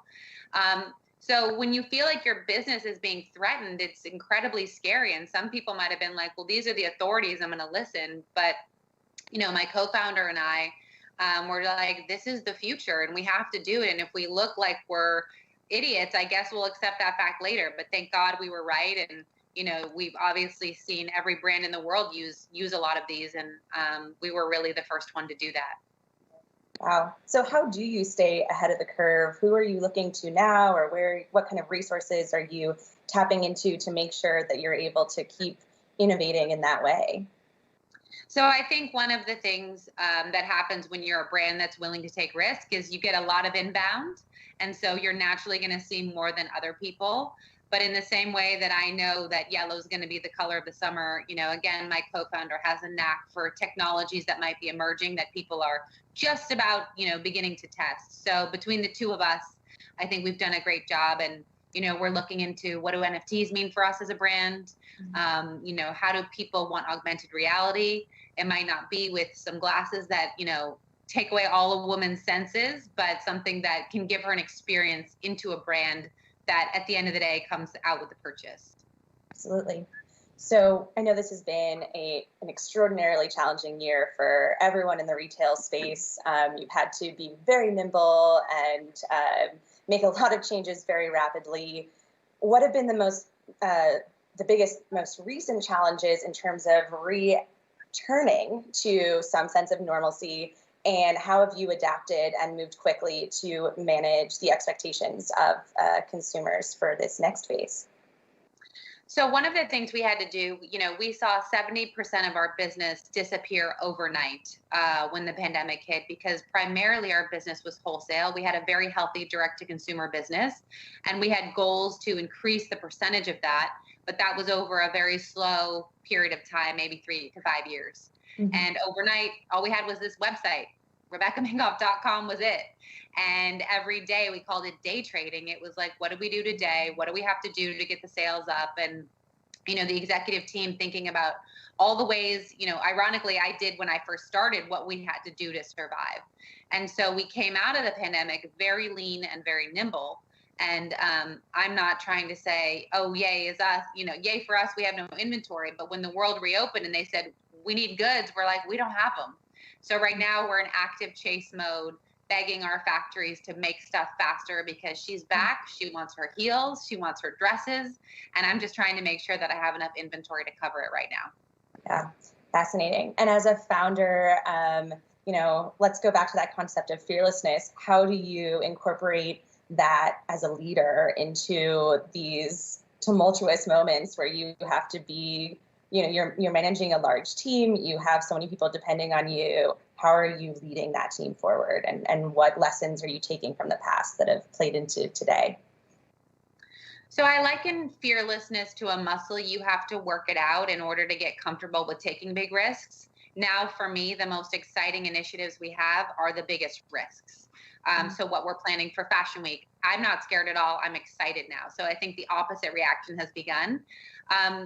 I think when it comes down to the things we had to do, so many brands were hesitant to be as authentic and vulnerable as we were last year. I wasn't in my penthouse telling everyone how to make pumpkin bread when they just lost their jobs. I was hiding out in my bathroom away from my 2 kids, banging on the door, trying to keep a business, on life support. And so I think by sharing that journey, by being real, I was chief content creator, chief copywriter, chief top of funnel video maker. None of it was perfect. And some brands could have said, ooh, wow, we have to look perfect all the time. And I said, we're not perfect. The world's on fire. Let's just be real with our consumer. And to be honest, all of last year, who needed a bag? No one. But I think that we met our customer where she was, and we weren't putting a gloss on anything. And she appreciated that. She appreciated the vulnerability that I, as a founder, gave. And so she supported us because we were up 10% over last year by the end. Wow, that's really impressive to hear. So speaking of that, what advice do you have for designers, founders, brand directors who are maybe just getting started and need to tap into that sense of risk taking that you have embraced so well? So I talk about it a lot in my book because I think that people are afraid of failure. When an engineer is making something at a top company, if they fail, they put it into a failure funnel. They don't go under their desk and go into a shame hole. And so I think we need to reframe failure. And in the book, I talked about sometimes you win, sometimes you learn. And how do we say, okay, what did I learn from this? And how do I pivot? I also think we're in a culture, and it's hard not to feel this way, where you press a button and your car comes or your Amazon delivers the next day. But your career is not that. And again, the chapter is called Happiness is Not a Time Card. Your journey is your journey. And that's going to take a minute. People say I'm an overnight success, and I'm sitting here 15 years later. So I think to all the people, enjoy the milestones on your journey. Yes, the end goal will be great, but really the highs and lows of what you experience on that path is what you should be going for. Yeah. What are you most excited about right now? Let's talk about optimism and the risks you're going to be taking. I know you mentioned Fashion Week. What is giving you, a sense of purpose in this industry right now as we move forward?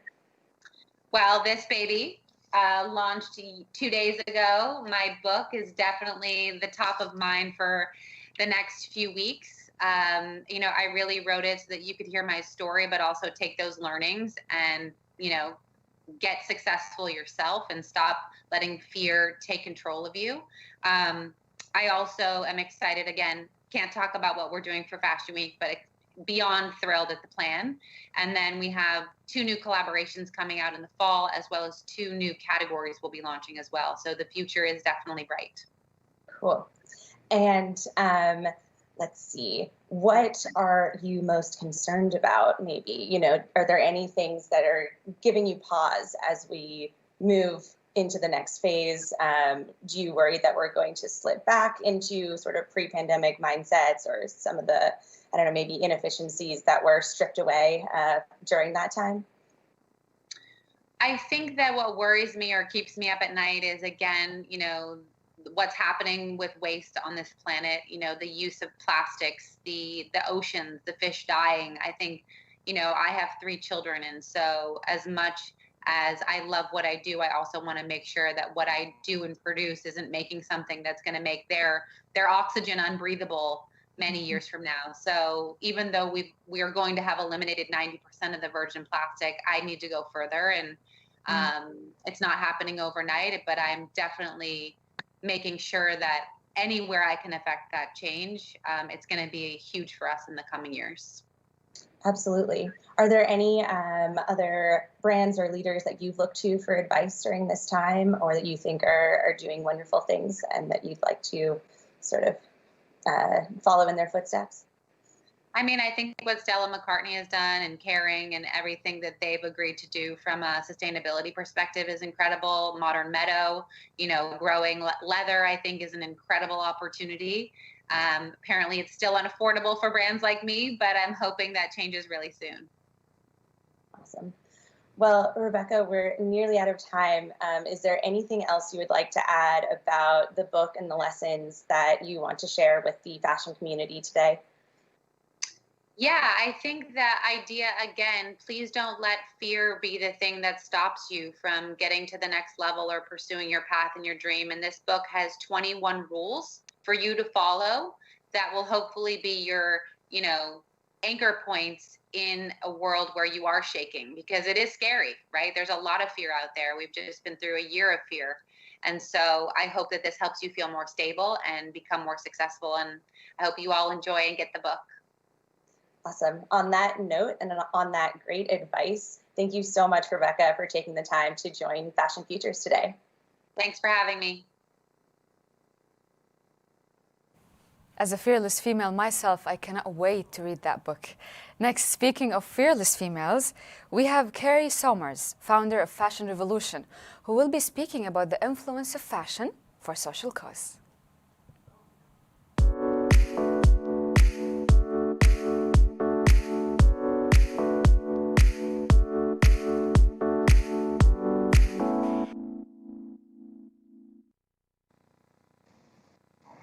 Hello. When I was asked to speak about using the influence of storytelling to create greater social impact, I knew I should start by telling you a story. At the beginning of last year, I sailed over 2,000 miles from the Galapagos to Rapa Nui to investigate microplastic pollution in our ocean. And days later, I found myself flying over another ocean from glorious solitude on the island to enforced isolation as the pandemic storm clouds rolled in. And cast adrift in a colourless world of confinement, my mind started to roam. And one day I retrieved 2 old folders down from our attic. These were letters from 1927, notes and tattered century-old newspaper clippings, and they contained the insubstantial strands of evidence and speculation which none of my relatives had quite managed to spin together. And their quest, I was given to understand, concerns our ancestry and the lost inheritance, but overlooked by my predecessors in their pursuit of lost crests and crowns and country estates. My imagination was captivated by the story of one woman who was relegated to no more than a footnote in some of my grandfather's letters. Now, this story could so easily have been a fairy tale. Madeleine is an orphan. She's a poor French Catholic brought up by nuns in a convent who captivates John, a rich Irish Protestant squire, and they marry in defiance of the religious prejudices of the day. And this, at least, is how the story begins. But there were no happy endings in the tale that my mother used to tell me of betrayal, bigamy, multiple deceptions, debtor's prison, religious discrimination, a lost inheritance, and a woman's life that fell apart at the seams. So with the flimsiest of evidence as my warp and speculation as my weft, the threadbare story of Madeleine's life was not easy to refashion. And then one day, as I was disentangling the myths and half-truths and lies, I made an unexpected and surprising discovery. Madeleine was a lace maker. She was soon abandoned by her husband and forced to support herself by the only skill that she knows, lace making. But the fine netting that she was twisting together was just too flimsy to support her family. And so she turned to mantua making. Now, mantua makers cut time and costs by disposing of patterns and toiles, and they started pleating and folding and pinning directly around a client's body. So Madeleine, I discovered, was the 18th century equivalent of a fast fashion seamstress. Now, supporting yourself as a garment worker, as we know, has never been easy, not then, not now, and particularly not now when brands have deserted their workers, leaving millions vulnerable to the economic devastation of this perilous pandemic. And poverty and textiles are bound up together, for very few textile or garment workers throughout history have ever earned a living wage. It's unsurprising that if you look at the words for being poor or in a precarious state, you will find a myriad of textile connotations: threadbare, sewn up, fleeced, strapped, coming apart at the seams, hanging by a thread. At the best of times, a woman's wage as a lace maker or a seamstress will cover little more than basic food rations in those days, and garment workers were often forced to cluster together if they wanted to put a roof over their heads as well. And like garment workers today, Madeline lived in a cycle of debt, borrowing just enough to get by until she was paid and could make the necessary repayments to her creditors. And after her husband abandoned her, she had faith that sewing would save her, as so many garment workers do today. But the fragile network she had spun around herself and her two young sons was an inadequate cocoon. She fell increasingly into debt and twice ended up in debtor's prison. There's so much more to the story, and hopefully one day, like Rebecca, I will write a book about it as well. But in short, Madeline was an exploited, abused, indebted migrant garment worker who lived over 200 years ago. She is also my fourth great-grandmother. And Madeline walks around with me in my day job at Fashion Revolution now, as I've spent my evenings and weekends writing about her over the past year. She has helped to bring my work into focus, providing clarity for the way forward and binding me more tightly to the people who make our clothes. As I draw parallels, maybe to the press, maybe in my mind, between her story and the working conditions of millions of garment workers around the world, it reminds me every day that some things have changed very little for the people who make our clothes over the last 2 centuries. And I can't redress the wrongs of the past. All I can do is to tell Madeline's story, or as much of it as I can possibly untangle. And I never underestimate the power of a good story to alter the way in which we see the world around us and to help change the future for other women like Madeline. I hope that this helps to illustrate that storytelling is powerful, and all of us will have a Madeline somewhere in our not too distant past, some sort of textile artisan, maybe even a lace maker. And moving forward to look at garment workers today, Fashion Revolution has been partnering with microfinance opportunities for over 5 years now. In 2016, they undertook the very first long-term field research into the lives of garment workers in Cambodia, India, and Bangladesh, gathering data from 540 women. And the result was a really complex data set that paints a picture of wages and working hours, and factory conditions and family life and education and expenses. And now they're collecting information in Bangladesh as well. And the objective of this project is to help to inform government policy decisions, collective bargaining, brand and factory initiatives. But these data sets really need interpretation, and that's where storytelling comes in. Fashion Revolution not only created a podcast series, but we also communicated these stories on our blog. And a few weeks ago, we published the story of Sheila, who is a garment worker in Bangladesh. Sheila was forced to leave her home when sea level rise contributed to its destruction. Her parents, unable to afford to pay for her education, she eventually found her way into Dhaka, where she became a garment worker. And like Sheila, nearly 90% of the garment workers in Bangladesh migrate from somewhere else. My lace-making ancestor Madeline was also a migrant. And when we look at Schiller's story, it's tragic, it's mundane, it's uplifting, but it shows how socioeconomic inequality is leaving women and children at disproportionate risk from the impacts of climate change.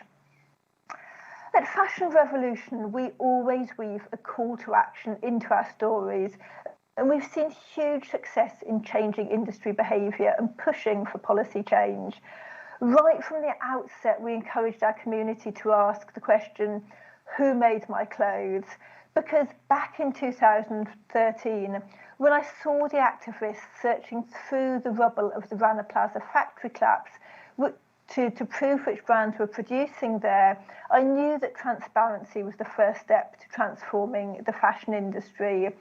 And we've seen the statistics. We know that back at the beginning, only 12.5% of brands were publishing their first-tier suppliers.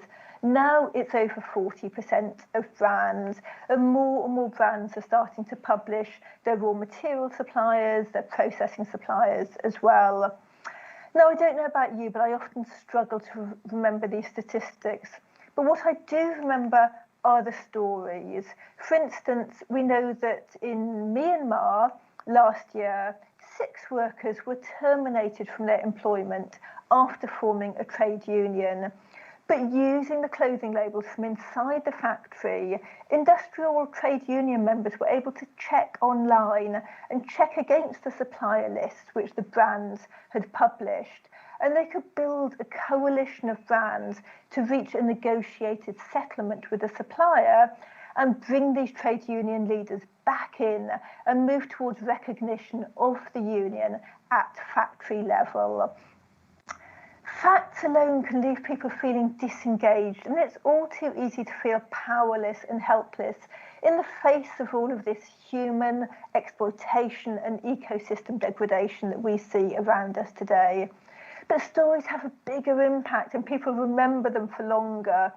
They're a much better way of drawing people in to take action. It has to be said at the same time that brands do have a tendency to feature inspiring or fluffy storytelling more than reporting on actual systemic impacts. And again, this needs to change. We also need credible, comprehensive data as well as compelling case studies. I don't have much time left to talk about my voyage to Easter Island, but one of the reasons I felt it was important to take part in this scientific research voyage was to bring the issues to life for our community.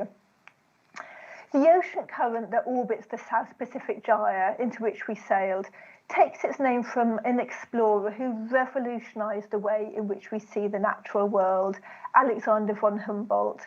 And he embraced a multidisciplinary approach. Art history, poetry, philosophy and politics, all of these were encompassed within his scientific methods. And his observations were tested as much by his body and his spirit as by his mind. Feelings were as important to his worldview as empirical evidence, emotions as essential as rational thought. In the great supply chain of cause and effect, nothing can be taken in isolation. As Humboldt himself said, everything hangs together. If one thread is pulled, the whole tapestry may unravel. And that's why, like Humboldt, I believe we need to recognise that everything is connected. And when we look at these complex, multi-layered global development issues that surround the clothes we wear, which involve politics and history and ethics and economics, I believe that we need to take the same kind of multidisciplinary approach. We need writers and poets, artists, designers, as much as we need scientists and economists. And in a world where we tend to draw a demarcation line between science and the arts, the subjective and the objective, we need to reconnect facts with storytelling, to talk about our emotions as much as emissions if we want to scale up behaviour change and work towards the day when equal rights for all people and for nature become a universal standard. Because really, when it comes down to it, at the end of the day, most of us will only protect what we value and love. Thank you.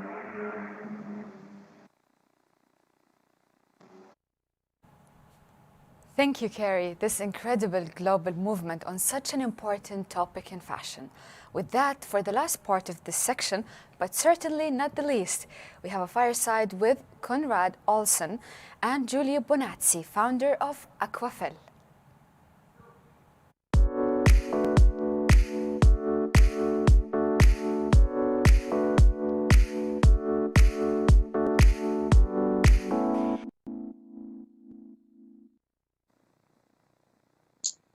All right, I am here with Giulio Bonazzi, CEO of Aquafil. I'm in Stockholm, Sweden. Giulio, where are you? Maybe you should tell where you are.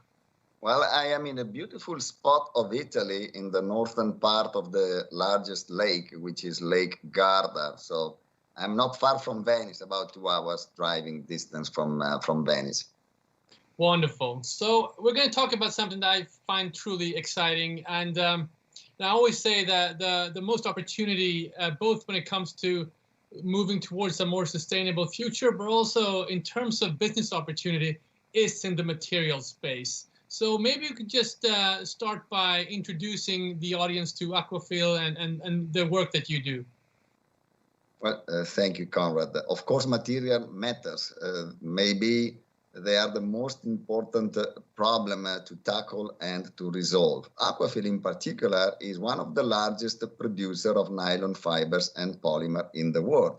We are actually the largest fiber manufacturer in Europe.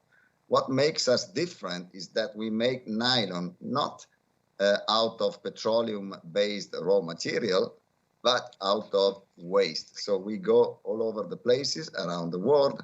We look for nylon waste, such as used carpets, fishing nets, plastic scraps, of course, made out of nylon. We take them back, and then we apply a special process that is returning the waste into its original raw material. This is very important because once you have the raw material with a proper purification, you can restart the second round without giving any limitation to designers, because of course, if you don't make beautiful products, nobody wants to buy them. Wonderful. And just quickly, give us an overview. What type of clients do you have? What are the types of companies getting access to your material? Well, we sell our ECONYL products to more than 2,000 fashion companies around the world. Of course, from Europe, United States, South America, even Middle East, Far East, Australia, and New Zealand. We work with the most important luxury companies of the world, like Gucci, Prada, Stella McCartney, Burberry, just to mention a few of them, but also with sport apparel brands and swimwear manufacturers. Of course, ECONYL can be also sold and used to make carpet flooring, interior design products. I mean, it's a nylon. Nylon is a very flexible and performing material. So how do you define, I mean, these are some of the biggest brands in the world. And from the reports we see now from the industry, it is gaining a lot of more interest. So how much of your work is sort of going to the brands and explaining what you do versus, maybe them coming to you and asking for your advice and material? We started our journey back in 2007. And of course, 15 years ago, maybe the world was not yet ready to, take first sustainable materials, So at the beginning, we had to go by our customers and explain what we were doing. And also this took maybe 2 or 3 rounds because actually it's a very complicated process, the one that we have developed. But now lately we have become more famous. And of course, once the most famous brands have adopted ECONYL as their, favorite ingredient, everybody now knows us, and so they come back to us. So now, actually, the relationship have changed because the next level of collaboration is not only to make beautiful products, but to start making them circular, which is easy to say, but actually not so easy to make. It should be pointed out then, so EcoNile is the actual brand that you use, and it's perhaps what consumers see in the stores versus Aquafil, which is the company, right? Yes, exactly. EcoNile is our brand nylon products, while the company manufacturing EcoNile is called Aquafil. And we are also a listed company. I mean, about 3,000 people in 8 different countries and 17 manufacturing plants. So normally I have to travel a lot. Unfortunately, because of the pandemic, I've been here, blocked, but I hope to return traveling as soon as possible. Okay, so good. Let's get into the issue of recycling, because this is where it gets kind of complicated.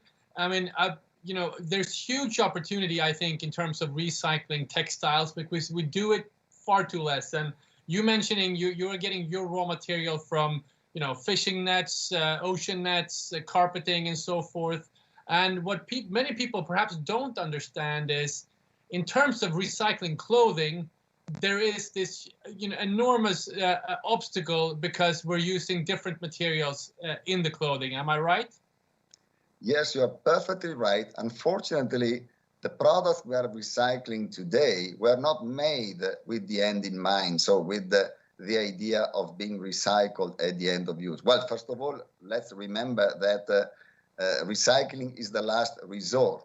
Better is to reuse as much as possible or to repair, and then only at the end, when after reusing and repairing you can't do anything else, you have to recycle the product so that you limit the extraction of new raw material from the planet, because of course we don't have enough for the future generations if we don't start using them in a more intelligent way. So clearly, as you are saying, there are products that are almost impossible to be recycled because they are multi-material, but without being made in a way that can be disassembled. And this is especially valid for clothing.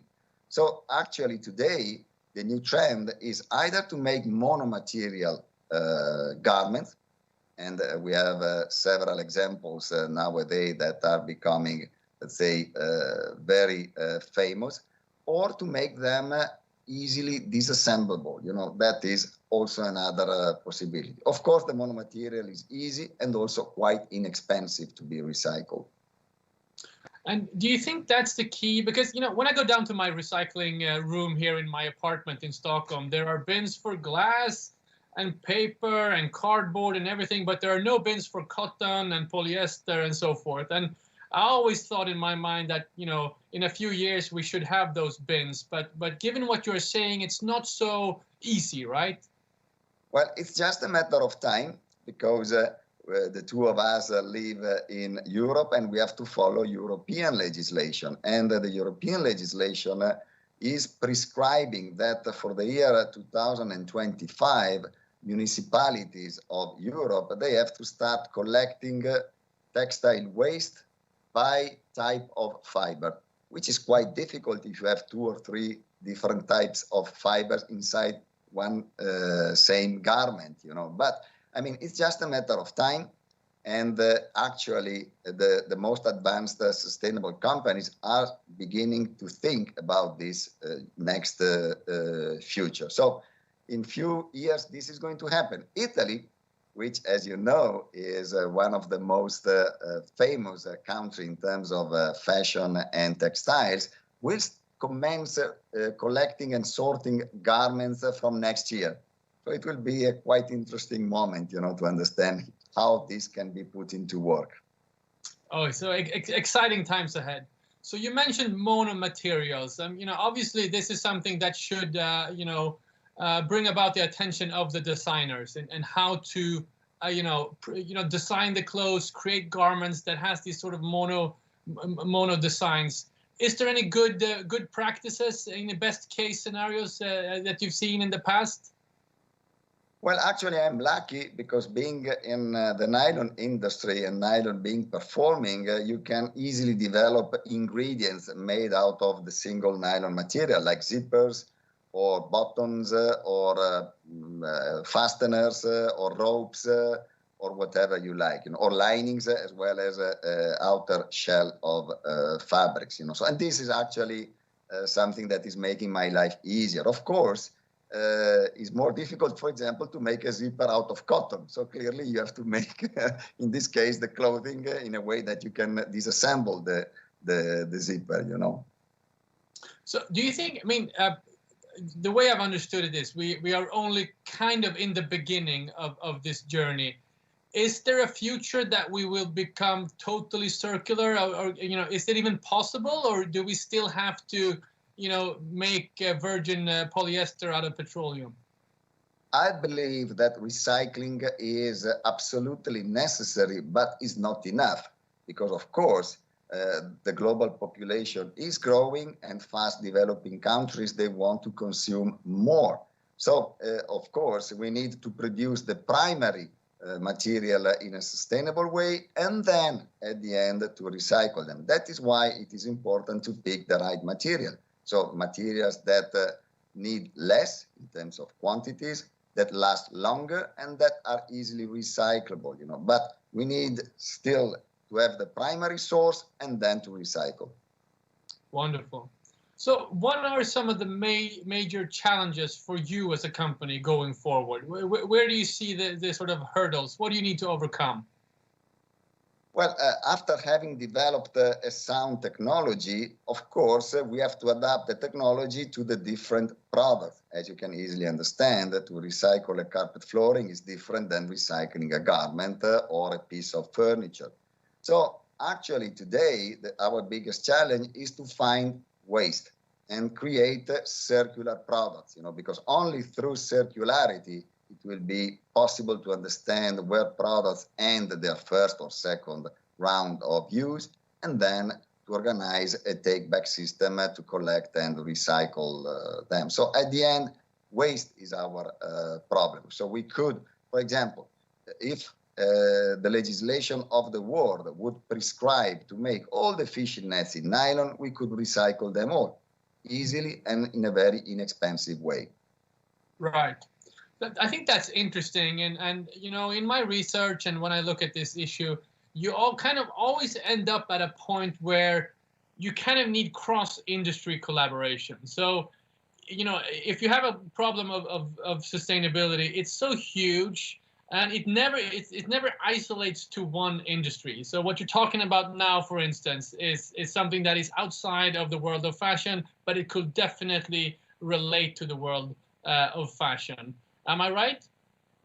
You are perfectly right. Unfortunately, we live in a competitive world, and so you have a company-to-company competition, material-to-material competition, country-to-country competition, and of course industry-to-industry competition, because, for example, in the flooring industry, you have different options, when you decide to change or to build something. So actually, sometimes to collaborate within the industry and between industries is quite challenging. But, it's only through collaboration that we can resolve the problem.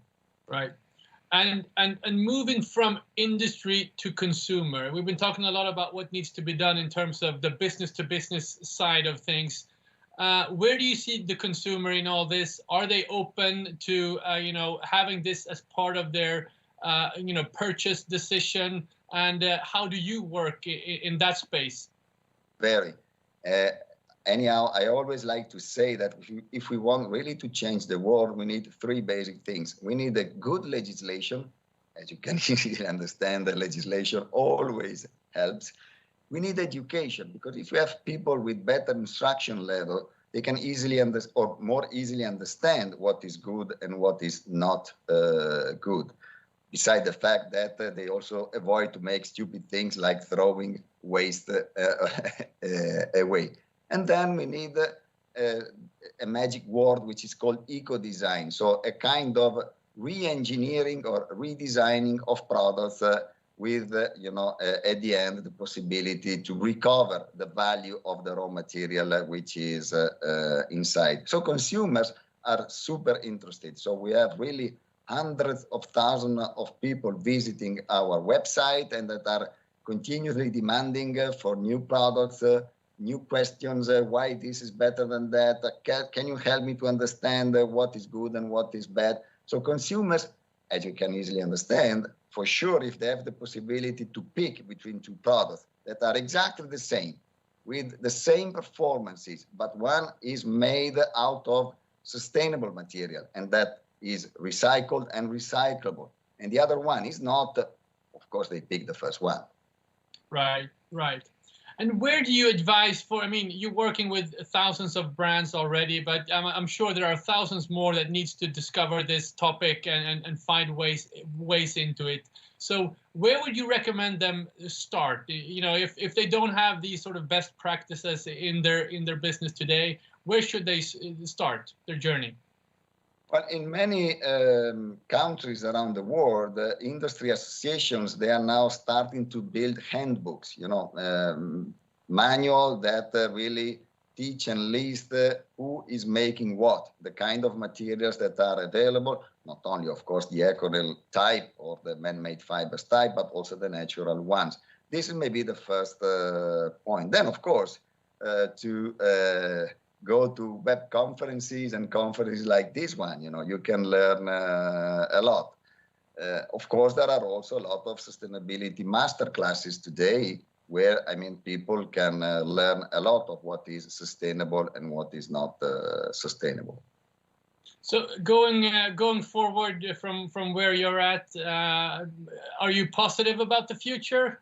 Do you see a lot of opportunity? I believe that the next decade will be the most crucial one. If during the next decade people will move into the right direction, we will be able really to change. Textile desperately needs to change, because if we don't change in a few years, we will be the most polluting industry in the world. And clearly, the political level will stop us. So we need to react and make things in a better way. Wonderful. So, Mr. Giulio Bonazzi, talking to us from close to Lake Geneva in Italy. I can't wait to meet you in person, but it was certainly a true pleasure to speak to you here at Fashion Futures, and thank you so much. Thank you, Conrad. And now back to Jordana to continuing this wonderful conference.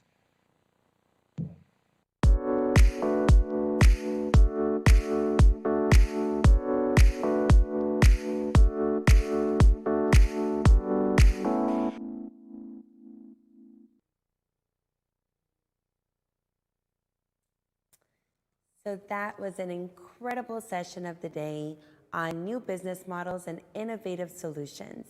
And if you remember, we asked, actually my co-host, Sagreed, asked a poll question right before the session started, which all of you at home got to answer in on. So the question was, what are the biggest challenges for the fashion industry in 2021? And we have the poll results, and most of you chose B, change in consumer behavior and demand, 35.7% of you to be exact. A, transition from traditional to digital retail, at 17.8%. C, disruptions in the global supply chain, also 17.8%. And D, COVID-19 and the economic crisis came at a close second with 28.4%. So now we're going to go to the last topic of the day, but most certainly the most important topic, which is the Sustainable Development Goals. Here's the last question for everybody at home. This is a really important question, and we're really excited to get your answers. So the question is, what SDG can the fashion industry contribute to most? And here are your options. A, Sustainable Development Goal number 1, no poverty. B, Sustainable Development Goal number 8, decent work and economic growth. C, Sustainable Development Goal number 10, reduced inequalities. And D, Sustainable Development Goal number 12, responsible consumption and production. So with that, we are going to get started by listening to someone who is really, really important throughout the supply chain. Her name is Jill Dumaine. She is the Global Vice President of Sustainability Solutions at Bluesign, speaking on transparency via partnerships in fashion. Enjoy.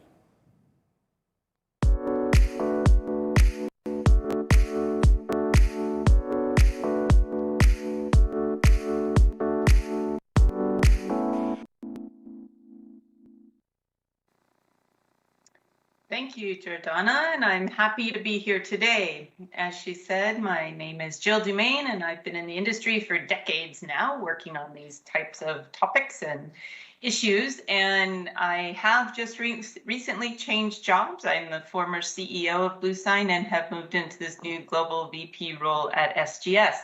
But tonight where I am, I'm here to talk to you about transparency and how important that is in our industry and how it makes us more credible.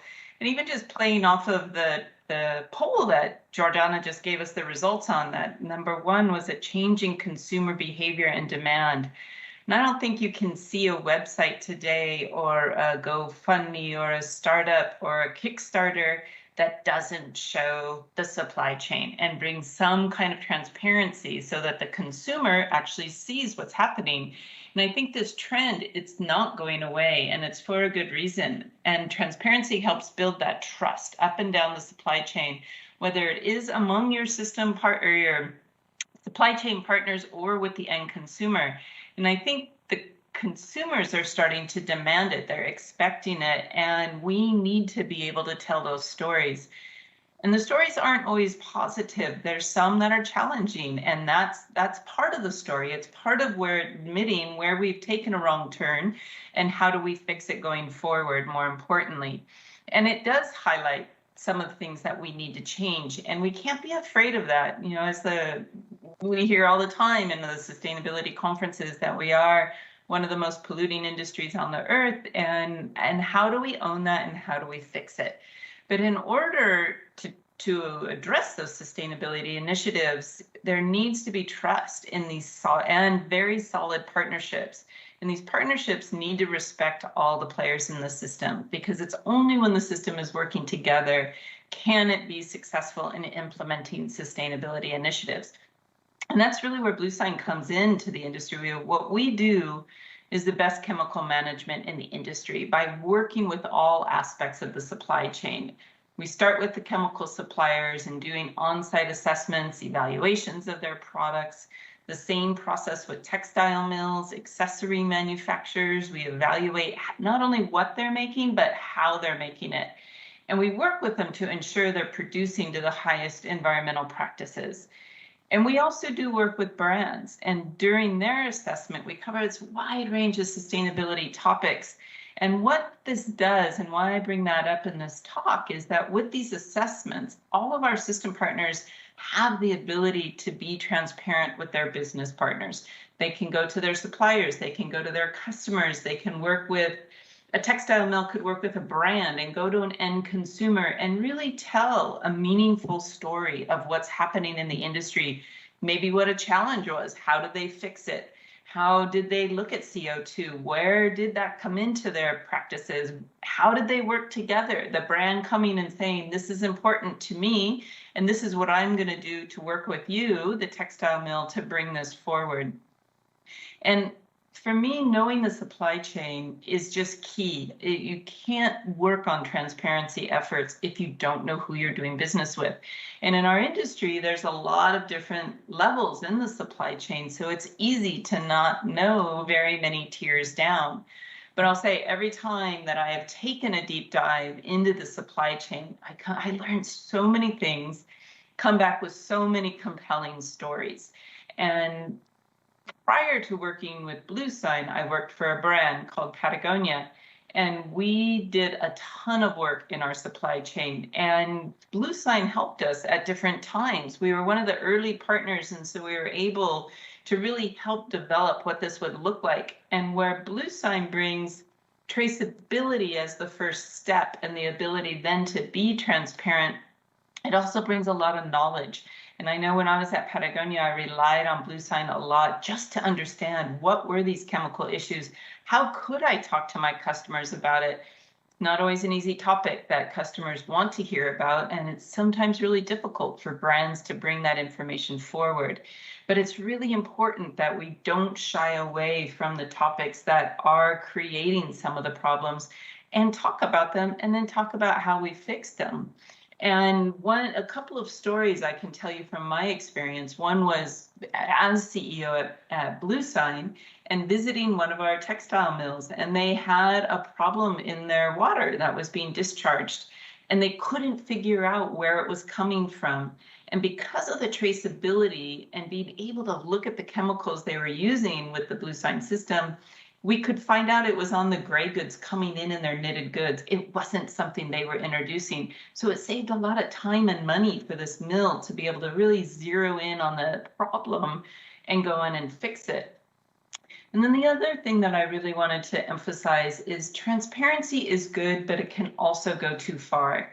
In 2007, I worked as part of a team that launched a very, very early project in transparency for Patagonia. And it was called the Footprint Chronicles. And we chose this instead of a traditional corporate social responsibility report, knowing we wanted to show more about what we were doing and what our suppliers were doing. But it was a new concept. 2007, social media barely existed. So the idea of transparency was really not a known concept.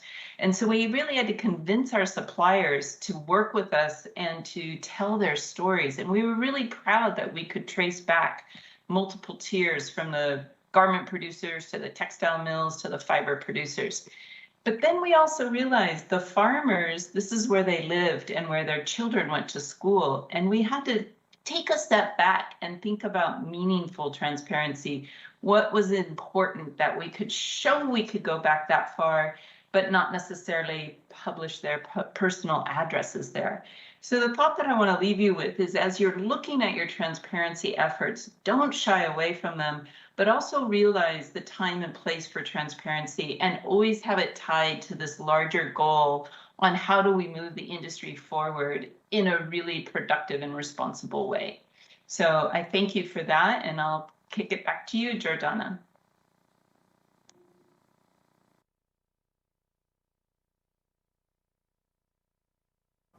Thank you so much, Jill. That was so incredible and insightful. And I can't think of sustainability without thinking of transparency. And I'm also really happy that you shared the right ways to go about transparency. So with that, we are going to now have two forces of nature join us when it comes to building and running global institutions around sustainability. So with that, I introduce to you Carrie Bennigan, the founder of the Conscious Fashion Campaign, and Louis Perkins, the president of the Apparel Impact Institute. Enjoy.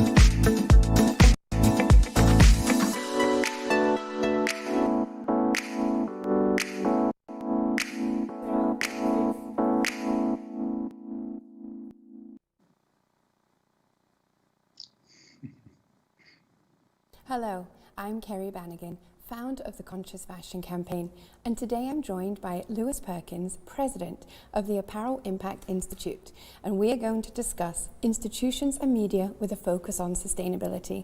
Thank you so much for joining us today, Louis. Thank you so much, Carrie. It's a pleasure to be here. So let's start with this, Louis. Tell us about the mission of the Apparel Impact Institute and your journey to where you are today. Absolutely. So I have the pleasure of running this organization called the Apparel Impact Institute, which was created in 2017 by a group of very interested industry-driven partners at the Sustainable Apparel Coalition, following support with organizations like the Sustainable Trade Initiative, IDH, HSBC, and some leading brands that came in to basically roll out a program that would scale impact solutions. So kind of stepping back from, the jargon of it, basically what we recognized was that the industry was ready to really look at the approach of scaling impact. And we had a lot of the great tools. We knew some of the best practices. We knew the direction we needed to go in many cases, and we could start the heavy lifting of scaling solutions immediately. But it also sets the stage for how do we pipeline in the right roadmap over the next 10 years or less, if we're talking about the climate goals of 2030 and ultimately the Sustainable Development Goals. And then you asked me about my personal journey. So prior to this work, I was running the Cradle to Cradle Products Innovation Institute, which is focused on applying the cradle to cradle design principles to products in order to create a circular economy. We had created a fashion positive initiative back in 2014, working with leading brands around defining a materials library based on agreed upon criteria for what makes a material circular, going by fiber type and dyes and trims and other types of materials that go into the building blocks of fashion. And from that, I became passionate about this space and very interested in how we could really scale impact solutions, measure it, and report it back, which is the goal of Apparel Impact Institute. Our mission statement is to say we identify, fund, scale, and measure proven solutions that help the industry reach its goals. Thank you so much for that. And the Apparel Impact Institute plays a critical role for the sector to scale impact. So let's talk about this. What is the importance of advocating for collective action? Absolutely. Well, when you share a supply chain and when you share suppliers, and I was just listening to our friend Jill Dumaine from Bluesign talking really about the relationship on the ground to the humans who are the workers who are making these products. The industry is sharing this. It is a collective resource that we're all building our products from. We are designing, using, and leveraging a shared supply chain. And also, we share a lot of the same farms. We share a lot of the same raw materials, the same chemical companies that are making the same dyes. So rather than working in silos, bringing it all together into a comprehensive plan is, sounds logical and makes sense, but operationalizing that is not always so easy. And what I would say is, we're at that time now. We're a good decade into the sustainable fashion movement. If you look at some of the leading organizations like SAC or Textile Exchange or Global Fashion Agenda, give or take, 10, 12 plus years.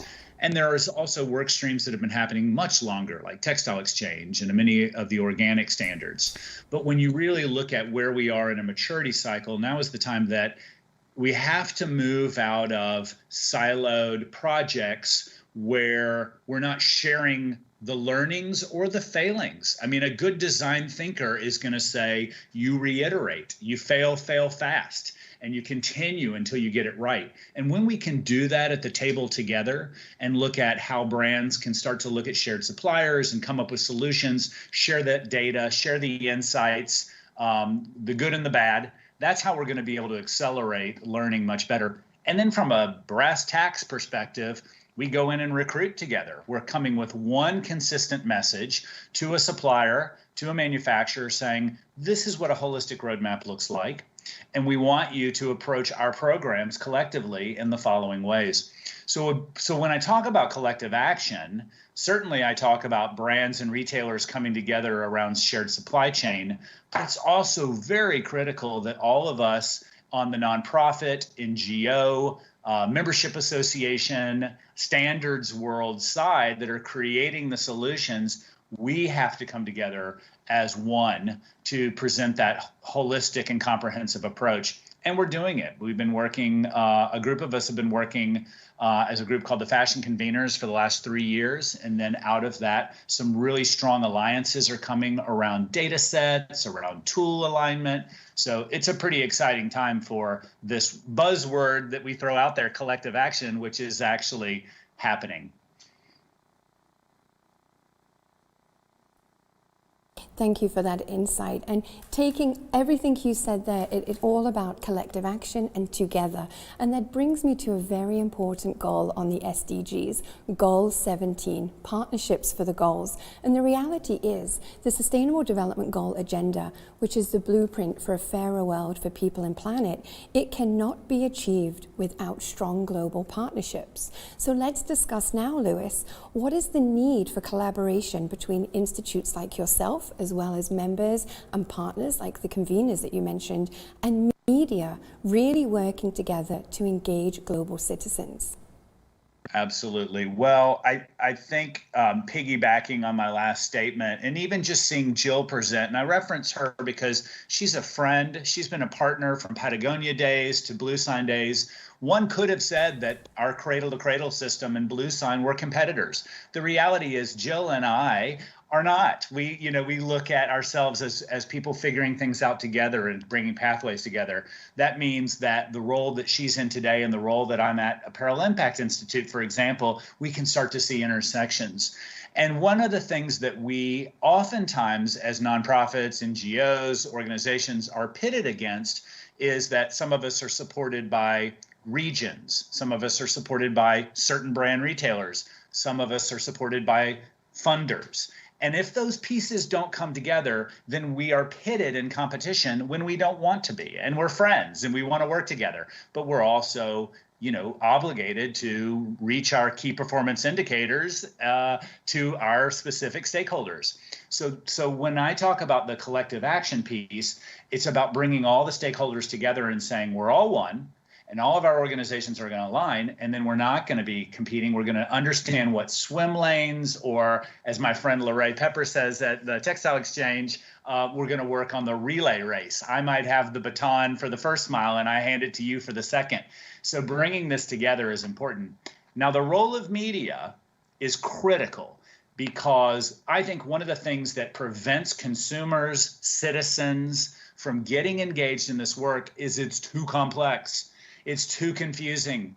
I might think it's great to have recycled ocean plastic shoes, but then I just read this article that tells me that's not the thing I should be doing, that's still petroleum and it's contributing to other issues around health and wellness, and I should go to a natural fiber. But then I read this life cycle analysis report, and that tells me that this has a negative impact on natural fibers. Maybe I should use synthetics because it has a lower life cycle analysis impact. This is very confusing. So as our organizations are beginning to really look at what matters to measure, how the pieces fit together, we absolutely need the storytelling. And the media plays such a pivotal role in our ability to craft and narrate the truth, first of all. So when I say storytelling, I want to make sure that this is the truth, but that we can see a common truth. And if we can see it and we can engage our partners in the media to tell these stories appropriately, then we're starting to make this a reality for consumers as well, too.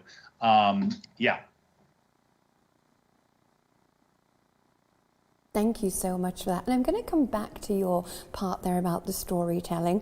It's a very, very important part here. But something I truly believe about the Sustainable Development Goals is it provides a unified language, not just for the sector, but for society. And it connects us as an industry across the value chain. How can a common narrative be a market driver for us? I love this. And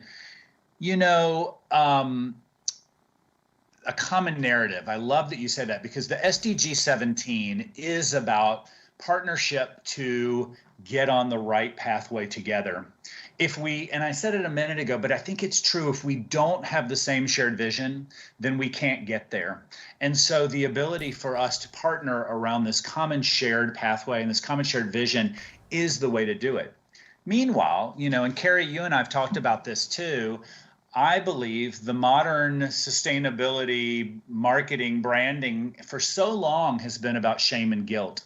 It was based on you're doing too much, you need to use less, you should feel bad about that purchase, you should feel bad about that long shower, you should make sacrifices in your life. Now, production and consumption models, that is a topic we definitely can talk about because they do not work. And we know that shared economy and circular economy, rental, repair is critical for the future of the growth of industry and economic development, and at the same time preserving the planet. So I don't want to say we can just go into this mass abundance place once we solve for some of these issues, but the reality is the ability for us to be able to produce and make things in a mindful and regenerative manner will lead towards greater abundance around human life, human access, et cetera. So to me, it's very much about engaging the human spirit in the creation, the creativity.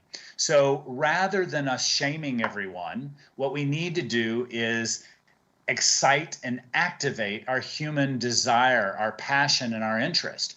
And I think one of the benefits of the younger generation who is emerging in a world where these are their realities, they didn't have to live in the reckless 80s like I did, where we were told there's no problems, just keep buying, just keep buying.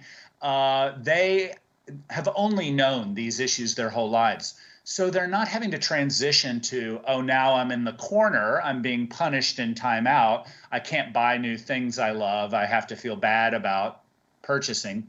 They live in a world where it's like, oh, this doesn't work, so we're going to solve for it. We're going to find a better way to do it. And it comes from a place of passionate innovation.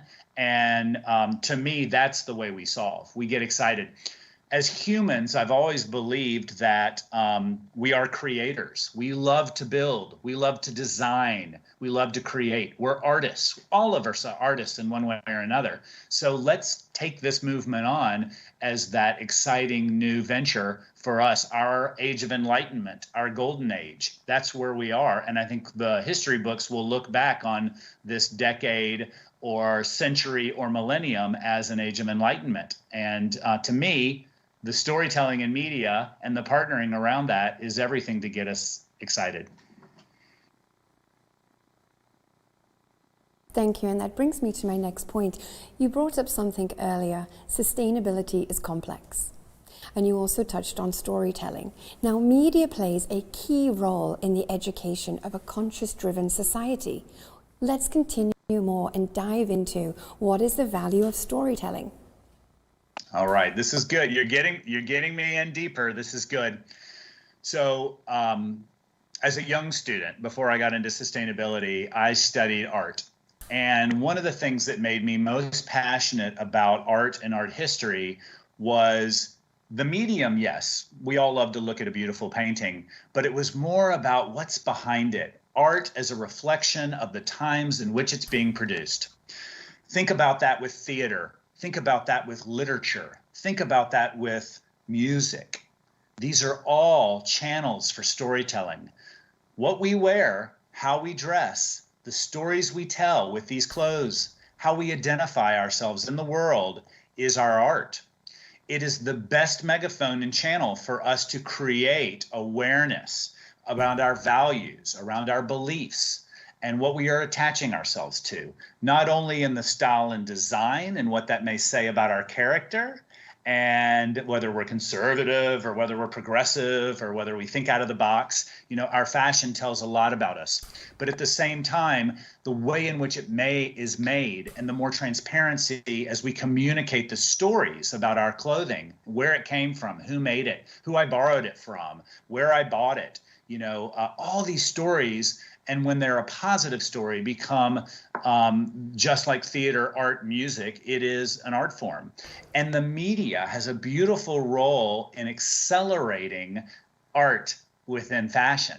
And so to me, that is the value of the storytelling around all of this. So it is at the media level, it is in film, it is in magazine articles, it is in the runway, it is on the cover. but it's also in the storytelling that I tell you about this shirt, and I know the guy who made it, and I know the material choices he made, and I happen to know the guy, but through storytelling and media and social media, we can all know the guy or the woman or the people. We can all know the stories. And that's the beauty that we have today of also aligning social media and the ability for us to really dive in and feel like we have a personal relationship to individuals through platforms and mediums like Instagram or TikTok or YouTube or Vimeo. We can feel that relationship. That's beautiful, because then I care. I'm not going to discard this and treat it like a commodity when I know the story around who made it, how it was made, what it is made of, maybe who owned it before me. Storytelling has the power to bring humanity to fashion. So as we wrap up for our last question, I want to give you a big congratulations on the recent launch of your Generation F series. So tell us, as your final notes, how is the Apparel Impact Institute using media as a vehicle to support sustainable solutions? Thank you for bringing that up, Carrie, and thank you for acknowledging it. And I know we'll have an opportunity to see the trailer, which I think is up on the platform. So take a look. You can go to the website, Gen F Series, and sign up for the mailing list, because we're now starting to host private screenings and we're getting it out to different communities. We'd be happy to host it to others. But the origin of that came from a conversation that I was having with one of our friends and partners, Wendy Schmidt from the 11th Hour Project, about the future of this industry and how we need young people, young innovators, young ideas to really help support and foster the pathway and the direction for all the reasons I said earlier. So with the pandemic, climate crisis, social justice, we knew there was a tipping point and we needed to lay out the roadmap for the future. So we interviewed over close to 50 individuals over the last year around the world, young people, telling us what they're working on: designers, regenerative farmers, chemists, scientists. I mean, the list goes on, circular economy models. And so this new episode 1 is called The Tipping Point, and we've been piloting it out with various groups. And now we're working on episode 2 on materials. And so we can't wait to get this out to the public as we get a distribution partner to go really big. But right now we can definitely share, and we look forward to people giving their feedback. Fantastic. And the audience can actually check this out on Fashion Futures Live Library. Thank you, Lewis, for joining us today. And thank you to the audience for tuning in. Thank you, Carrie. Thank you, everyone.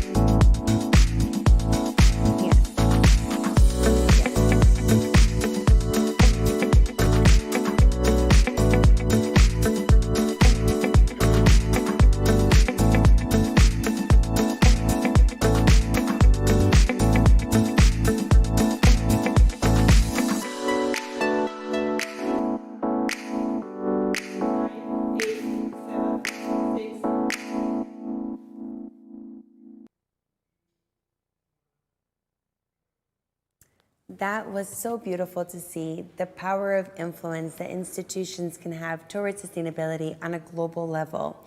Speaking of influence, I have now a leader who's going to be speaking to us who knows a thing or two when it comes to influence.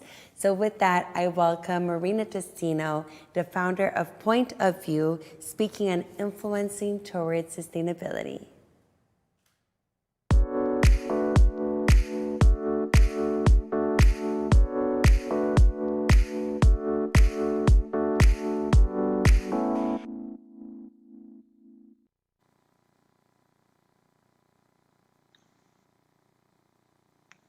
Hi, so I'll speak about how I started in the industry and how I kind of wanted to start with sustainability and promote it within the fashion industry. I started 5 years ago, and I realized that when you would talk to someone in the industry, they would reject the word sustainability, and it was something so far away.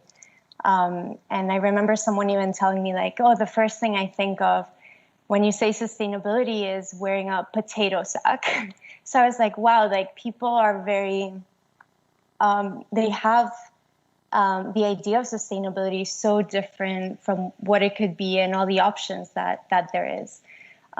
So based on kind of this, I decided I want to create campaigns and raise awareness on how to be conscious, but still be part of the fashion industry, and remarket the word sustainability, conscious, to make it cool, to make it fun, accessible, and for people to think of it as a need to the fashion industry, and not as something that you need to do because of the planet, but something because it's cool and let's do it.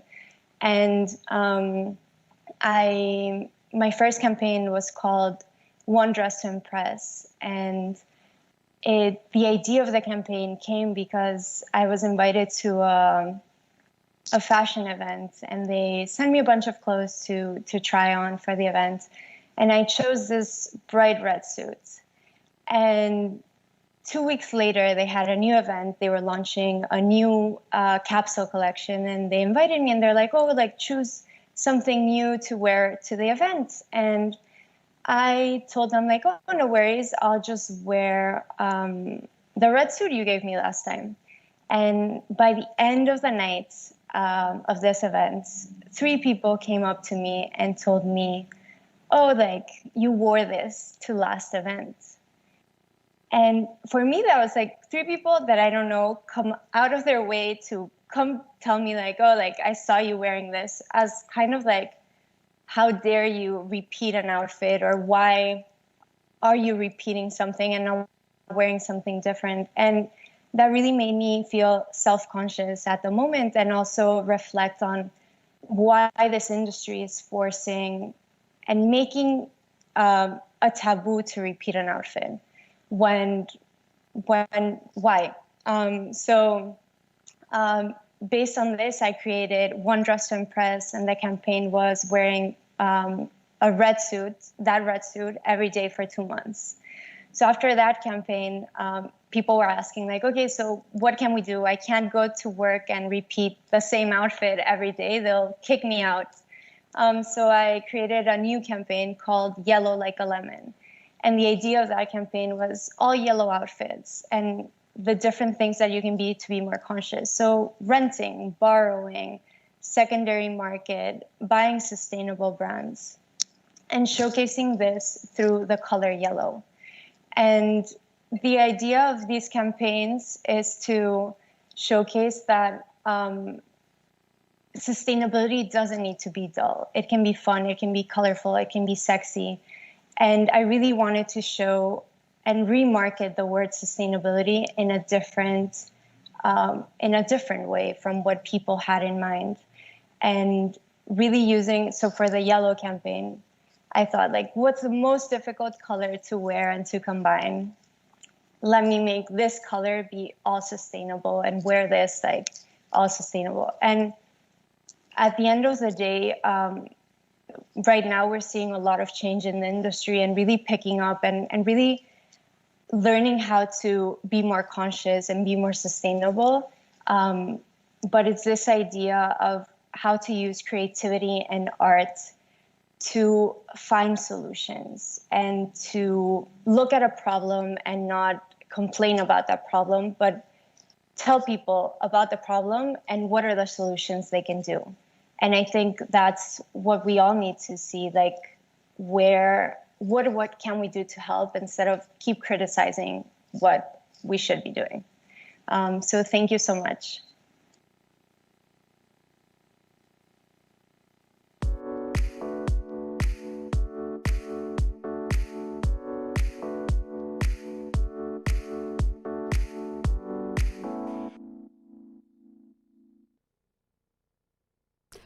Good afternoon, Your Royal Highness. It is so wonderful to be in conversation with you this afternoon to talk about the future of fashion and fashion futures as it relates to Saudi Arabia.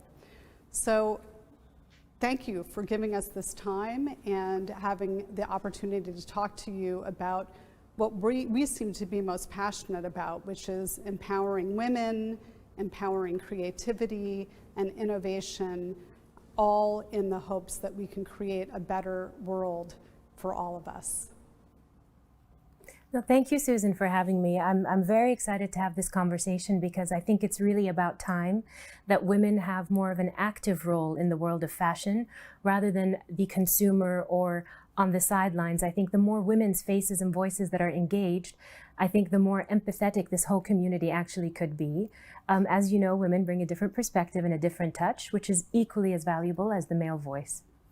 Absolutely, and I think it's really important to stress the importance of female empowerment and creativity because women are so integratively part of the supply chain, from growing the crops to harvesting the cotton to manufacturing and doing the production to actually being the end consumer. So how do we engage, especially in this time of climate change? And I think all of us know, given what happened with the pandemic and sort of this reawakening of our understanding of our interconnectedness, that fashion plays a huge part, not only in creative expression and joy, but also in really creating a big environmental footprint, from the energy use, the dyes and the toxins when it comes to the actual manufacturing, to the transportation, and also the end use. What do we do with all the clothes that aren't being used and being put into landfills or incinerated? So there's so much to be done, and there's so much potential for innovation. And I'm super curious about what you see in terms of the future of fashion in Saudi Arabia, and what you see for women and for entrepreneurs and for designers.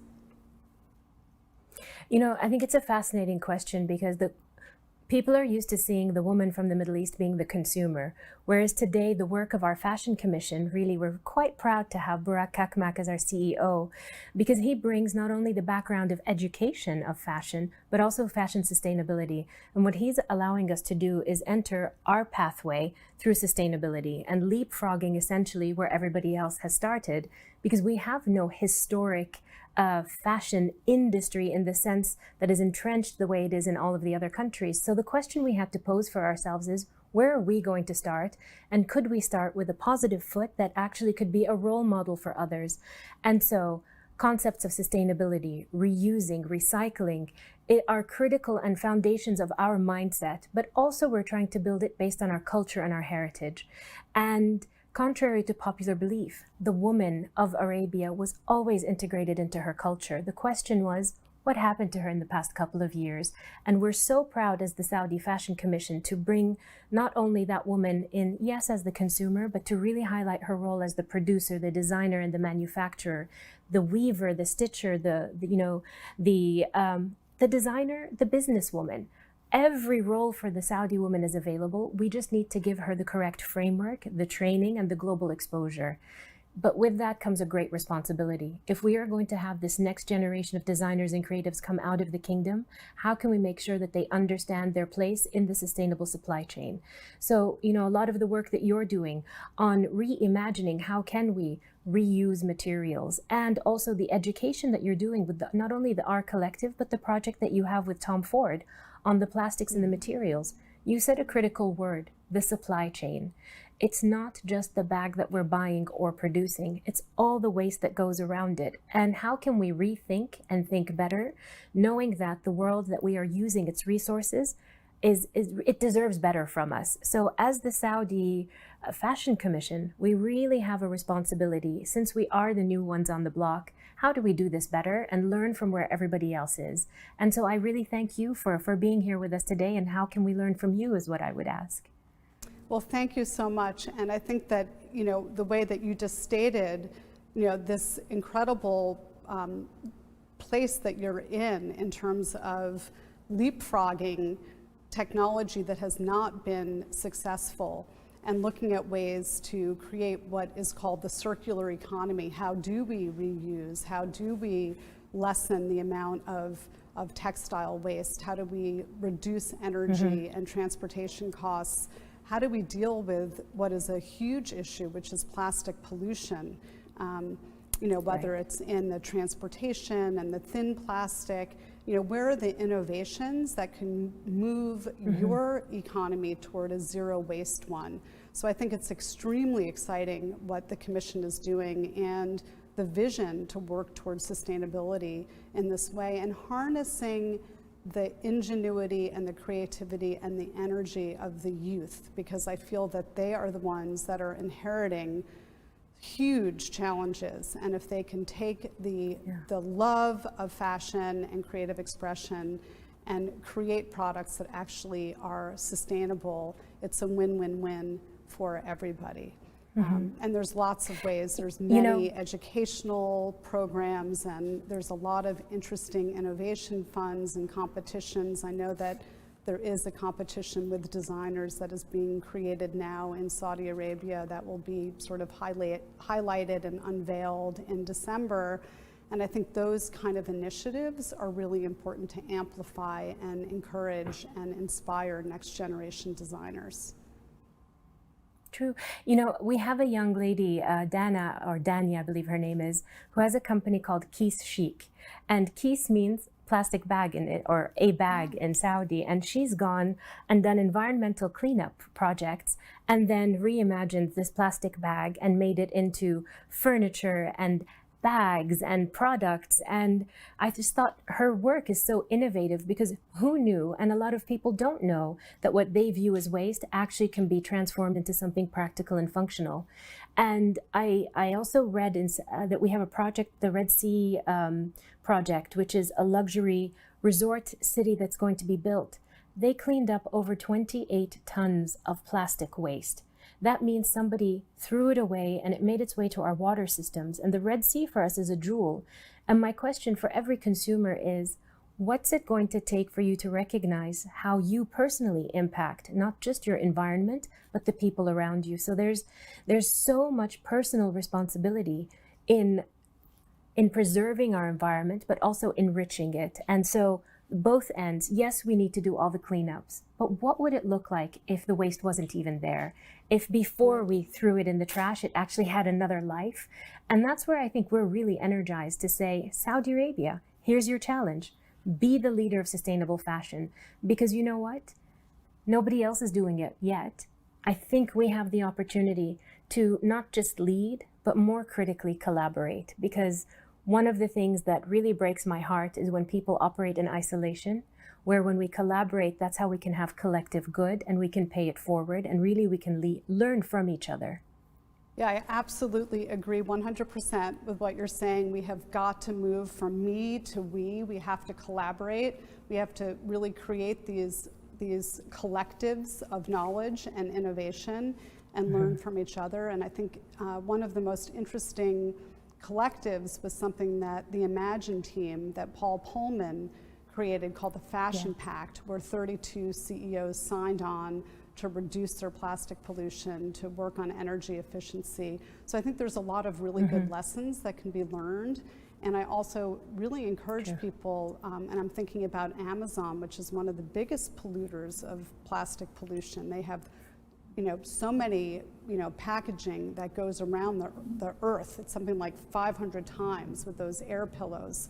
Wow. And if we can ask for a plastic-free choice, and I sit on the board of Oceana, and that is one of our campaigns to say, Amazon, you are providing quite a service that we obviously took part in, and globally people needed and appreciated, especially during the pandemic.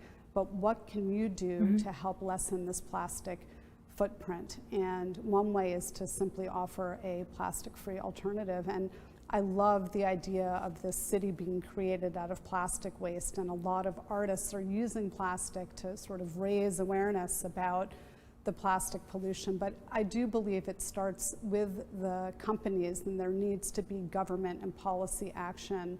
Right now, only 9% of plastic is recycled globally, and there is projections for a huge increase of plastic production. So we can't recycle ourselves out of this problem. We really need to look at innovation and alternatives to plastic to help protect our clothes and find ways to have compostable alternatives. So I think it's a very exciting time, and I think that you have an incredible opportunity to lead with innovation and with ingenuity and creativity. And I really look forward to seeing what will come about in terms of the products and the fashion and the cultural heritage that you'll see expressed in the designers in Saudi as well. It's a very exciting time. No, you know, it really is. And it's another element that I think is really critical for us to think about from the consumer end is how do we slow this whole process down? This need for immediate consumption and constant change, it's too much. We're creating the problem ourselves. And so if we can keep taking the mindset back farther, how did we live in the past? We didn't need to have collections every season. We didn't need to have collections every month, every week, the surprises, the pop-ups. I really think if we could slow this down, I hear everybody talking about our carbon footprint and our awareness. Well, are you really reducing your carbon footprint and your awareness if you're constantly pushing product out? And if we could look at the manufacturing of this, how could we be gentler and kinder to the people who are working in the manufacturing plants? I think we forget their quality of life is impacted by our constant need for new product. If the whole industry could slow down, charge better rates for the product that they're being sold, and really then empower the creator, the manufacturer, who sits far, far away in the world that many of us don't even see. I think if we could bring empathy back into the world of fashion manufacturing and creating, slow it down, the whole value chain will be a better, cleaner, kinder ecosystem. And I very much look forward to bringing that awareness and that mindset to the very, very farthest person is the first person to touch the material that ends up being the thing that you're putting on your body. Absolutely. Let's respect them and help elevate them also in this conversation of uplifting and renewing and let's bring the humanity back to our industry. Absolutely. I have to say you touched on the perfect word, and that's empathy. And I think that if all of us understood who made our clothes, where they came from, understood the supply chain, gave value to those people that are intimately and integrally involved in making our clothes, there would be a higher price attached. And I also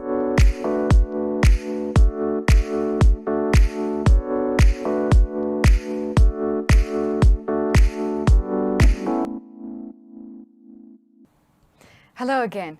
Please bear with us for a few minutes. We are sure all of our wonderful 40 speakers joining us from 5 different continents and from the hubs in Riyadh and New York are connected and ready for the next part of the program. In the meantime, allow me to remind you of the 4 pillars of our program today: entrepreneurship and experimentation, and the need for building new ventures in the fashion industry. Secondly, diversity and inclusion, and how they can be prompted and celebrated in culture and style. Thirdly, new business models and innovative solutions, and how they can lead to investments. And last but not least, sustainable development goals, and how to accelerate their achievements in the world of fashion. In short, through this platform, we aim to showcase a fertile ecosystem for exchanging ideas and knowledge to move towards sustainability, diversity, and innovation. So please stay with us for the upcoming exciting sessions of the program. And don't forget the conversation at #FashionFutures and #FashionMOC on Twitter and Instagram.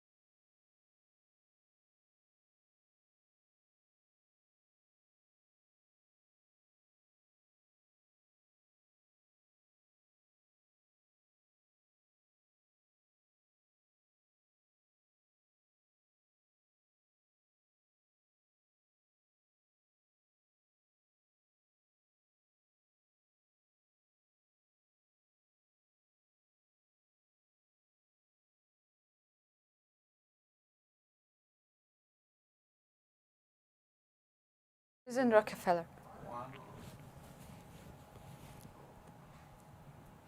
Hi again. Due to a technical problem, we will play the interview for you again with Her Highness Princess Rima and Susan Rockefeller.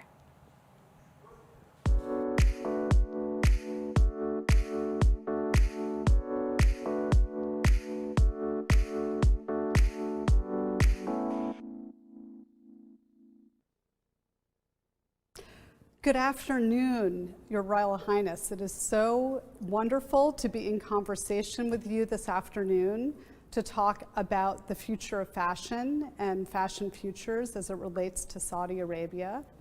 So thank you for giving us this time and having the opportunity to talk to you about what we seem to be most passionate about, which is empowering women, empowering creativity and innovation, all in the hopes that we can create a better world for all of us. No, thank you, Susan, for having me. I'm very excited to have this conversation because I think it's really about time that women have more of an active role in the world of fashion rather than the consumer or on the sidelines. I think the more women's faces and voices that are engaged, I think the more empathetic this whole community actually could be. As you know, women bring a different perspective and a different touch, which is equally as valuable as the male voice.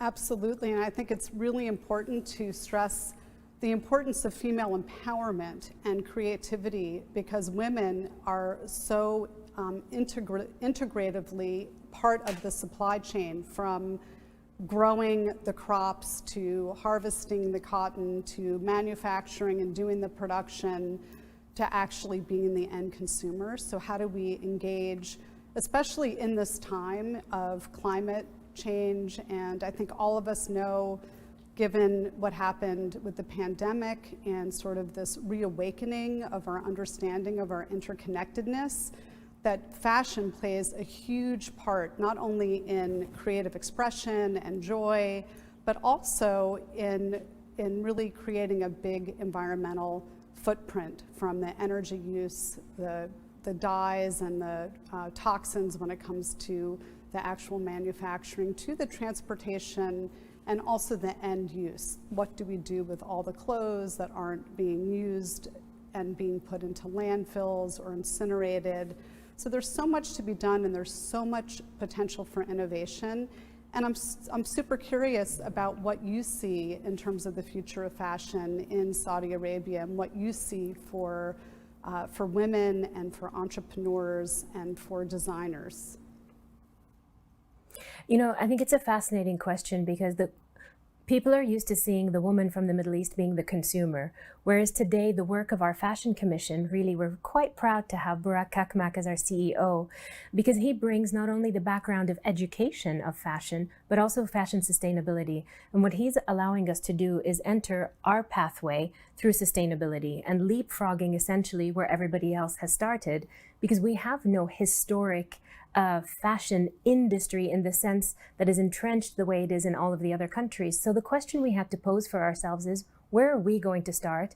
And could we start with a positive foot that actually could be a role model for others? And so concepts of sustainability, reusing, recycling, are critical and foundations of our mindset, but also we're trying to build it based on our culture and our heritage. And contrary to popular belief, the woman of Arabia was always integrated into her culture. The question was, what happened to her in the past couple of years? And we're so proud as the Saudi Fashion Commission to bring not only that woman in, yes, as the consumer, but to really highlight her role as the producer, the designer, and the manufacturer, the weaver, the stitcher, the designer, the businesswoman. Every role for the Saudi woman is available. We just need to give her the correct framework, the training, and the global exposure. But with that comes a great responsibility. If we are going to have this next generation of designers and creatives come out of the kingdom, how can we make sure that they understand their place in the sustainable supply chain? So, you know, a lot of the work that you're doing on reimagining how can we reuse materials, and also the education that you're doing with not only the R Collective, but the project that you have with Tom Ford on the plastics and the materials. You said a critical word, the supply chain. it's not just the bag that we're buying or producing, it's all the waste that goes around it. And how can we rethink and think better, knowing that the world that we are using its resources it deserves better from us. So as the Saudi Fashion Commission, we really have a responsibility, since we are the new ones on the block. How do we do this better and learn from where everybody else is? And so I really thank you for being here with us today, and how can we learn from you is what I would ask. Well, thank you so much. And I think that, the way that you just stated, this incredible place that you're in terms of leapfrogging technology that has not been successful and looking at ways to create what is called the circular economy. How do we reuse? How do we lessen the amount of textile waste? How do we reduce energy and transportation costs? How do we deal with what is a huge issue, which is plastic pollution?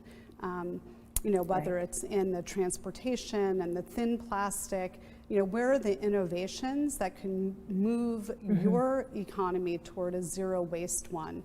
So I think it's extremely exciting what the Commission is doing, and the vision to work towards sustainability in this way, and harnessing the ingenuity and the creativity and the energy of the youth, because I feel that they are the ones that are inheriting huge challenges. And if they can take the love of fashion and creative expression and create products that actually are sustainable, it's a win-win-win for everybody. And there's lots of ways. There's many educational programs, and there's a lot of interesting innovation funds and competitions. I know that there is a competition with designers that is being created now in Saudi Arabia that will be sort of highlighted and unveiled in December. And I think those kind of initiatives are really important to amplify and encourage and inspire next generation designers. True. We have a young lady, Dana, or Dania, I believe her name is, who has a company called Keys Chic. And Keys means plastic bag in it, or a bag in Saudi. And she's gone and done environmental cleanup projects and then reimagined this plastic bag and made it into furniture and bags and products. And I just thought her work is so innovative, because who knew, and a lot of people don't know, that what they view as waste actually can be transformed into something practical and functional. And I also read that we have a project, the Red Sea project, which is a luxury resort city that's going to be built. They cleaned up over 28 tons of plastic waste. That means somebody threw it away and it made its way to our water systems. And the Red Sea for us is a jewel. And my question for every consumer is, what's it going to take for you to recognize how you personally impact not just your environment, but the people around you? So there's so much personal responsibility in preserving our environment, but also enriching it. And so both ends, yes, we need to do all the cleanups, but what would it look like if the waste wasn't even there? If before we threw it in the trash, it actually had another life? And that's where I think we're really energized to say, Saudi Arabia, here's your challenge. Be the leader of sustainable fashion. Because you know what? Nobody else is doing it yet. I think we have the opportunity to not just lead, but more critically collaborate. Because one of the things that really breaks my heart is when people operate in isolation, where when we collaborate, that's how we can have collective good and we can pay it forward, and really we can learn from each other. Yeah, I absolutely agree 100% with what you're saying. We have got to move from me to we. We have to collaborate. We have to really create these collectives of knowledge and innovation and learn from each other. And I think one of the most interesting collectives was something that the Imagine team that Paul Pullman created called the Fashion Pact, where 32 CEOs signed on to reduce their plastic pollution, to work on energy efficiency. So I think there's a lot of really good lessons that can be learned. And I also really encourage people, and I'm thinking about Amazon, which is one of the biggest polluters of plastic pollution. They have so many, packaging that goes around the earth. It's something like 500 times with those air pillows. Oh, wow. And if we can ask for a plastic-free choice and I sit on the board of Oceana, and that is one of our campaigns to say, Amazon, you are providing quite a service that we obviously took part in, and globally people needed and appreciated, especially during the pandemic.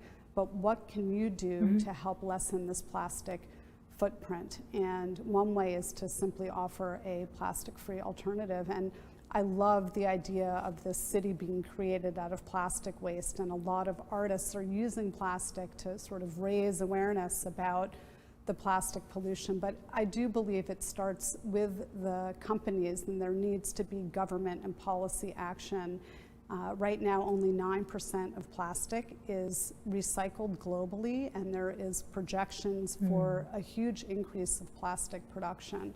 So we can't recycle ourselves out of this problem. We really need to look at innovation and alternatives to plastic to help protect our clothes and find ways to have compostable alternatives. So I think it's a very exciting time, and I think that you have an incredible opportunity to lead with innovation and with ingenuity and creativity. And I really look forward to seeing what will come about in terms of the products and the fashion and the cultural heritage that you'll see expressed in the designers in Saudi as well. It's a very exciting time. No, you know, it really is. And it's another element that I think is really critical for us to think about from the consumer end is how do we slow this whole process down? This need for immediate consumption and constant change, it's too much. We're creating the problem ourselves. And so if we can keep taking the mindset back farther, how did we live in the past? We didn't need to have collections every season. We didn't need to have collections every month, every week, the surprises, the pop-ups. I really think if we could slow this down, I hear everybody talking about our carbon footprint and our awareness. Well, are you really reducing your carbon footprint and your awareness if you're constantly pushing product out? And if we could look at the manufacturing of this, how could we be gentler and kinder to the people who are working in the manufacturing plants? I think we forget their quality of life is impacted by our constant need for new product. If the whole industry could slow down, charge better rates for the product that they're being sold, and really then empower the creator, the manufacturer, who sits far, far away in the world that many of us don't even see. I think if we could bring empathy back into the world of fashion manufacturing and creating, slow it down, the whole value chain will be a better, cleaner, kinder ecosystem. And I very much look forward to bringing that awareness and that mindset to the very, very farthest person is the first person to touch the material that ends up being the thing that you're putting on your body. Absolutely. Let's respect them and help elevate them also in this conversation of uplifting and renewing and let's bring the humanity back to our industry. Absolutely. I have to say you touched on the perfect word, and that's empathy. And I think that if all of us understood who made our clothes,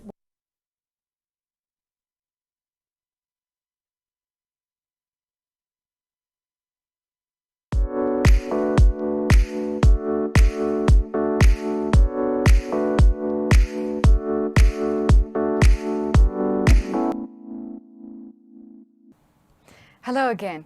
Please bear with us for a few minutes. We are sure all of our wonderful 40 speakers joining us from 5 different continents and from the hubs in Riyadh and New York are connected and ready for the next part of the program. In the meantime, allow me to remind you of the 4 pillars of our program today: entrepreneurship and experimentation, and the need for building new ventures in the fashion industry. Secondly, diversity and inclusion, and how they can be prompted and celebrated in culture and style. Thirdly, new business models and innovative solutions, and how they can lead to investments. And last but not least, sustainable development goals, and how to accelerate their achievements in the world of fashion. In short, through this platform, we aim to showcase a fertile ecosystem for exchanging ideas and knowledge to move towards sustainability, diversity, and innovation. So please stay with us for the upcoming exciting sessions of the program. And don't forget the conversation at #FashionFutures and #FashionMOC on Twitter and Instagram.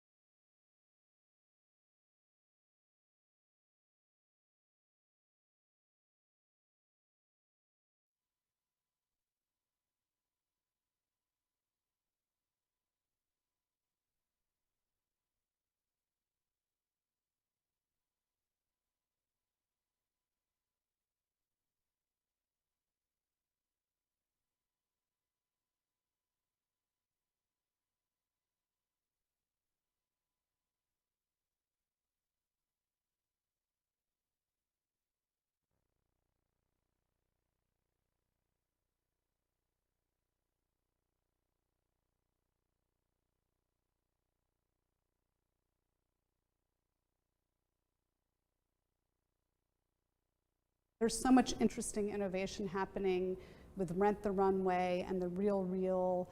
I don't know if they are in Saudi at the moment, but I just think there's so much opportunity to give value back to the people that are making the clothes and valuing that supply chain, which is mostly women involved. And I think that that is something that if you could achieve that as a goal for Saudi with the new designers, it would just be a beacon of light for people to look toward as an example of what the future can look like. So it's very exciting, I think. It really is. And honestly, the fact that we're having this conversation, I don't believe that anything ever happens in isolation. If you and I are thinking this way, other people are thinking this way too. Absolutely. The question is, how do we all come together to really make a change within the industry? And it's about being compassionate, not just to yourself, but to that person creating, but also compassionate to the global environment and compassionate to those coming in the future. Everything we do today impacts those coming after us. And I really think we need to go back, and COVID, I think, gave us that chance to think, who are we and what do we owe ourselves and others? And how do we really want to live? There's been so much loss in this past year and a half, both economic, personal, professional, emotional, that we have a chance today. We've been almost given a clean slate to say, if we're re-engaging with the world, what does this re-engagement look like and how good could it be? And I really encourage the fashion industry to be a beacon of hope by connecting, like we had said, that whole supply chain to be healthier and better, not just for the bottom line, but for our community, for our people, and for the world. Absolutely. I couldn't say it any better. And I do believe that this has been a global reset because of the pandemic, and people are asking, you know, what is it that we really need and what sparks joy? And all of these questions is sort of a return to these enlightened essentials, the values that we all hold dear. My husband and I have a saying to protect what is precious. And for us, it's family, it's art, and it's nature. And we all want to preserve family and our children. Art is the greatest form of human expression. And the environment, if it is not healthy, we will not be healthy. And we have learned that we are all interconnected. It is a global planetary ecosystem, and we have to work together. And that's why I'm so thrilled that the Fashion Futures and Fashinnovation have come together to collaborate and have these conversations and allow us to be in this conversation together, which I hope will continue as we develop and deepen these connections and best practices moving forward. Absolutely. And I think the interesting thing about this is we can create a new culture. If you look at how different countries have picked up their fashion industries after a war, where every resource was almost demolished to them and they rebuilt it, even though this wasn't a war, I do feel that we were under attack by this virus. And the question, as we'd mentioned before, we're rebuilding. We're going to do this better, but we need to be more conscious. And in that consciousness, it goes into what is the foundation that this Fashion Commission is going to build as a baseline for all of these young kids to say, this is what I subscribe to. What are we going to educate them about? What are we going to expose them to? Because the easiest thing is to just pick up where we left off. But the hardest thing is to challenge those past perceptions and say, what does the future hold? And what I'm so passionate about in this conversation of fashion futures is we're not exclusively talking to the designer. We are talking to the industry of fashion and telling our young people there are so many jobs that can be created in this. Male, female, whether you're the creative, whether you have an engineering type mindset, an architectural mindset, there are architectural principles to fashion, but there's basic 101 business principles from marketing to business development. And so everybody should feel that there is a home and an opportunity for them within the fashion industry. And where we have the luxury is nothing we're doing is entrenched in the past. This is absolutely new. So we do truly have a historic moment to build something magnificent. And so my role is simply as the head of the executive committee. I'm so proud of the actual people working in the commission every single day and of this young community that is reaching out to them day in, day out to say, help me and teach me. Exactly. And so our role is to answer their call and say, we're here to help, and this is the best what the world can offer you, and to help create that connectivity. So building this new era of fashion conversations through Fashion Futures, and with the partnership with Fashinnovation, I think it's the perfect partnership. I'm so happy about it. I am too, and I look forward to more conversations with you, hopefully meeting you either in DC or New York City or Riyadh, and just let's continue this, and I am very much excited for what the future brings for all of us and the models and the innovation that will happen as a result of this collaboration. So thank you so much. Not at all. Thank you so much, Susan, for your time also and your faith in what we're building. Looking forward to continuing the collaboration. It's very exciting. Thank you so much. Indeed.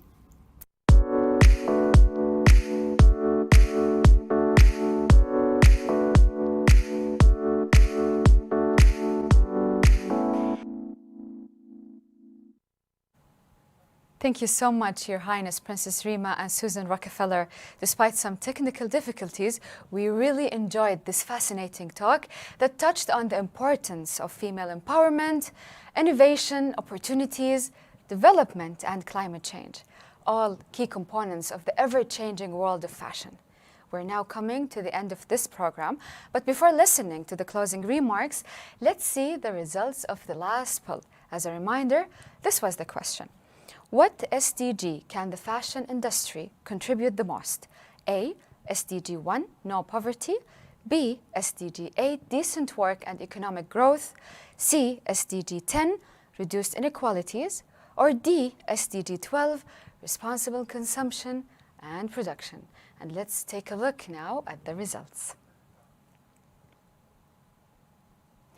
As we can all see,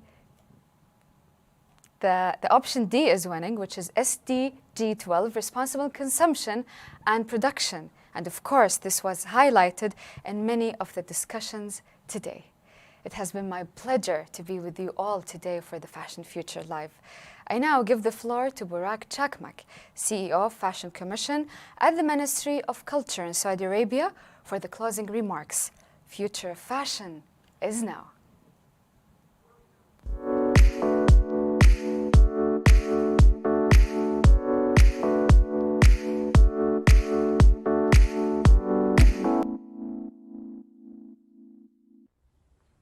Your Royal Highnesses, Excellencies, distinguished guests, ladies and gentlemen. First of all, I would like to say thank you to everyone, to our speakers, as well as to our audience. What an insightful experience we've had the pleasure of being part of today. And it was also a great honor to welcome some of the world's greatest business sustainability minds to discuss the most pressing issues faced by our fashion industry. We're all coming away very well informed and professionally empowered. We've listened to several of these experts that included Chantaline Carpentier on the alignment between fashion and creative industries and the United Nations Sustainable Development Goals. We heard from Nadia Swarovski on the legacy of the fashion industry, as well as from Stephanie Benedetto on how technology drives innovation for wearables and textile replacements. Marina Testino talked to us about how to use social media to spread the sustainable message to customers all around the world. And of course, Her Royal Highness Princess Rima bin Bandar and Susan Rockefeller had a chance to discuss the role of the environment in the fashion industry. It's only through moments like this one we create the ignition that pushes for collaboration and the exchange of ideas, so that we can draw a broad range of experiences, and together we strive towards a sustainable global fashion industry. With no single sector untouched by these issues, virtual platforms like Fashion Futures enable conversations that transgress borders by engaging experts from all over the world in this critical dialogue. And that's exactly what we try to achieve with the first live version of Fashion Futures that was experienced by all of you. You joined us on what is the start of a new journey for the Fashion Commission at the Ministry of Culture. Fashion Futures is only one of many initiatives we are launching. Thanks to the robust strategy we put together, and you heard some of this from my colleague Princess Noura earlier today, the Kingdom of Saudi Arabia can be a stellar example of how to build an innovative, sustainable, locally and culturally relevant fashion ecosystem in any country around the world. To be part of this journey, I'm inviting all of you to keep visiting our platform, where you will be able to discover regular content drops, more talks and masterclasses in the coming months. And you will have a chance to experience a physical version of Fashion Futures later in the year, which will take place in Riyadh. From where I'm standing, it definitely feels like it's the moment of the entrepreneur. The inevitable changes in the industry are bringing many opportunities to be seized by fashion innovators. Hence, we are very keen to engage all of the innovators, not only in Saudi Arabia, but in the rest of the world, to think about how to bring change to the fashion industry and to society overall. It's our role to enable innovators and partner to bring about the best possible education, the business development needed, the entrepreneurship support, and retailing experiences that are relevant to building a new industry in a country like Kingdom of Saudi Arabia. I'm excited to be part of a narrative that will see Saudi transform local businesses to achieve the highest standard in their operations and helping them brand themselves to be celebrated globally. Thank you for joining us on this journey.